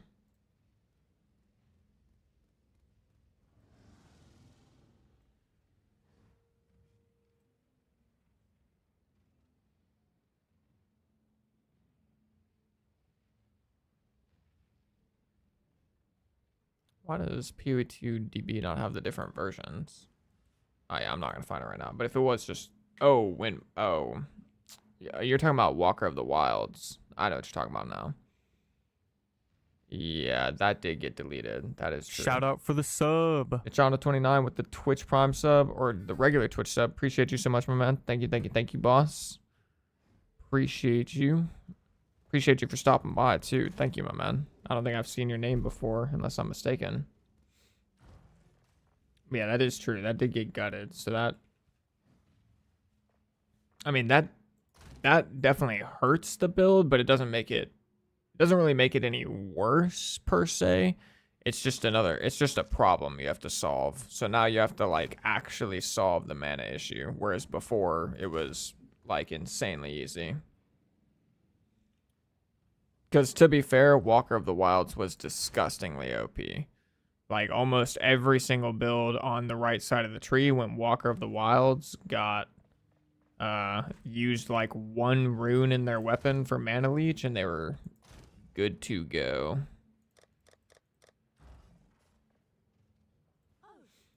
Are you gonna play it? If you're talking about the Flicker Strike Monk build, maybe, potentially. I kind of gotta like think more on what my plan even is for like POE 2 versus Arc Raiders and streaming and content creation and all that stuff, because I mean, for those of you that don't know, the Arc Raiders wipe happens today, like December 16th, or no, my mistake. December 16th is like the equivalent of 0.4 dropping. Tomorrow is like the equivalent of the wipe. So like Arc Raiders is doing it kind of weird where the big patch is dropping the day before the wipe. But also it's even more weird than that. For those of you who don't know, the wipe is optional. Like you don't have to wipe. Technically it's like that in PoE 2, but the player base doesn't get split up in Arc Raiders. It's like the people that wipe will still play with the people that don't wipe. But the people that wipe, they get like bonuses and cosmetics and like you're incentivized to wipe, but you don't have to. But long story short, that happens tomorrow. or the wipe doesn't happen until the 22nd. I mean, that's the end of the wipe though, right? Like, you can technically wipe starting tomorrow, yeah? Or, oh, so you're saying it's, so you sign up and then it doesn't actually happen until the 22nd? That's actually good. I'm not gonna lie, because yeah, the way I was thinking it would be, it'd be like all 5 days people could be wiping. Okay, well, so then yeah, so the wipe doesn't happen until the 22nd. The big patch comes out today though, so I'm probably not gonna be playing it for the big patch. Obviously, I'm gonna be playing POE 2 still. I think. I mean, I might play some Arc Raiders off stream perhaps, but yeah, the wipe happens on the 22nd. So,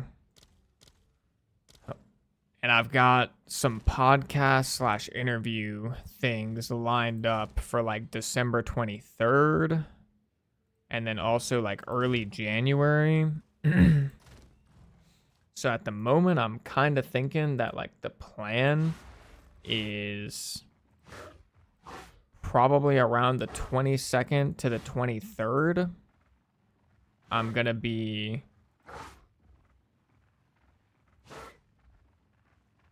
at the very least doing the podcast, of course, but that's going to be like, that doesn't have to be on stream.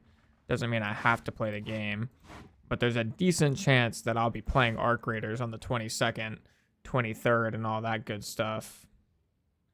And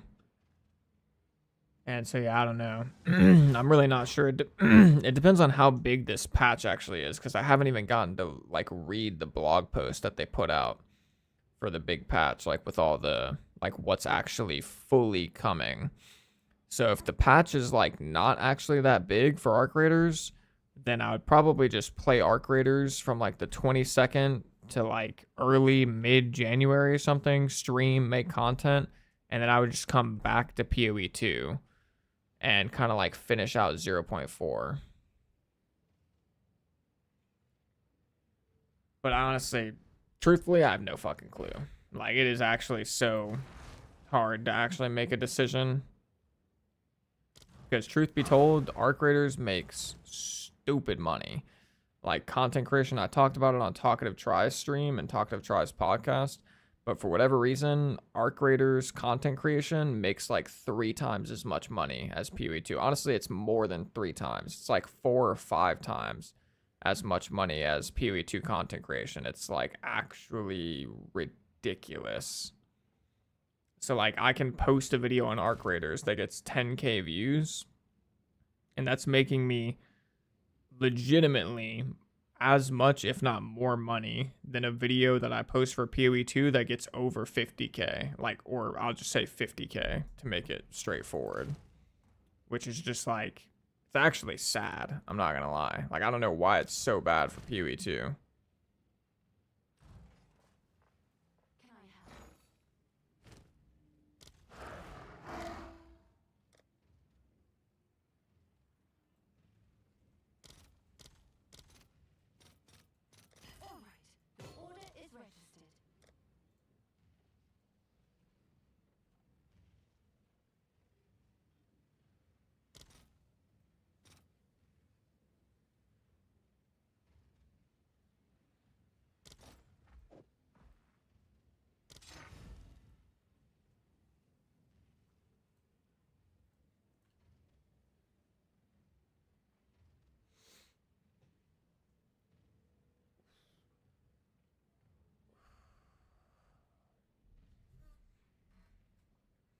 For Wolf, is it better Shaman or Oracle Ascendancy? I think Shaman is simpler, more straightforward, and easy. Oracle might have an advantage in deep endgame. I have like 3 mana on kill and mana regeneration and leech mana with physical damage, and I'm still having a mana problem. I don't know what else to do. You probably just need more mana on kill and potentially like conservative casting or efficient casting somewhere in your build. The mana regeneration and the leech mana with fizz damage for Flicker Strike isn't actually going to do you too much good, if I'm being honest. the number one thing you can do is, or the number one couple things you can do is get a really good mana flask, and then mana cost efficiency. So like this node right here and this node right here, and then get a bunch of mana on kill, like 5%, 7%, somewhere around there.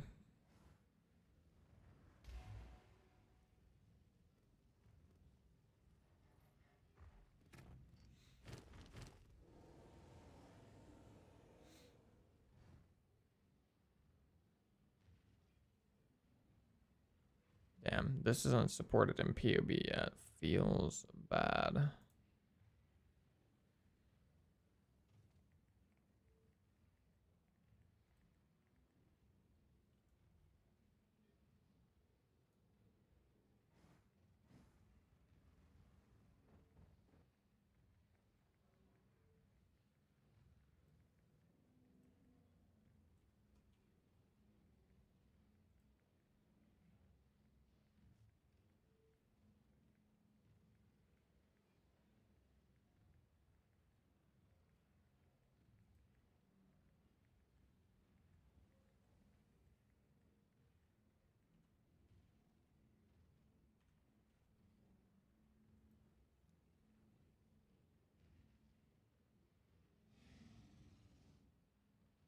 Wait, the chaos damage?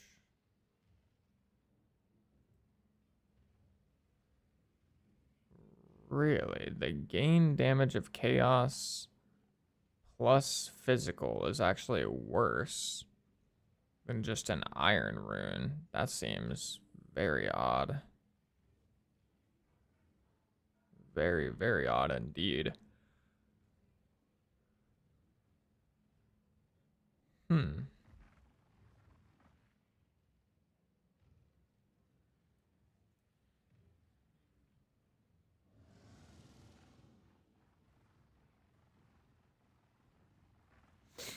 Hmm. I'll do you right. Interesting, interesting. What's new?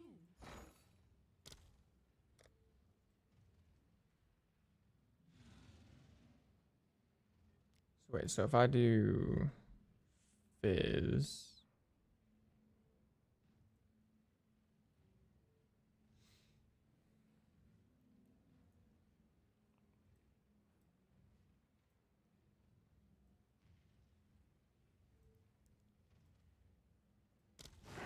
doing a little bit of backyard math here.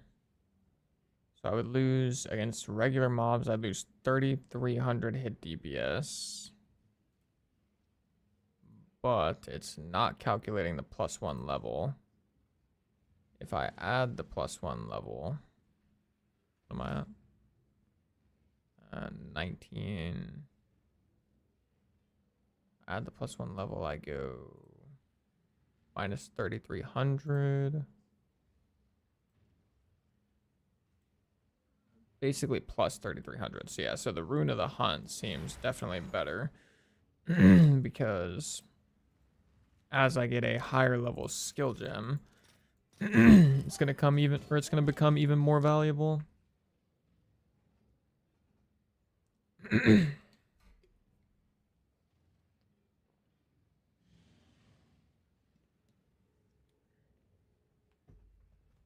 Oh, and yeah, you're right.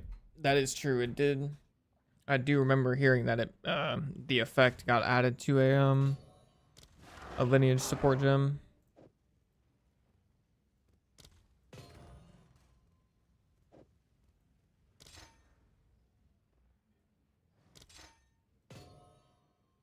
Wait, can you not have 2 of these?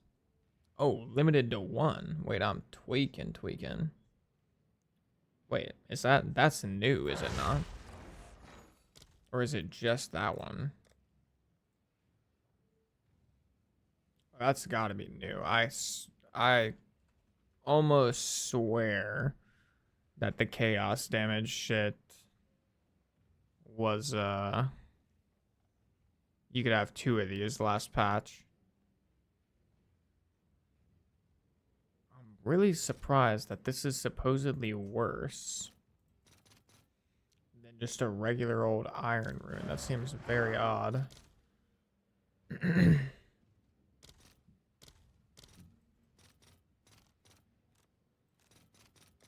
that in as soon as I can. No, it doesn't look like it's certain one. It looks like it's all of them, which is kind of interesting. They're all saying limited to one.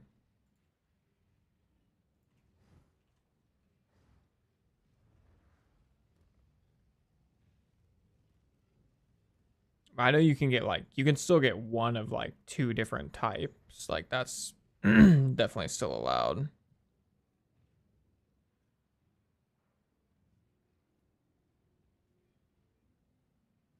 I almost just like don't know if I believe POB though when it says shout out for the sub.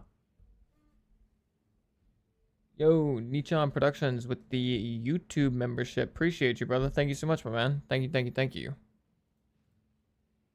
Yeah, I almost just don't know if I believe it when it says that.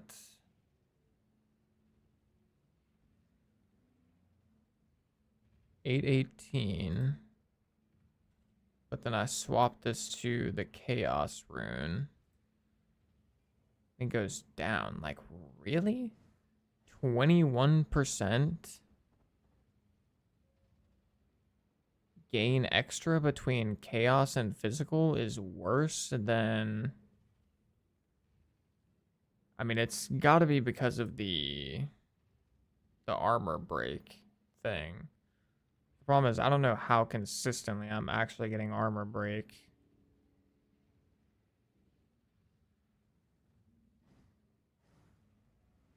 I mean, I guess I I could always get it if I just cross slash after every pounce.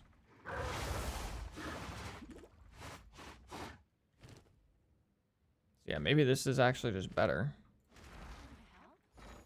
Either way, I'm about to try. Really? I'm doing 1 for 3. That's what I bought it for. I'm doing 1 for 3.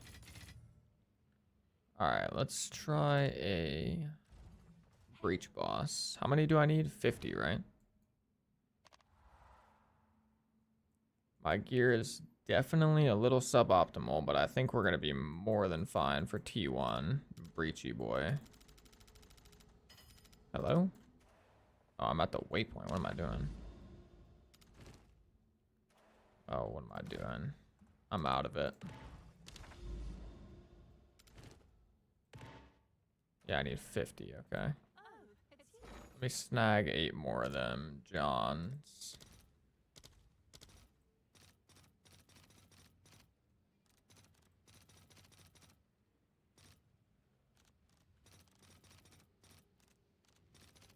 I'll fill that in as soon as I can. That is true, Strange Flack, I believe anyways. Well, it's definitely true. I don't know if you get like an extra bonus if it's fully broken.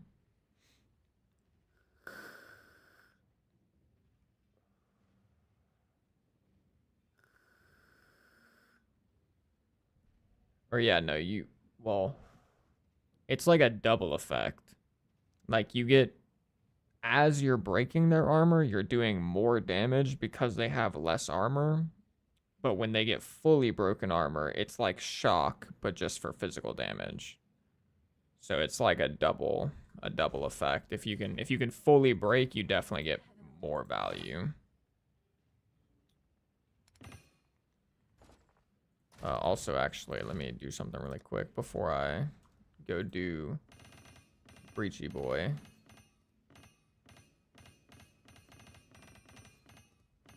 Not gonna go through all this stuff before I get off because I just do not feel like it, but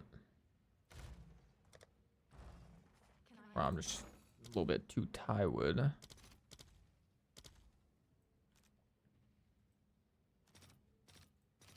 post it right away.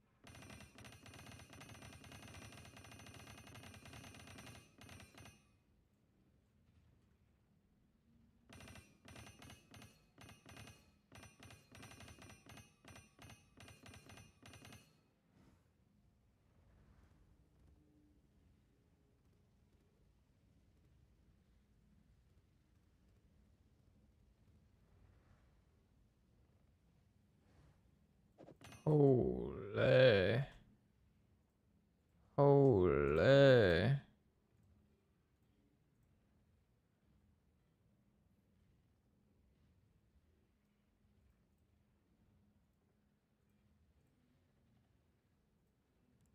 Holy. Do we try and slam this with the corrupt?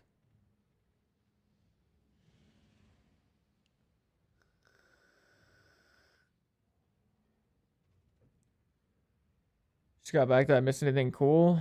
Nothing super crazy. We got our fourth ascendancy. You might have missed that. I don't know. Or no, you were here during the ascendancy. Yeah. Then we were just kind of yapping about some stuff for a little bit.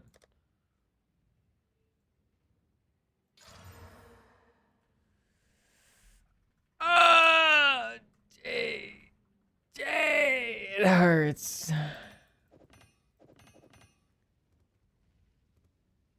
GG. What an interesting looking jewel. Just corrupted, max rolled, max energy shield. GG. Go on. Choose what you need. GG, bro.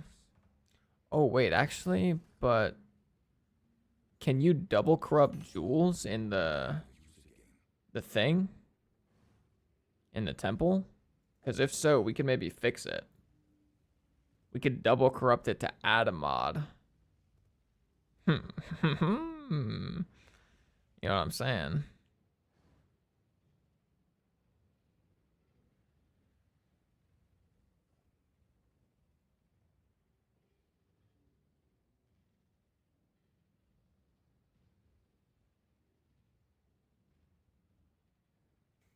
Shout out for the sub.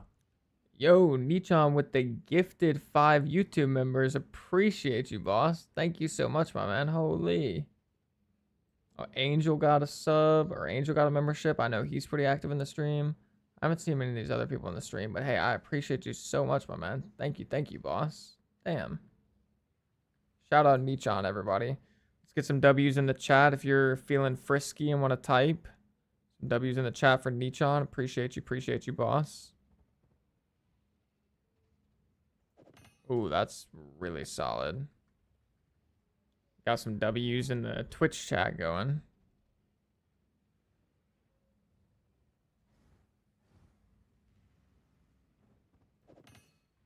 Are there Amazon bow builds this league? Apparently not.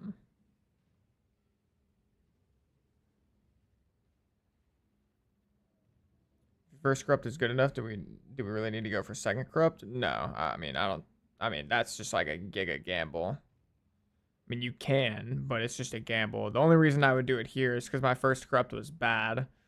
So I would maybe hope that the second corrupt could fix it.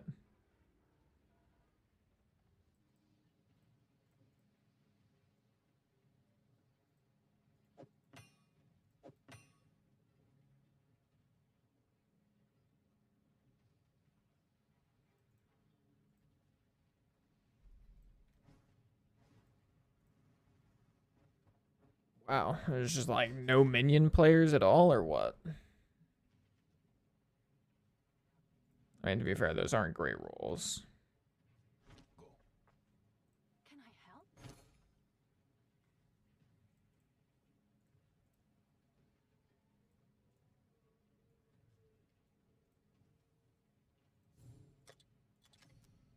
Is that a good price for that? I have no idea. What's that dog doing down there?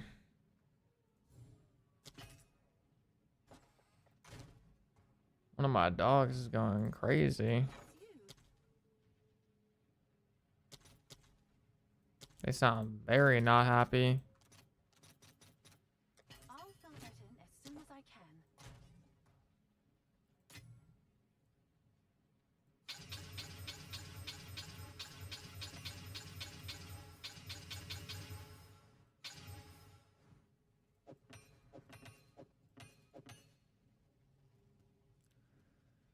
Okay, I think, because I really don't feel like looking at these right now, but I do want them to potentially sell. I'm just gonna slam them all, even though I know that's not the correct choice. I know I should look and see if they're good as a 3 mod. but I do not feel like it. I need to take all these. Where are they at? Right here. Take all these as well. I'm about to do the Walmart method with the jewels.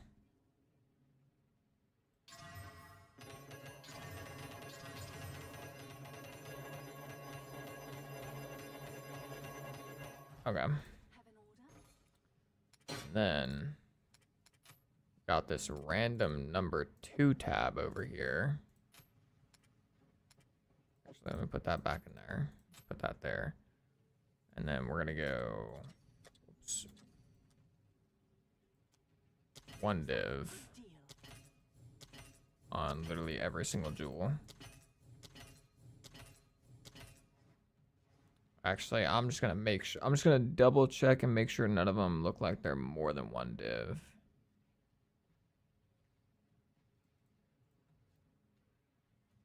Definitely not. I should actually look at the time loss jewels.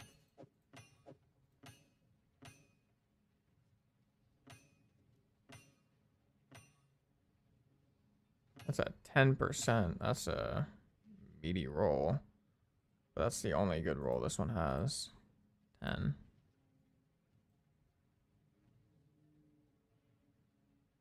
I mean, attack speed with spears, yeah, it's kind of whatever. Is that a good price for that? I have no idea.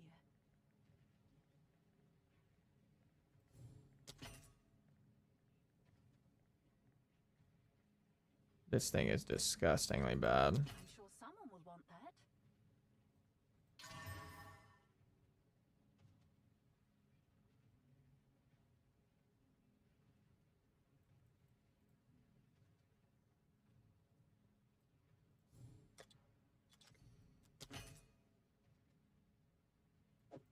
Thorns.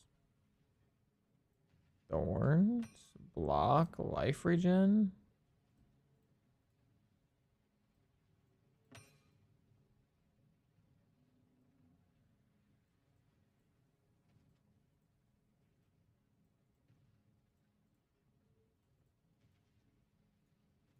I'll do what I can to sell it for you. Okay, these are just going for 1 div. And then tomorrow when I wake up, Someone is I known to will do that. casually drop them all to 40 exalts. Drop them all to 20. And 10. And then if they don't sell for 10, they're getting sold. So like all this stuff is getting just sold to the vendor. What is it? This is all we have. Gold is useless to me. Take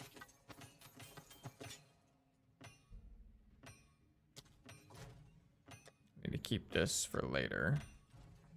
Have an order? What is it?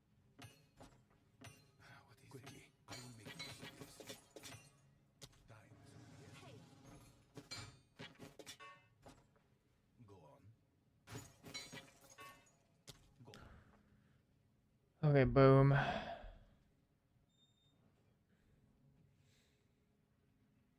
No, don't listen to him. I'm a potato. He was kind of memeing with you.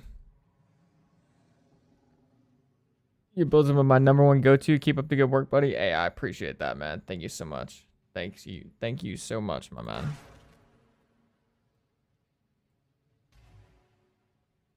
Is there an item price checker working? Yes, sidekick is working.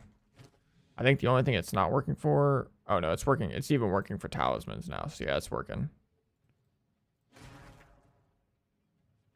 All right, let's go do this fella.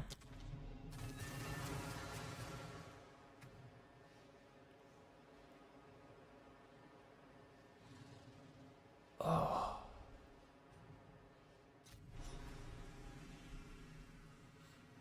You definitely do not have to double corrupt. Just like you don't even have to single corrupt. Even single corrupting is a gamble at the end of the day.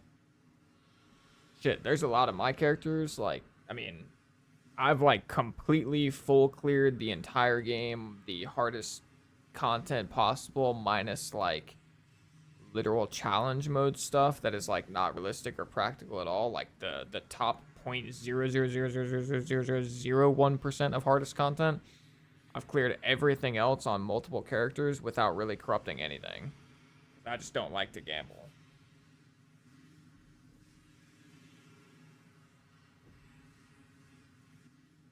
Albeit there are certain things that are like very good to corrupt. A good example is like gloves. You corrupt your gloves and you get a second socket and you can put another attack speed rune in there. That's definitely an example of something that's like really good to do. I would say corrupting weapons is really good, but even honestly, even my gloves, I didn't corrupt my own gloves. I just bought gloves. Like, yeah, sockets are like the best case for it. But I'm gonna be honest, usually I don't corrupt my own stuff because I would just rather not gamble. So I just like buy something that somebody else has already corrupted and won the gamble on. Speaking of which, actually, I just mentioned that, but aren't attack speed idols like giga cheap this league? Yeah, they're not even a div. That's crazy.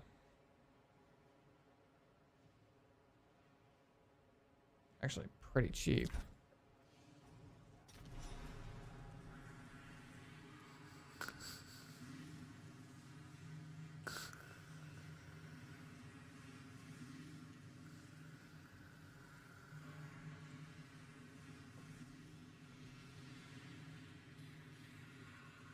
I'll be off in like 10 minutes. You went in the long run, I believe, same as real life. Maybe. Maybe is the key word there.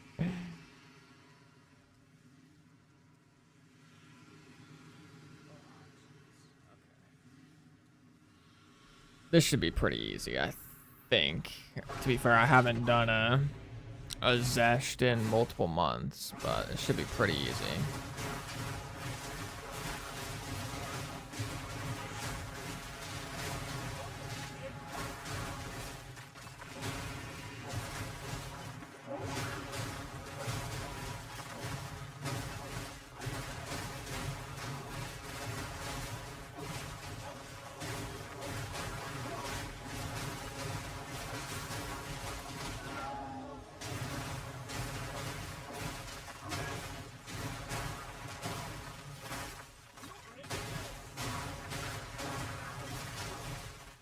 I'm not gonna lie, those mobs, they're called It That Hates. Those things do actually nuclear damage for whatever reason. These things. Those things do so much damage. Tell me I'm wrong. Like, I don't know what it is, but them shits be cooking.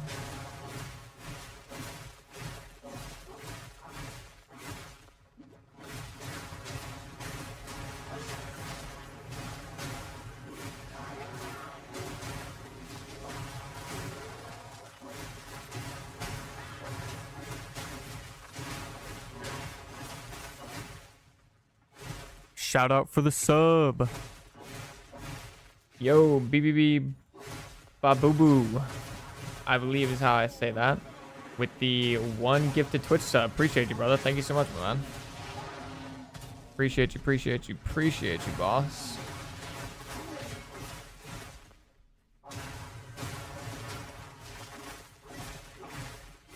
What armor perks did you invest into in the skill tree? I'm having a hard time surviving. Remind me after, or I'll show you in just a second, actually. Or actually, better yet, type somebody help this man out. Y'all are just watching him suffer in the chat. Somebody type exclamation point build for this man.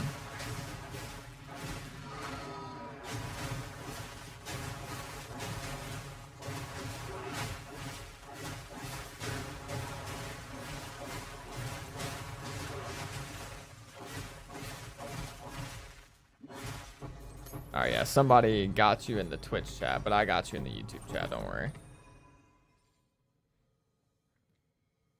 Oh, there we go. There we go. Everybody came through. So yeah, you can go to that guide, and then at the very top you can find the POE Ninja link. And there, I mean, there's two ways you can do it. You can either, oh my goodness, I have X mouse still open. Oops, hold on. You can either go to the POE Ninja link here, and you can see my, like, you can refresh character, but it's already refreshed, and you can see my passive tree, or you can come down here to the passive tree mid-end game section, and this is like slightly outdated now, but it's like, it's not much outdated. It's like a few hours. I've got like 5-6 levels or whatever. I've moved a couple things around here or there, but not very much. But I will just go ahead and tell you, a really big one is this one right here, Iron Slippers. This shit is very, very nice. It gives you a lot of armor. Particularly if you have like good boots, which my boots are terrible, but if you have good boots, like even with my poop boots, it's giving me a lot of armor.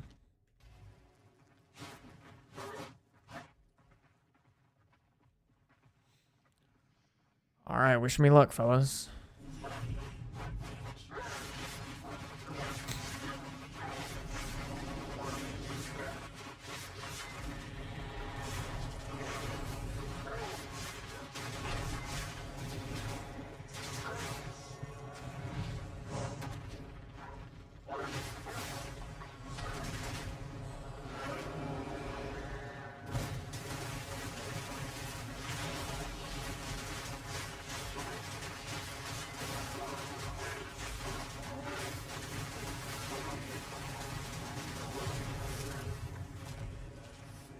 I mean, considering we have some pretty poopy gear, I would say that's not too shabby. Like that that explosion of the fragments with the cross slash, like how much damage did that do? I clipped it, so let's just see. That shit looked kind of juicy. Like,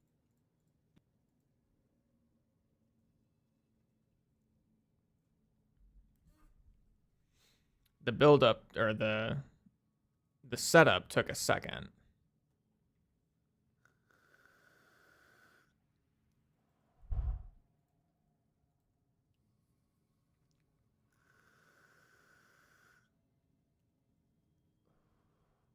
Did almost 1 million with the big explosion. Yeah, deep freeze is going to be the play. I'm pretty sure deep freeze is going to be insane.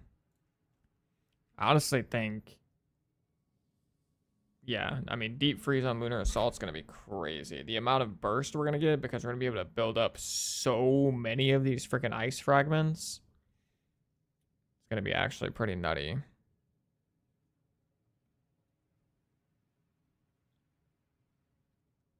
I just had something else in mind too, but I completely forgot. What, oh man, what was I just thinking of? Hold on, let me pull up the clip again. That might help me remember. Oops. Oh, yeah. So yeah, this was for you, Strange Flock. I just remembered. So something I just figured out, if you want, you can, I think you could come to my setup. You don't have to, obviously, but something I just realized is, instead of having Armor Break 3 and Shred, if you run Eternal Mark and Mark for Death, like my rotation right now, it's, or previously, before I had this thought, my rotation was, you know, Arctic Howl, Shred for Rage, Lunar Blessing, Pounce, Freeze. They freeze, triggers the mark, and then Shred. And the problem with that is, kind of like you mentioned, the mark could fall off, and I could like lose uptime on the armor break, such that I don't actually fully break their armor. But instead, if you do the Arctic Howl, you do the Shred for Rage, you Lunar Blessing, you pounce cross slash, which instantly gives you the 30% buff, and then you just shred or whatever. And basically, as soon as the buff falls off, like, you can just...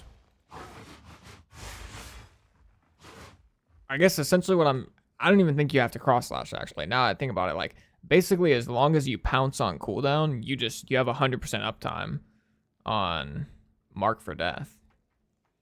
But you have to be... You don't even have to pounce 100% of the time. You just... I mean, the mark duration is 8 seconds, so... As long as you pounce every 8 seconds, you have 100% uptime on the armor break stuff. Because, yeah, I just noticed it with that clip. Like, I mean, I thought about it before I fought the boss, and then I did it. So I've got her there. But I don't actually think you have to cross slash. I mean, yeah, all you have to do is... Wait, actually, hold on. I can double check.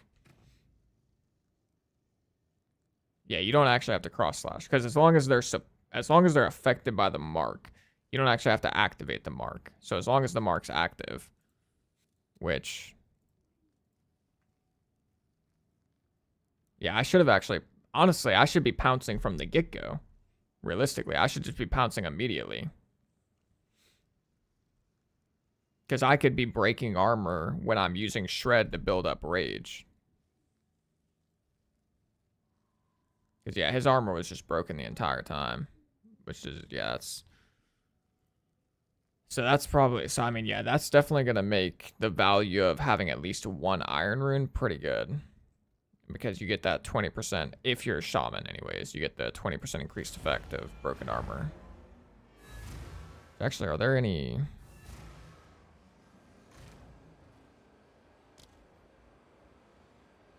If and when I swap to like a Giga Fizz damage weapon...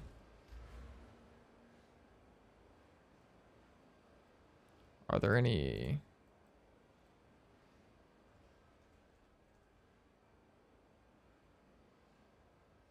Yeah, there are some increased effective fully broken armor nodes, but they're not close, so it's not really realistic.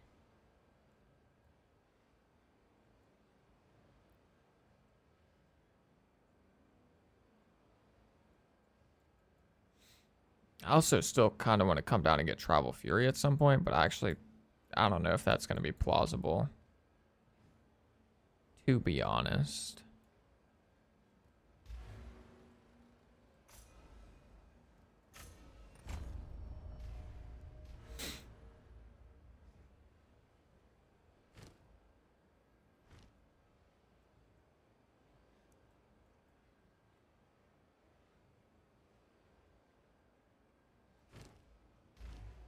Do you like having charge mark though? Because it shocks. Yeah, I agree. Which, yeah, did I actually shock him? I mean, I have a lot of lightning damage, to be fair, so I probably did shock, but if you don't have a lot of flat lightning damage, charged mark looks really, really good. Yeah, I'm shocking, but I do have, like I said, I have a lot of lightning damage, like an abnormal amount. So, yeah, with a max fizz damage weapon, charged mark is going to be insane, I think. So for me, like, we just have our links swapped, basically. Like, charged mark is going to be my 5th socket for sure. Good to keep an eye out for unique jewel with fully broken armor notable, though. True, yeah. Like, you mean Megalomaniac? Potentially, yeah.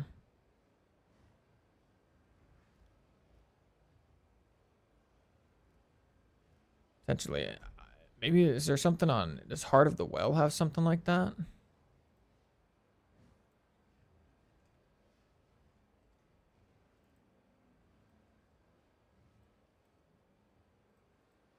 No, it doesn't. Okay. Response code 404. That's a name. Fate of the Ball.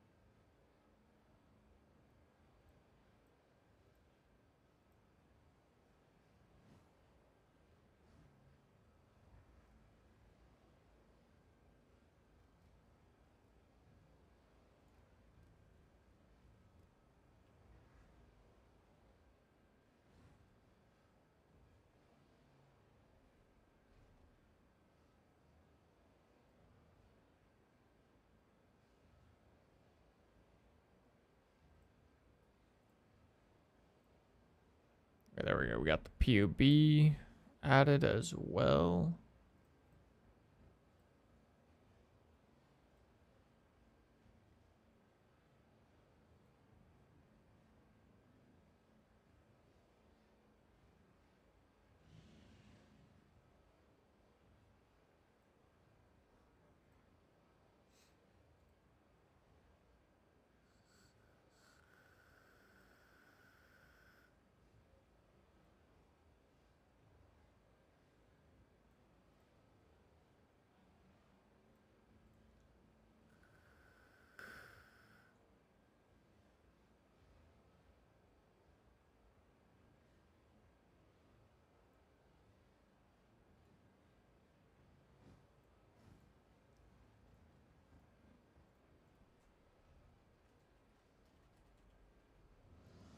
Alrighty.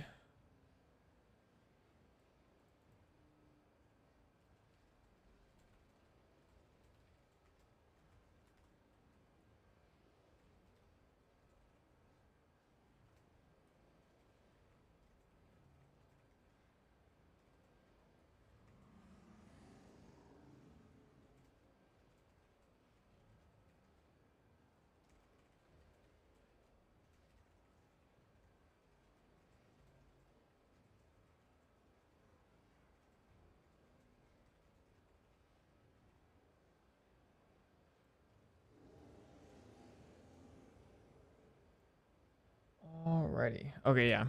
I think we're going to go ahead and call the stream there, ladies and gentlemen. It's either or not both. They work against each other. Wait, hold on. Do they?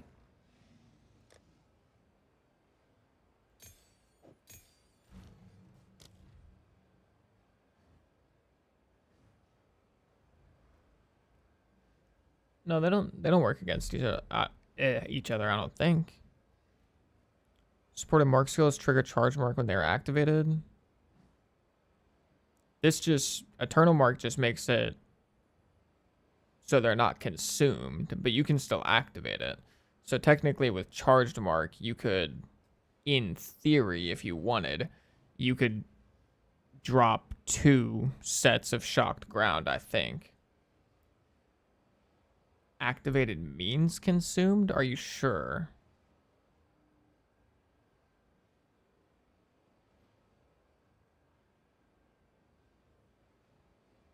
No, I don't think so. I think they're different. I think. Because, for example, like right here, it has 2 different terms.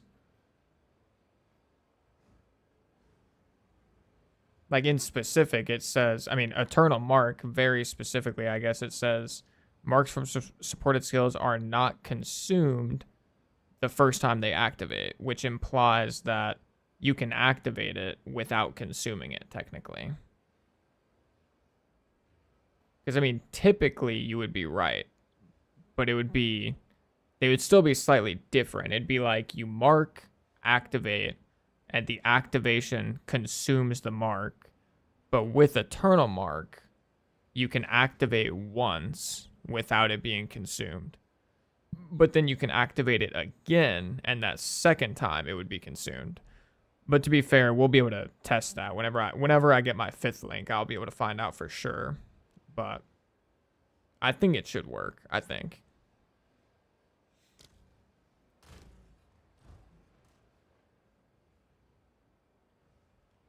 Yeah, no problem. 11147. Appreciate you stopping in, saying what's up in the stream.